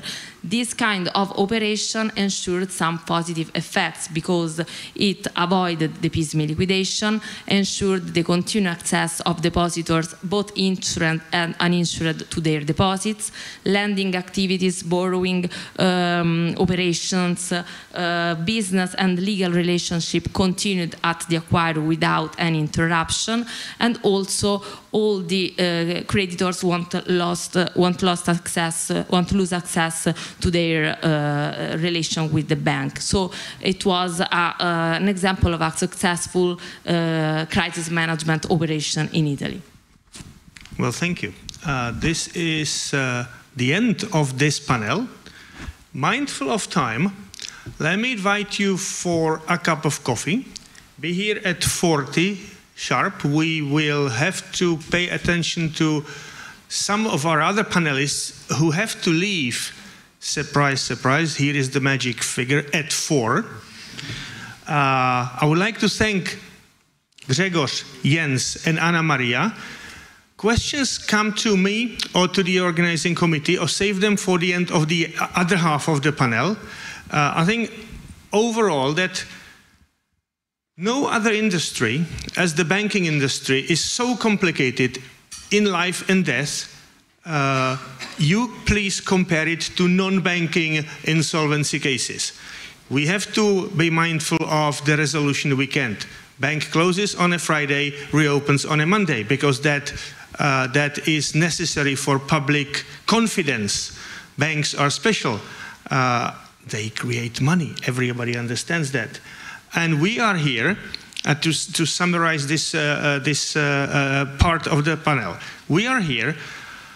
After the great financial crisis, there was something like 70 bankruptcies of banks in the European Union. We all here, we represent 25-ish of them. There's 10 in Italy, 10 in Denmark, 3 in Poland, 3 in here, 5 or 6 in Austria, then Slovenia, Croatia. So we represent a large number of insolvencies, and yet the resolution community is very small. As you can see, it's also a very compact community. Thank you. Thank you. Thank you. So we start at 2:30 sharp.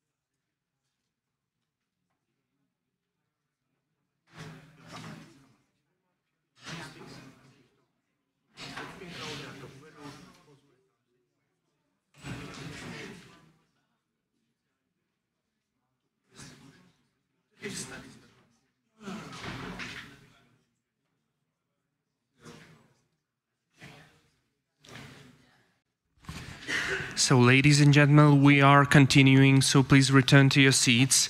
And the final panel of today's conference will be associated with the case study of recent Sberbank case, which will be presented by our dearest speakers from different resolution authorities. So, Radek, the floor is yours once again.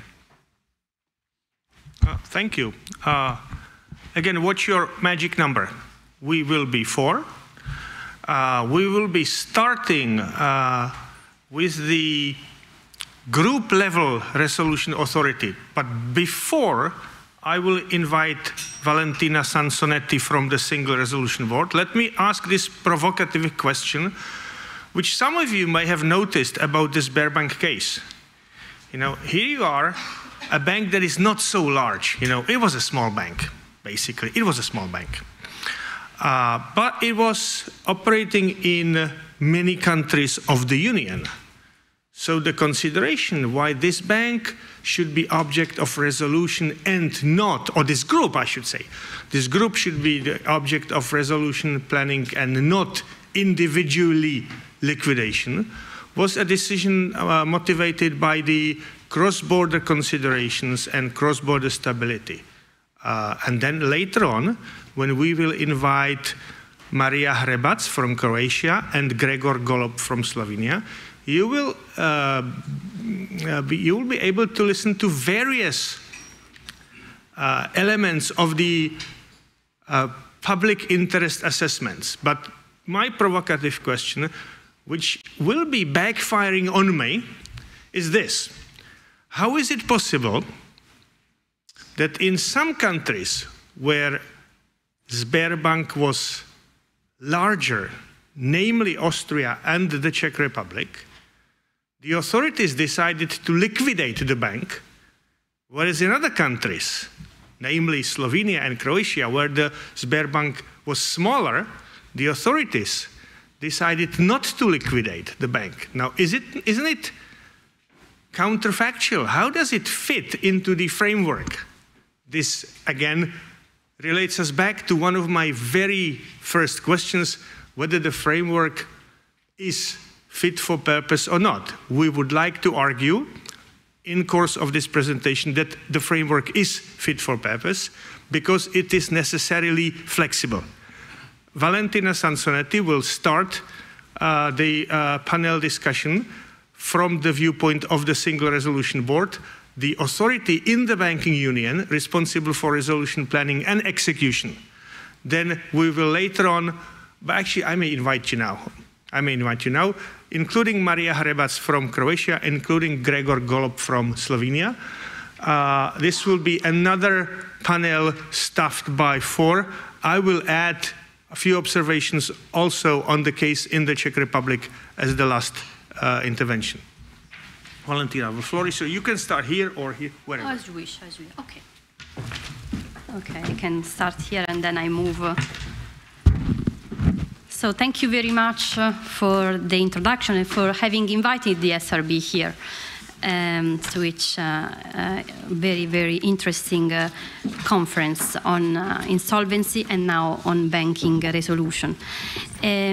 So yes, the Single Resolution Board is the European agency in charge for the banking union countries, the Eurozone plus Croatia and Bulgaria, of the resolution plans and resolution actions of the significant institutions, as we call them, the banks over a certain threshold of assets, 30 billion, and also cross-border banks.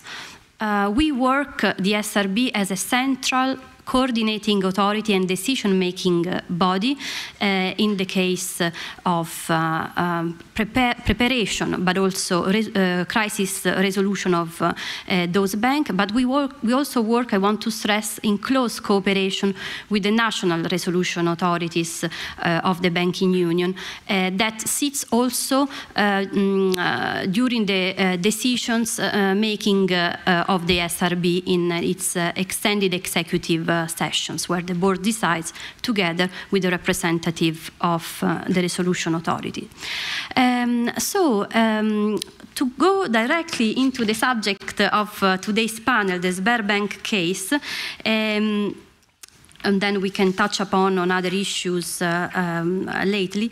Basically, we have to recall that this was a liquidity crisis that hit the group at the end of February and was a very quick crisis. So the time, I want to refer to what Radek was saying before, time was really of the essence. Even though preparation was done into the resolution plans, so this document that is cyclically, annually revised and drafted by the internal resolution team, so for the coordination of how the resolution could be, will be, in case of the resolution can occur, but yet this crisis called for unprecedented triggers. That was basically the reputational damage inflicted to the group by the geopolitical tensions in the moment Russia invaded Ukraine. Therefore, let's say that this crisis was called for an extensive and intensive cooperation in a very short time span with all the authorities in charge. And of course, since the group had a presence not only in the banking union, Austria, Slovenia and Croatia, under the remit, so to say, of the SRB, the Single Resolution Board, but also in the Czech Republic and Hungary, the cooperation was enlarged in a resolution college. Therefore, a cooperation entailed exchanges and dialogues and coordination also at European level as a whole. Of course, the bank also had other subsidiaries outside the European Union. To give you some numbers, we will, I think you will touch upon this in your presentation. The group, yes, had a parent in Austria, fully owned by the Russian Sberbank, which at some point cut the liquidity connection and was 2.4 billion with a market share of 0.2% in terms of assets and almost zero in terms of branches in the Austrian market, because we have also to think of the national dimension. This is really important. The Croatian 1.3 billion, my colleague will correct me if I'm wrong, 1.9% of market shares in terms of assets, and the Slovenian subsidiary 1.8 billion with 3.4% of market share in terms of assets. When the crisis, let's say, hit the banking, the group, first of all, what happens is that the European Central Bank, which is the supervisory authority for this group, significant institutions in the banking union, assessed, in this case, whether the bank was failing or likely to fail. And in this case, the ECB, this assessment came on the 28th of February, Sunday, where the ECB indicated that the bank in the future was likely to be unable to pay its debt and its liabilities as they fall due. So in this case, the SRB needs either to confirm this failing or likely to fail assessment of the ECB or take a negative, let's say, approach assessment. What we have done to buy time, because as I said, this was a liquidity crisis, a sudden liquidity crisis, was to confirm the assessment of the ECB the same day, the 28th of February, but also issue a moratorium decision, which was the first time, and it was a challenge because of course, this moratorium, which is basically a suspension of payments and termination rights, was introduced in the legislation, if I'm not mistaken, 2-3 years ago with the revision of BRRD2. It was the first time that was applied in a resolution context, of a European dimension. And of course there were lots of, let's say, doubt and uncertainty as to this, the effect that it would have had on the financial system. So having assessed carefully the use of this tool, the SRB decided to stop the payment together with the national resolution authorities for 2 days, which was the maximum length. So to give you an idea, this was a successful intervention. This helped, supported all the reflection and assessment, in particular in terms of public interest assessment that needs to be carried out at the moment of the failing or likely to fail of the entities, in this case 3 entities. So and also how to put in practice a possible resolution. In this case it was then decided to have a resolution in the sense of sale of business of the subsidiary in Slovenia and Croatia, whereas for the Austrian entity it was decided that the public interest test, as recalled previously by our colleagues, was not met. So the moratorium was successful, and it was a challenging moment. It was successful because markets reacted well, but we have also to take into account that the legislation at the moment could be improved. And maybe we can talk about that later, because these 2 days, in the case of Sberbank, everything went well. It was, as Radek was saying, a small bank. Cross-border dimension was complex. But if we think about a big GC, a big bank, of course, then the 2 days could be a problem, So I want to flag also maybe another challenge of this particular case, and our colleagues maybe can complement the public interest assessment and the differences in the national insolvency procedure. And why I'm saying that? Because when the legislation tells to the resolution authorities, SRB at European at banking union level, and also the National Resolution Authority to carry out a public interest assessment to determine whether the bank will go into insolvency or in resolution, we have to consider certain objectives, and we have to verify whether these objectives, as stipulated in the legislation, are met in a better way under resolution with all the rules and special procedure in place or in insolvency. And these objectives are the maintenance of the critical function of the bank, whether the failure would have an adverse impact, a significant adverse impact on the financial stability as a whole, whether the resolution could protect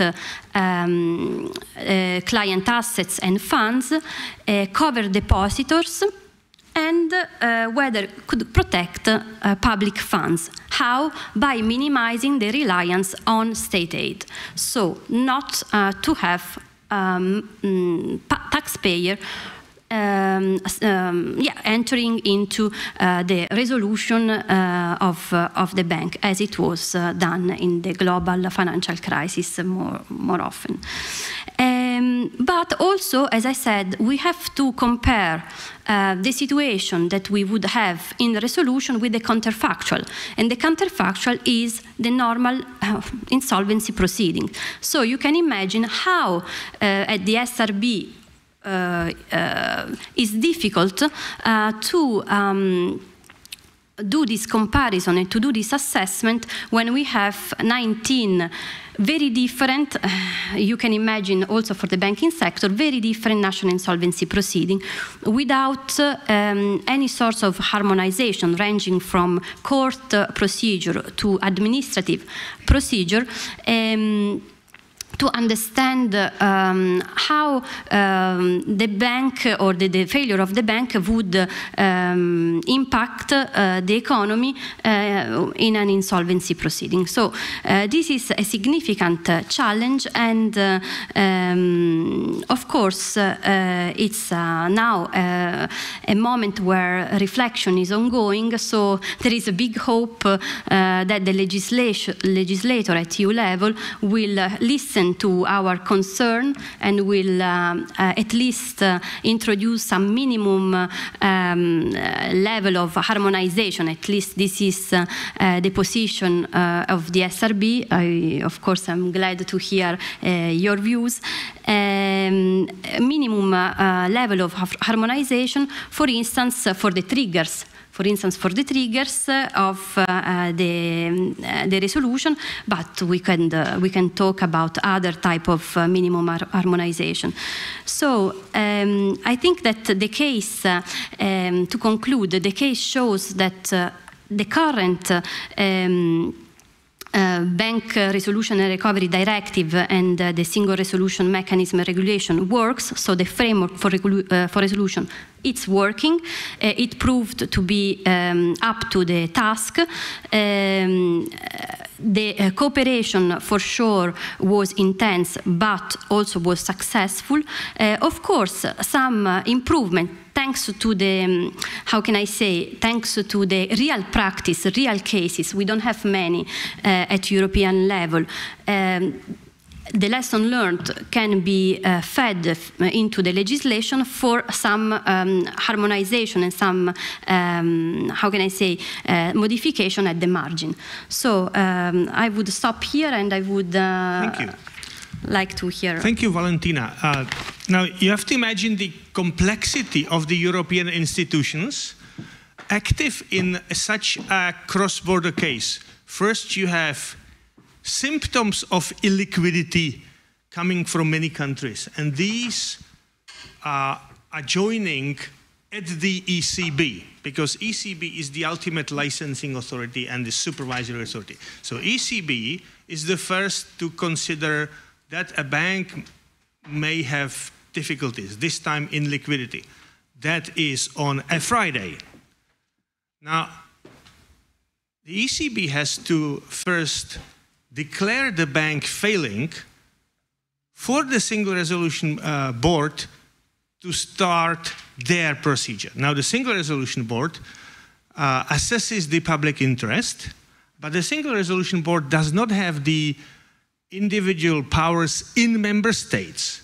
In member states of the banking union, it is the national resolution authorities in Croatia and in Slovenia then that they implement the group decision. Now, outside of the banking union, like in the Czech Republic, it is the national resolution authority without the guidance, but in agreement with the Single Resolution Board. So I wonder how you could have arrived at a different assessment in Croatia first, Maria, then in Slovenia, Gregor, different assessment from us and from Austria when your banks were smaller. Is this work? Do we need to turn it on? No? Can you hear us? Yeah. Okay, thank you. Thank you, Radek. If you allow me at the very beginning, I would like to thank you because this is very interesting that we gather here after such experience as a Sberbank resolution, which, like Valentina mentioned, had a different results in a different countries using the same basically credit institution or the group, which actually ended up quite differently in a different market, if I may say like this.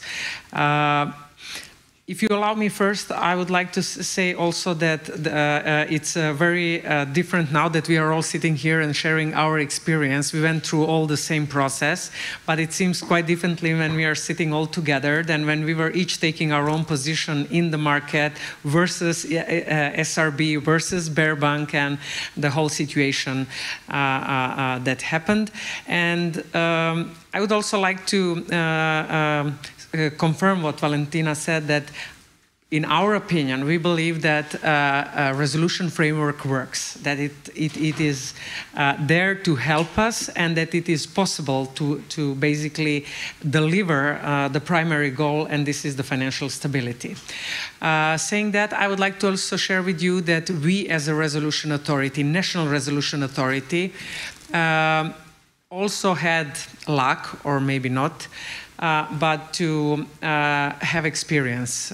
We had, to stay in your number, 2 times 4 credit institutions that were resolved overall in Croatian history. And maybe the first 6 credit institutions that were resolved were far before the BRRD and far before the European framework for the resolution. And since it was on a taxpayer's money based, I would say maybe it sounded more like bailout than bail-in, I would say back then. Although I have to also mention that it was not a privately owned credit institution, so we can argue on that part as well. In a recent cases, we had also, I would say, a luck again, I would say, call it, that we had experience resolution of a small credit institution in Croatia under the BRRD when we were independent national resolution authority, more or less like you said, when we were on our own. This was Jadranska Banka back in 2016, a small regional bank in Croatia in a region of Knin-Šibenik County. And we had experienced resolution when we joined, when we entered into close cooperation, joining the banking union and entered basically in the single resolution mechanism, where we experienced resolution of Sberbank, which also we are all about here.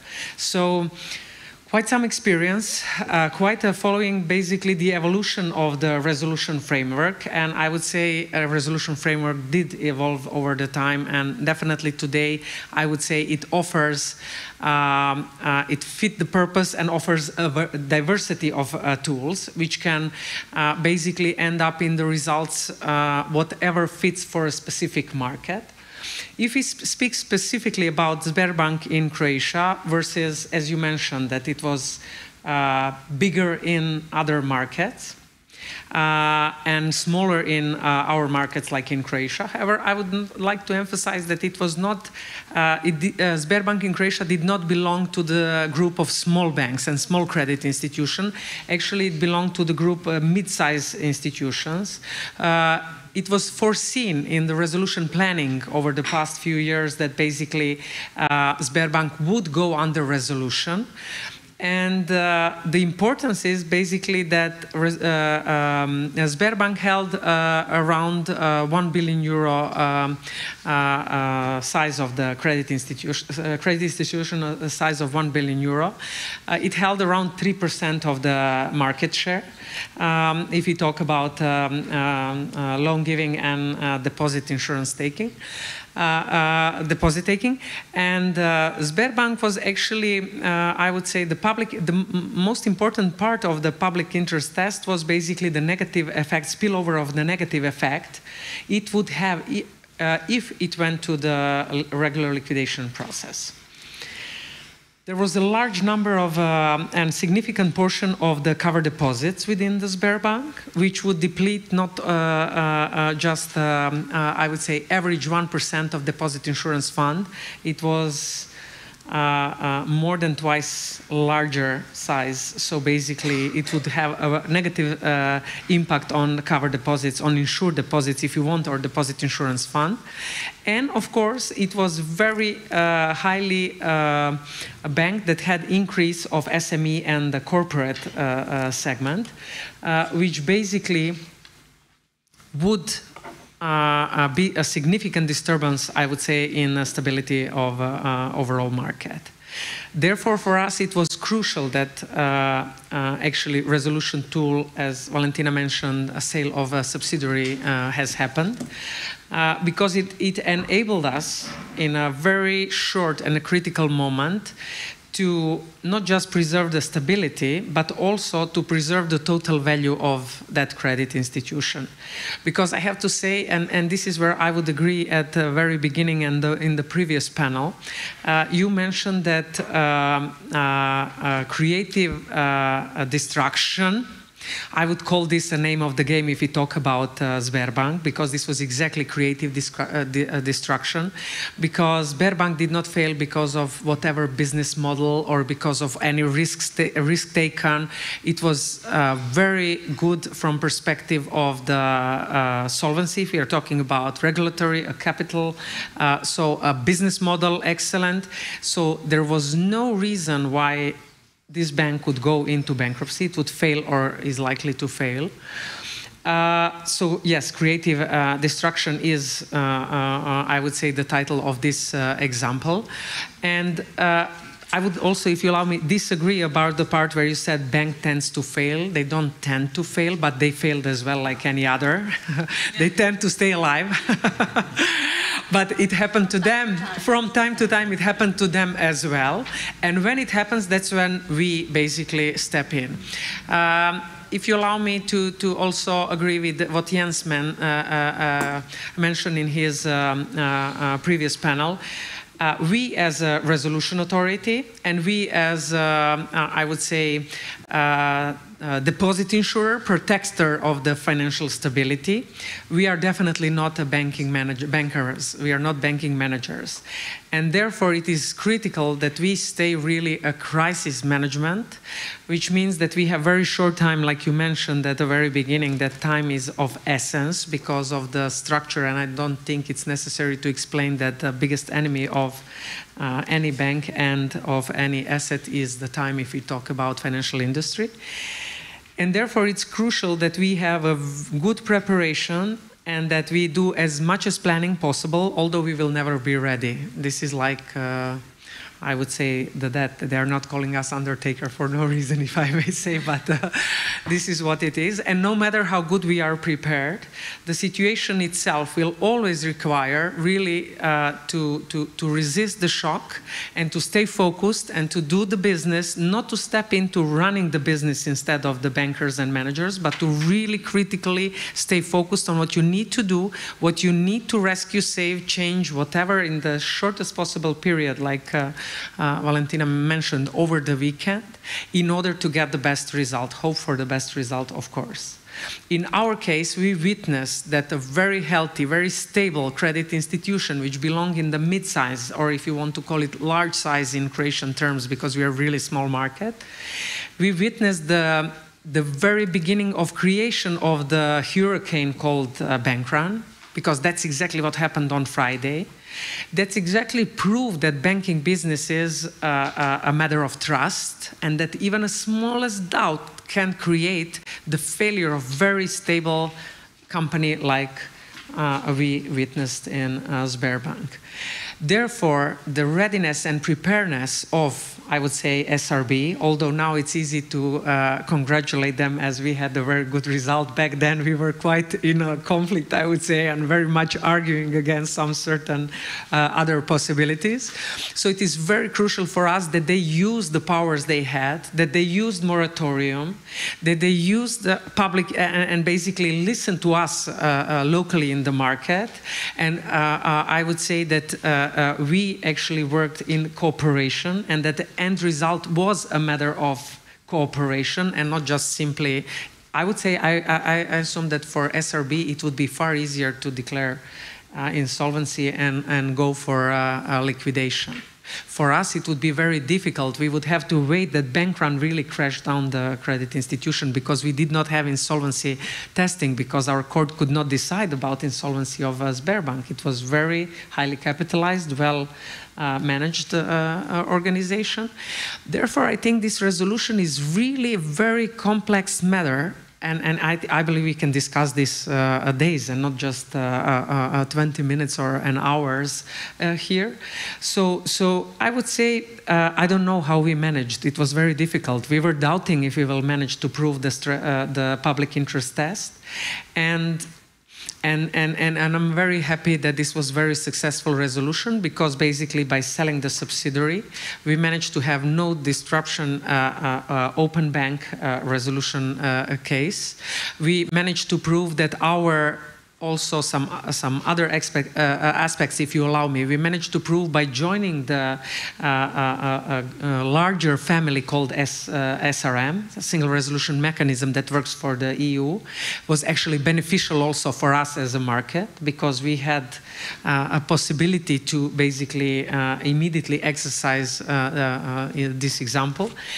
And on top of that, basically, we kept not just cover deposits safe, but we also kept uncovered deposits alive, if I may say. We did not create any negative impact on the corporate, on SME, on any segment of Croatian market. And therefore, I would say, in total, I would evaluate this with a high grade, the whole overall process, specifically if we talk about resolution of Sberbank in Croatia. I also agree that in the future there are some possible improvements. Practice makes it better, although I'm not sure I hope for a practice in this area of repeating the resolution case. Thank you. I think from the outside you managed perfectly well. Likewise in Slovenia. I'll give the floor now to Gregor. I now have some observations from a country that is not in the banking union, and I have also a comparison to follow between Czech Republic and Austria, and collectively between Czech Republic and Austria against Croatia and Slovenia. But before I get there, Gregor, please share your experience with us in the case of the Slovenian Sberbank. Thank you. Good afternoon. I couldn't agree more with what was already presented by my predecessors. The question whether to resolve a bank entity or not is, I guess, the core question when assessing the conditions, which are banks will fail or will be likely to fail, which is rendered by the ECB in our case, whether there is any alternative measure that is viable to save the bank to the resolution, and finally the condition which is most disputable between the authorities is public interest. And as mentioned, there was a difference when assessing public interest, for example, in the Czech Republic, in Croatia, and as well in Slovenia. And this is because of the nature of the Sberbank banka, so the Sberbank in Slovenia, which was, I would say, for comparison with the European banks, would be a minor bank. It has the balance sheet of 2 billion, approximately 1.8 billion euros. But what was important for the, and this is again public interest, the financial stability of the Slovenian banking system was that Sberbank banka was the second largest bank in Slovenia that provided loans to small to medium-sized enterprises. And this was essential. What would happen if we put the bank in liquidation to all of those small to medium enterprises? I presume that a lot of insolvencies would follow, and not to mention also the contagion effect that would have on other banks. Slovenia is a small country, which means it's like when you live on the village, everybody knows what's going on. If this bank fails, then people, I mean, DGS would be activated. Yeah? That would then spawn the administrative bank that would pay out, for example, I don't know, don't have the numbers, but for example, 30,000 retails would be in line waiting in front of the administrative bank, and everybody else that would go along the street and would see that there's a line forming before, before the administrative bank that would pay out the DGS would say, oh my God, there's something going on here. Not to mention the media coverage that was in parallel going on when we were discussing and deciding on the resolution. It would be perhaps prudent to mention how this process of resolution was actually untwining. It was a stop and go. It always is. With bank resolution, there's not a coincidence that we have a resolution over the weekend since banks are closed. If you have a bank run, then it's all over. There's nothing to save anything anymore. I think the crucial, being this a liquidity crisis, was the moratorium. And it was crucial that we wrapped up the resolution by Tuesday when the moratorium expired. So everybody was able to go to the bank, and the governor was appearing on the TV, on the national TV, giving comfort that the bank has been saved. So I think the PR aspect is also important in the bank resolution on the national level.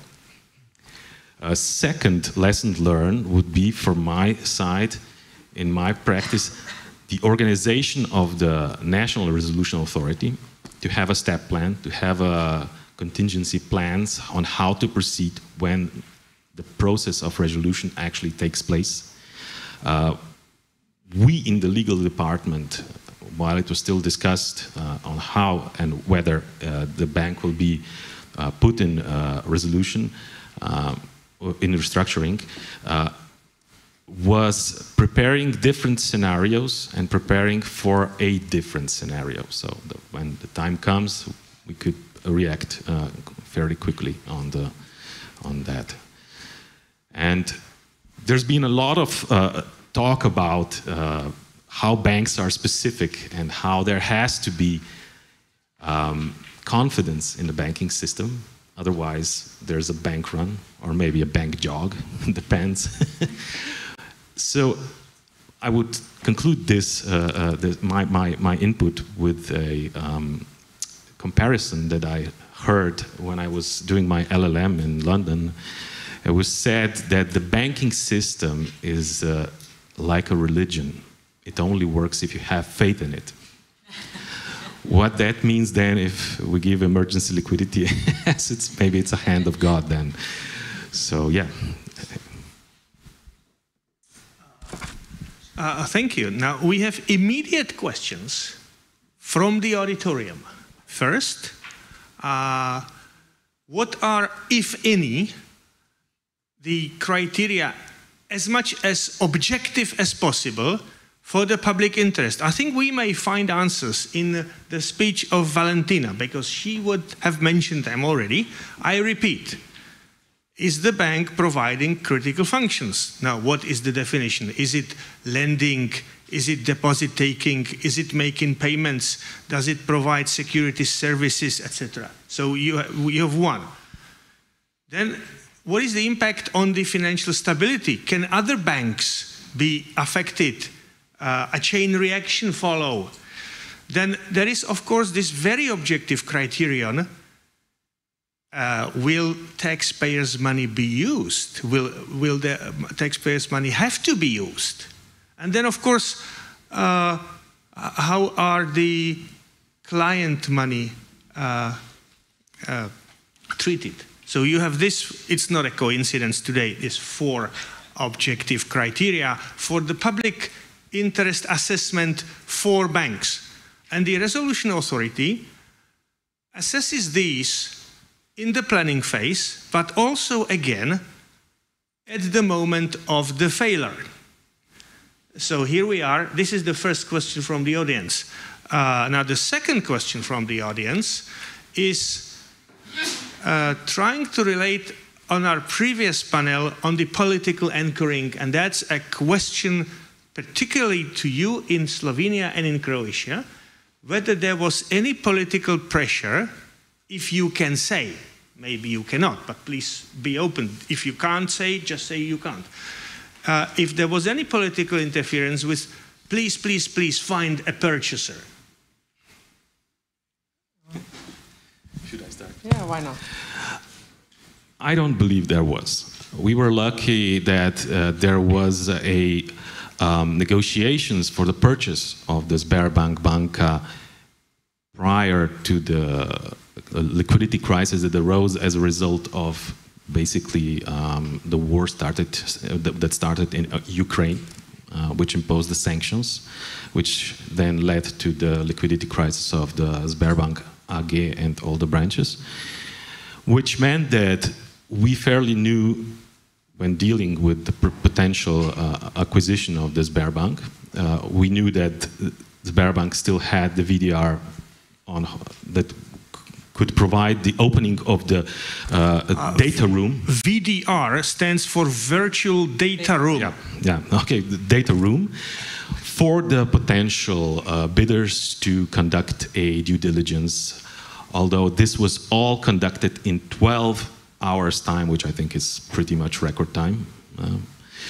And then we, of course, approached different potential bidders who then submitted the tenders. It was bidders that could actually provide liquidity and stability for the bank. So yeah, no. No interference. No. And in Croatia? Yeah, in Croatia, I would say it was the other way around. We created political support to the project of getting resolution passed. If you allow me, so in Croatia, the importance to keep the healthy bank alive, or to just transfer it to another shareholder, to another ownership, to change the ownership, was the best solution without any doubt. To overcome liquidity problem, which could have created insolvency and triggered the insolvency, I would say we were in cooperation with SRB really fast implementing moratorium, and more critically we had a lot of communication with the public. That was for us the most important. I have to say that the most, or the loudest driver was us as DGS.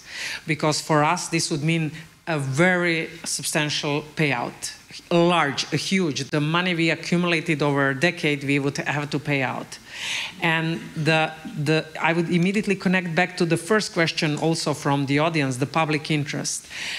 Unlike any other organization or the company, if you want, when bank fails, it never dies alone. It always brings with it a large number, not just of the other institutions, but of the SMEs, corporate, a lot of other players in the market. So the negative effect of, because the other bankers, I would say the connection between the financial institution is anyway limited. It is limited by regulator. They cannot be overexposed to one another and so on and so on. They can always be up to a certain level. But their clients are those who can be completely exposed to the bank, and then the bank failure means also failure of the business. It means failure of the market, of the economy in a certain market. And that's why we were basically the loudest spokesman for really pushing for resolution.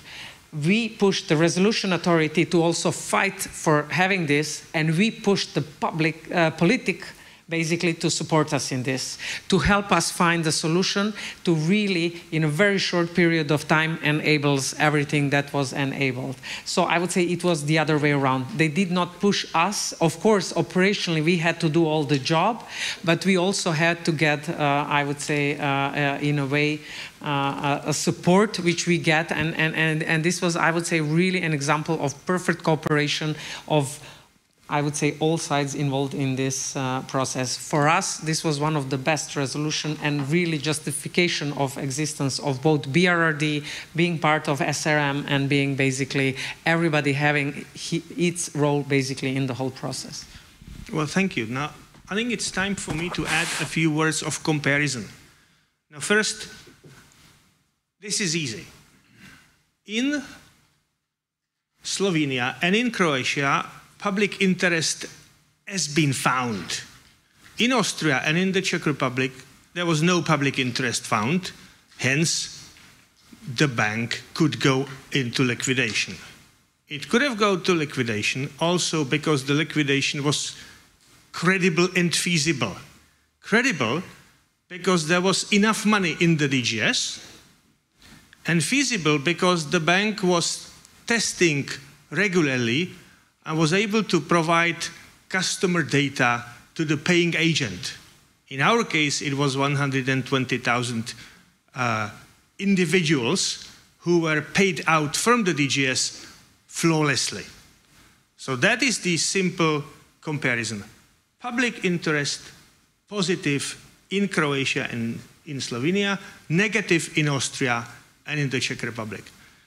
So far, so good, no? Then we compare Austria and the Czech Republic. In Austria, it took them 2 days to install the insolvency practitioner, the Staatskommissar, as they call him in Austria. It took them 2 days during the moratorium. It took us 2 months to install a local, we call him liquidation administrator, the insolvency practitioner, basically. So in Austria, it took them 2 days. Here, it took us 2 months. So you have the essence of time. You have the destruction of value in this. So that's the importance between Austria and here. In the meantime, the Austrian authorities successfully sold the bank in the solvent wind down procedure. Now they're waiting for the insolvency to finish. Whereas in our case, solvent wind down is nearly impossible, following the way how local legislation is written. Among other things, first, the 2 months delay is that in the Czech Republic, the banking license is an impediment, whereas in Austria, it is not an impediment to initiate insolvency. So you have this comparison, you know, banking license, yes and no. Solvent wind down, possible, impossible. So we are the losers here, no? Because all other countries have sold the bank or sold the failed bank. We have only managed to pay 120,000 depositors out of the DGS. The DGS has become the largest creditor and is trying now, the insolvency administrator is trying now to sell the bank to a suitable purchaser. So there is an immense delay, which I'm not happy about. You know, is it maybe impacting back on the Czech National Bank that we should reconsider and we should tweak the public interest invest. I still believe in the creative destruction. Even with these impacts that are now, when banks are failing, and we should achieve for this political anchoring of when banks are failing, there is still a possibility for counterparties to lose money. And that's not only the shareholders, it's also market counterparties, and it's also senior bondholders, and it's also depositors above the coverage limit. Now let me share with you a structural story of a failing bank. You know, banks are animals that borrow short and lend long. So duration-wise, you know, this is the concept from asset liability management. Duration-wise, the banks have a mismatch, and they are open to interest rate risk. To hedge that risk, banks enter into a series of interest rate swaps, or one large swap called the macro hedge. But when a bank like Sberbank entered into the liquidation proceedings, the market counterparties for that swap triggered these swaps as a termination event and said, we have to close out, that's a special technique, we have to close out these swap transactions. You pay me, I pay you the market value. No hard feelings. And suddenly the bank is without the interest rate hedge. And it gets even more pronounced because the moment the bank depositors were paid out by the DGS fund, the DGS has a claim which is repayable instantly. So you have a vehicle with a banking license shortly after, without a banking license, that is absolutely exposed to interest rate risk because on the liability side of the balance sheet, the duration is 0 or actually 1 day. Now on the asset side, you have mortgages with 5 years or 10 years. And that, coincidentally, in an environment of increasing interest rates. So when the bank entered insolvency, or liquidation, the interest rates were 2%. At the end of June, the interest rates were 7%. Now, if you revalue your assets in this environment, suddenly the assets are worth less. So it just so happened that the burden sharing came not from the right-hand side of the balance sheet by an administrative or authoritative decision of a write-down or a conversion, but it came from the left-hand side of the balance sheet by revaluing assets of an institution exposed to market risk. That is something that you will not find in any textbook. That only happens. Imagine the counterfactual. Imagine we are living in an environment where market rates would go down and then assets would be worth more. What would you do? Would you continue running the insolvent bank? Or it would be solvent, of course. Would you continue running the bank because it suddenly is earning more on the assets than on the liabilities? These are questions that you will not find in any textbooks. Now, I will check, in the argument of time, I will check whether we have any more audience questions. In the meantime, I would like to ask you, Valentina and Maria and Gregor, if you would like to add a couple of observations. Yes. Okay. For the public interest assessment, I agree that I mean, the legislation is as clear as it can be. It leaves a margin of discretion, which is a margin of discretion which is necessary for the authorities to exercise, because the situation at the moment of the failure needs to be reassessed. The situation, of course, the financial stability of the institution at national level needs to be assessed. So in this way, yeah, the objectives are there in the legislation and needs to be reached and assessed. So the 4 objectives that Radek was mentioning, but also the discretion has a limit in the sense that this is also controlled by the judiciary. We have now at European level at least a couple of judgments rendered by the European Court of Justice, the first instance at least, where it was clear that the court decided that the public interest assessment carried out by the resolution authorities, by the SRB, should be reassessed by the court up to a certain level, in the sense that the court can only judge whether a manifest error of assessment has been made in carrying out this public interest assessment. So I think this is important because it gives reassurance that also judiciary can have a say. The public interest assessment needs to be solid, needs to be well reasoned, and voila. And also this is important for the public and for the creditors. Thank you. Yes, I would like it to say that it is very interesting to hear your experience, Radek, and what happened with the Sberbank in Czech Republic.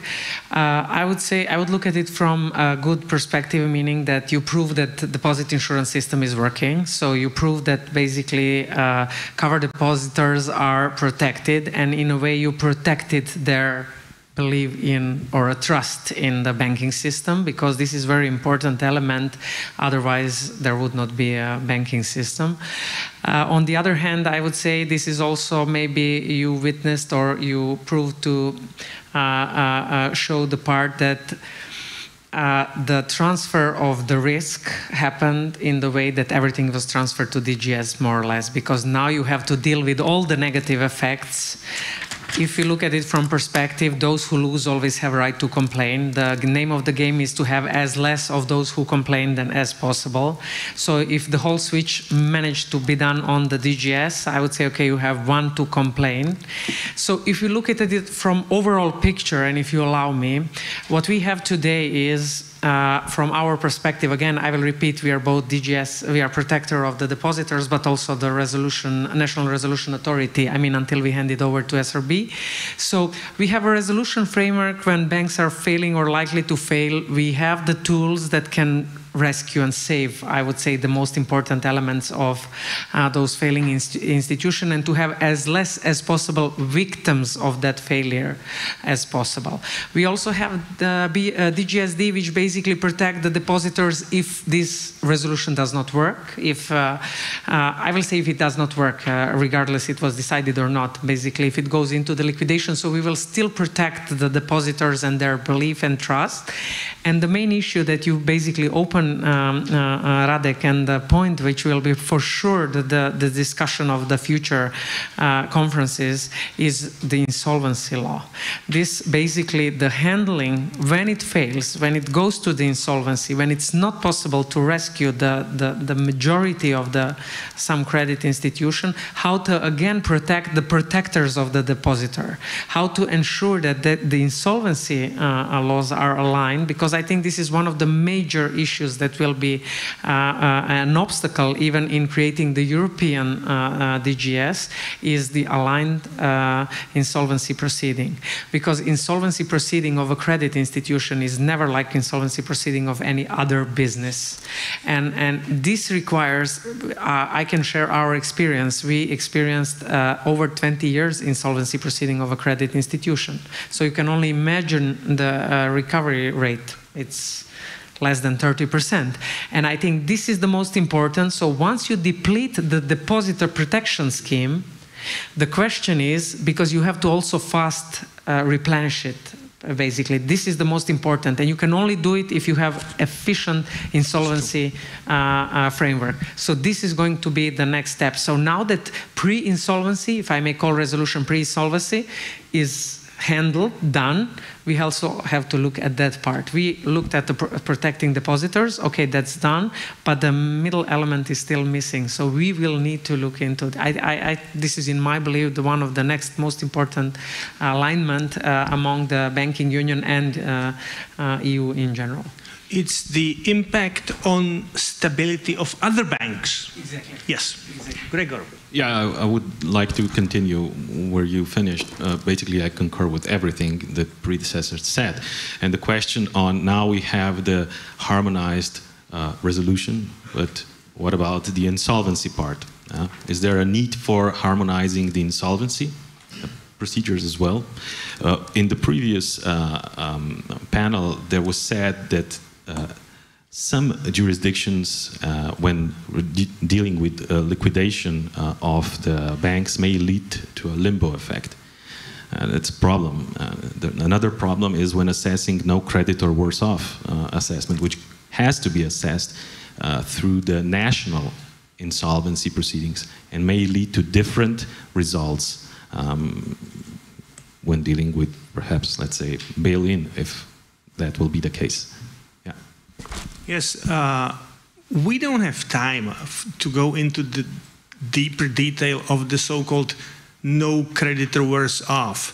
This was a compromise reached during the negotiations in the Council of the BRRD package. The ministers of finance had the ambition to harmonize resolution, but at that time in 2013, 2014, they did not have the ambition to harmonize insolvency regimes. This is, I think, past overdue. This is ahead of us. It would help immensely the similar treatments of banks in individual member states.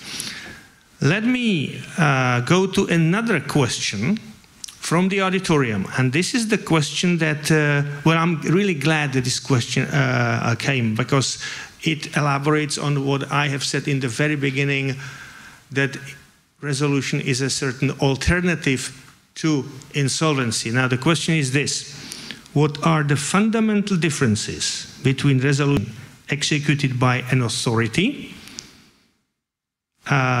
be it SRB or national resolution, and executed by an insolvency practitioner? Now, I think I can see easily the one easy answer, but you can also add, it's the oversight. Now, resolution executed by the resolution authority, the oversight is the authority. It's an authoritative proceedings, whereas an insolvency practitioner, depending from country to country, he's responsible to the creditors, he's overseen by a court, whereas the resolution authority, their role is clearly defined in the framework. If you would like to add. Yeah, I would agree with you. The major difference is that insolvency managers, if I may call them like that, who are appointed by court, they are focused on insolvency procedure. So they want to follow the procedure. If it's done by authority, we are focused on really protecting the asset and the value of the, we are basically focused on timing, and we are focused on protecting what's the best value of the asset of the credit institution that failed. So this is the major difference. They don't care about the value, they just want to follow the procedure, and they want to do it, I would say, procedure-wise, by the book, exactly. In majority, those practitioners, the insolvency managers, they are in charge for also other sectors, and they are not just specifically, or at least in small countries like ours, they are not specific. Although we changed this with the last framework change, we really look for specialized insolvency managers for the financial industry. But in general, they just follow and work by the book, unlike the authorities who really are focused on the asset value and on the timing. Maybe to add something, the insolvency managers are focused on creditors, par creditorum. This is maximizing either be it atomized or a piecemeal liquidation of and sale of assets and par creditorum payment of the creditors. Whereas we, the resolution institutions, are focused not only on the creditors, but actually on the stability of financial system. And that result, we are eager for the bank to continue and not to have a contagion effect on other banks and so on the economy. Yes, of course, one element in the meantime is if there is a credible procedure of the solvent wind down, there is something that we all could learn from the Bank of England. They have it so nicely described and tested on. I would like to draw your attention to the recent case of Wylands Bank.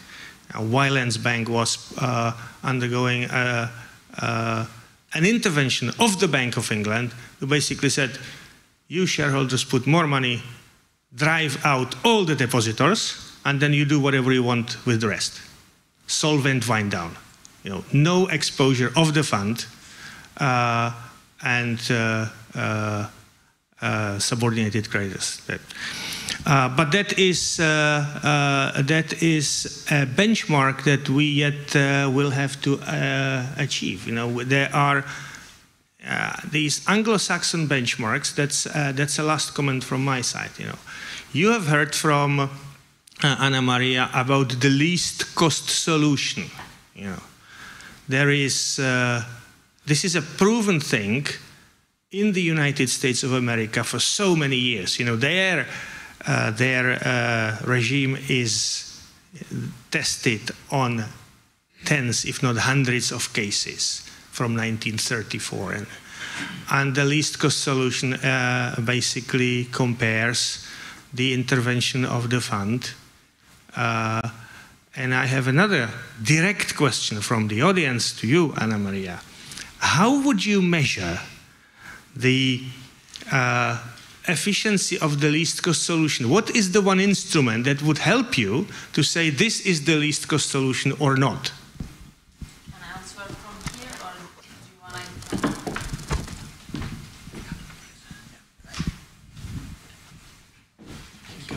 That's a very interesting question because the least cost rule is provided for in the DGSD and also in the Italian law, but there are no specific criteria to measure the least cost, the cost of associated to a payout or to an alternative scenario. In Italy, the costs associated to one scenario or another are calculated directly by the DGS under the supervision, of course, of the Bank of Italy. And there is a widespread debate, maybe you are aware of it, about the need to computate within this least cost calculation also costs that are not directly associated to the payout, but also all those costs that are indirectly associated with the reimbursement of DGS. I mean, in case of a piecemeal liquidation, where the insured depositors will be reimbursed up to the threshold of 100,000 euros by the DGS, we know that insured depositors are protected, but we know also that there are a lot of detrimental effects in terms of financial stability concerns, in terms also to a real impact on the real economy. And this can lead to a public confidence issue, which can lead also to bank run, domino effects, and this situation can basically lead to other failures of other banks, so that the DGS has to face other payouts. So these are indirect costs for the DGS, which can be material indeed. So it is not easy to calculate such indirect costs, but we as Bank of Italy has always maintained the need to calculate in a certain way, to a certain extent, also this cost. And let me say that also lastly in June, the Eurogroup states that there is a need to review, to harmonize also the way to calculate the least cost associated with intervention. So there is a need which is recognized also at European level. Now, Italy has been the pioneer of using the least cost solution.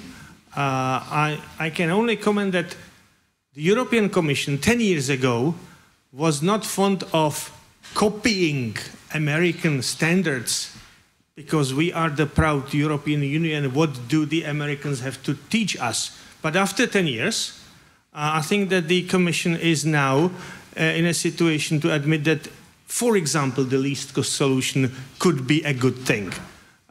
So you are successfully using it in Italy. It may be a way forward in this particular element. Of course, it has links to the super priority position of the DGS, which is tricky, but deservedly, because the DGS, in cases of payout, they were the first to pay out, supported the confidence of the general public, so it makes some sense that they are the first to be reimbursed from the insolvency estate. Now, this was the last question from the Slido. I would like to invite you now, because we are approaching the magic 4 p.m., and some of our panelists will have to leave. If there are any audience questions now, and I'm not going to ask twice, well, in which case, a very warm thank you, Valentina and Maria and Gregor. You've been a perfect panel. I hope that it was useful to you who are not dealing with bank insolvencies and resolutions in your daily life. I am particularly glad that we managed to keep your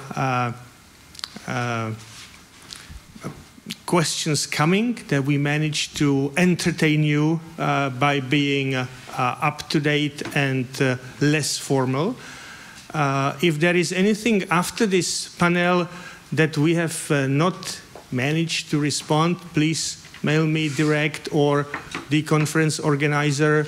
And again, thank you, Vladimir and colleagues from the Ministry of Justice, to inviting us to this conference. Thank you.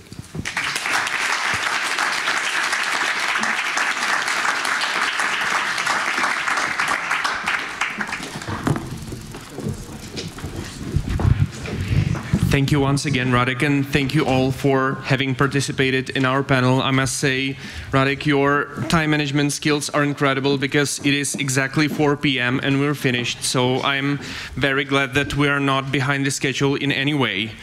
So, finally, the second day of the conference is over, and before we proceed to the another informal part of our program, I would like to make a few final remarks at this occasion. So first of all, I would like to once again thank you all for coming here to Prague, and also thank our virtual audience who are listening to us online. Thank you for your attention. It was really nice meeting you all and learning from your valuable experience. I have been frequently asked 2 technical questions regarding the conference. The first one concerns itself with the presentations.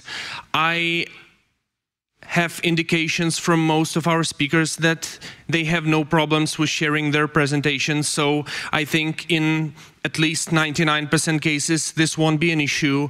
I think it is fair to ask them once again for their permission, and if such permission will be granted, we will send all the presentations to you directly by mail. If it doesn't reach you, then let me know and I will take care of that.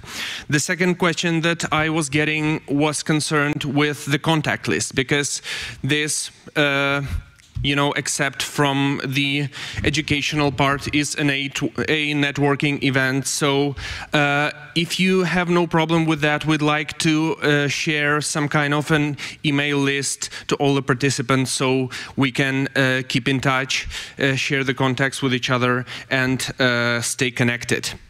If you do have a problem with this approach, please let me know. I won't share your email address or further contact information any further, and this is of course no problem at all.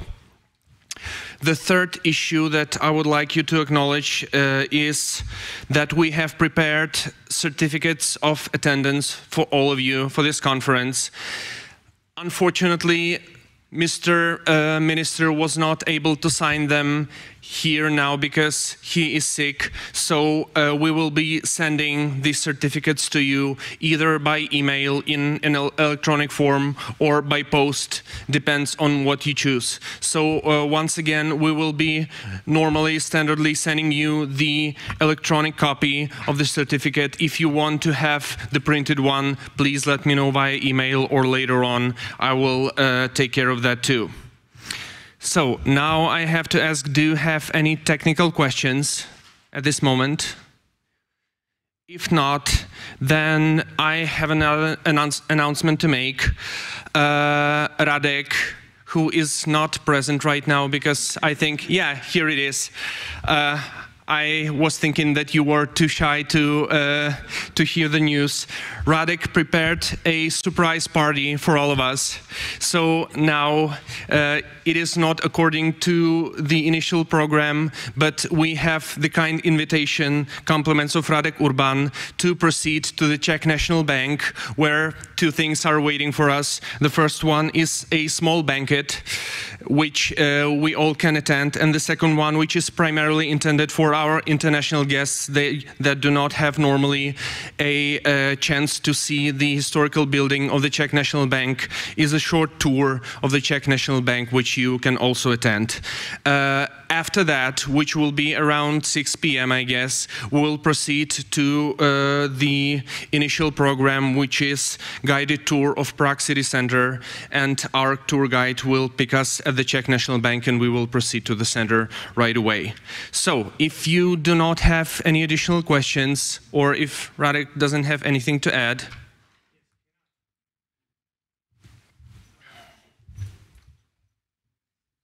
don't thank me, thank the board of the Czech National Bank, who is paying for the cocktails. What I suggest now that after the official end of the conference, whoever is interested for the cocktails, it's 3 stops on the metro, direction downtown, to the main railway station, hlavní nádraží. Ukončete nástup a výstup, dveře se zavírají. And then a 5-minute walk to the building of the Czech National Bank.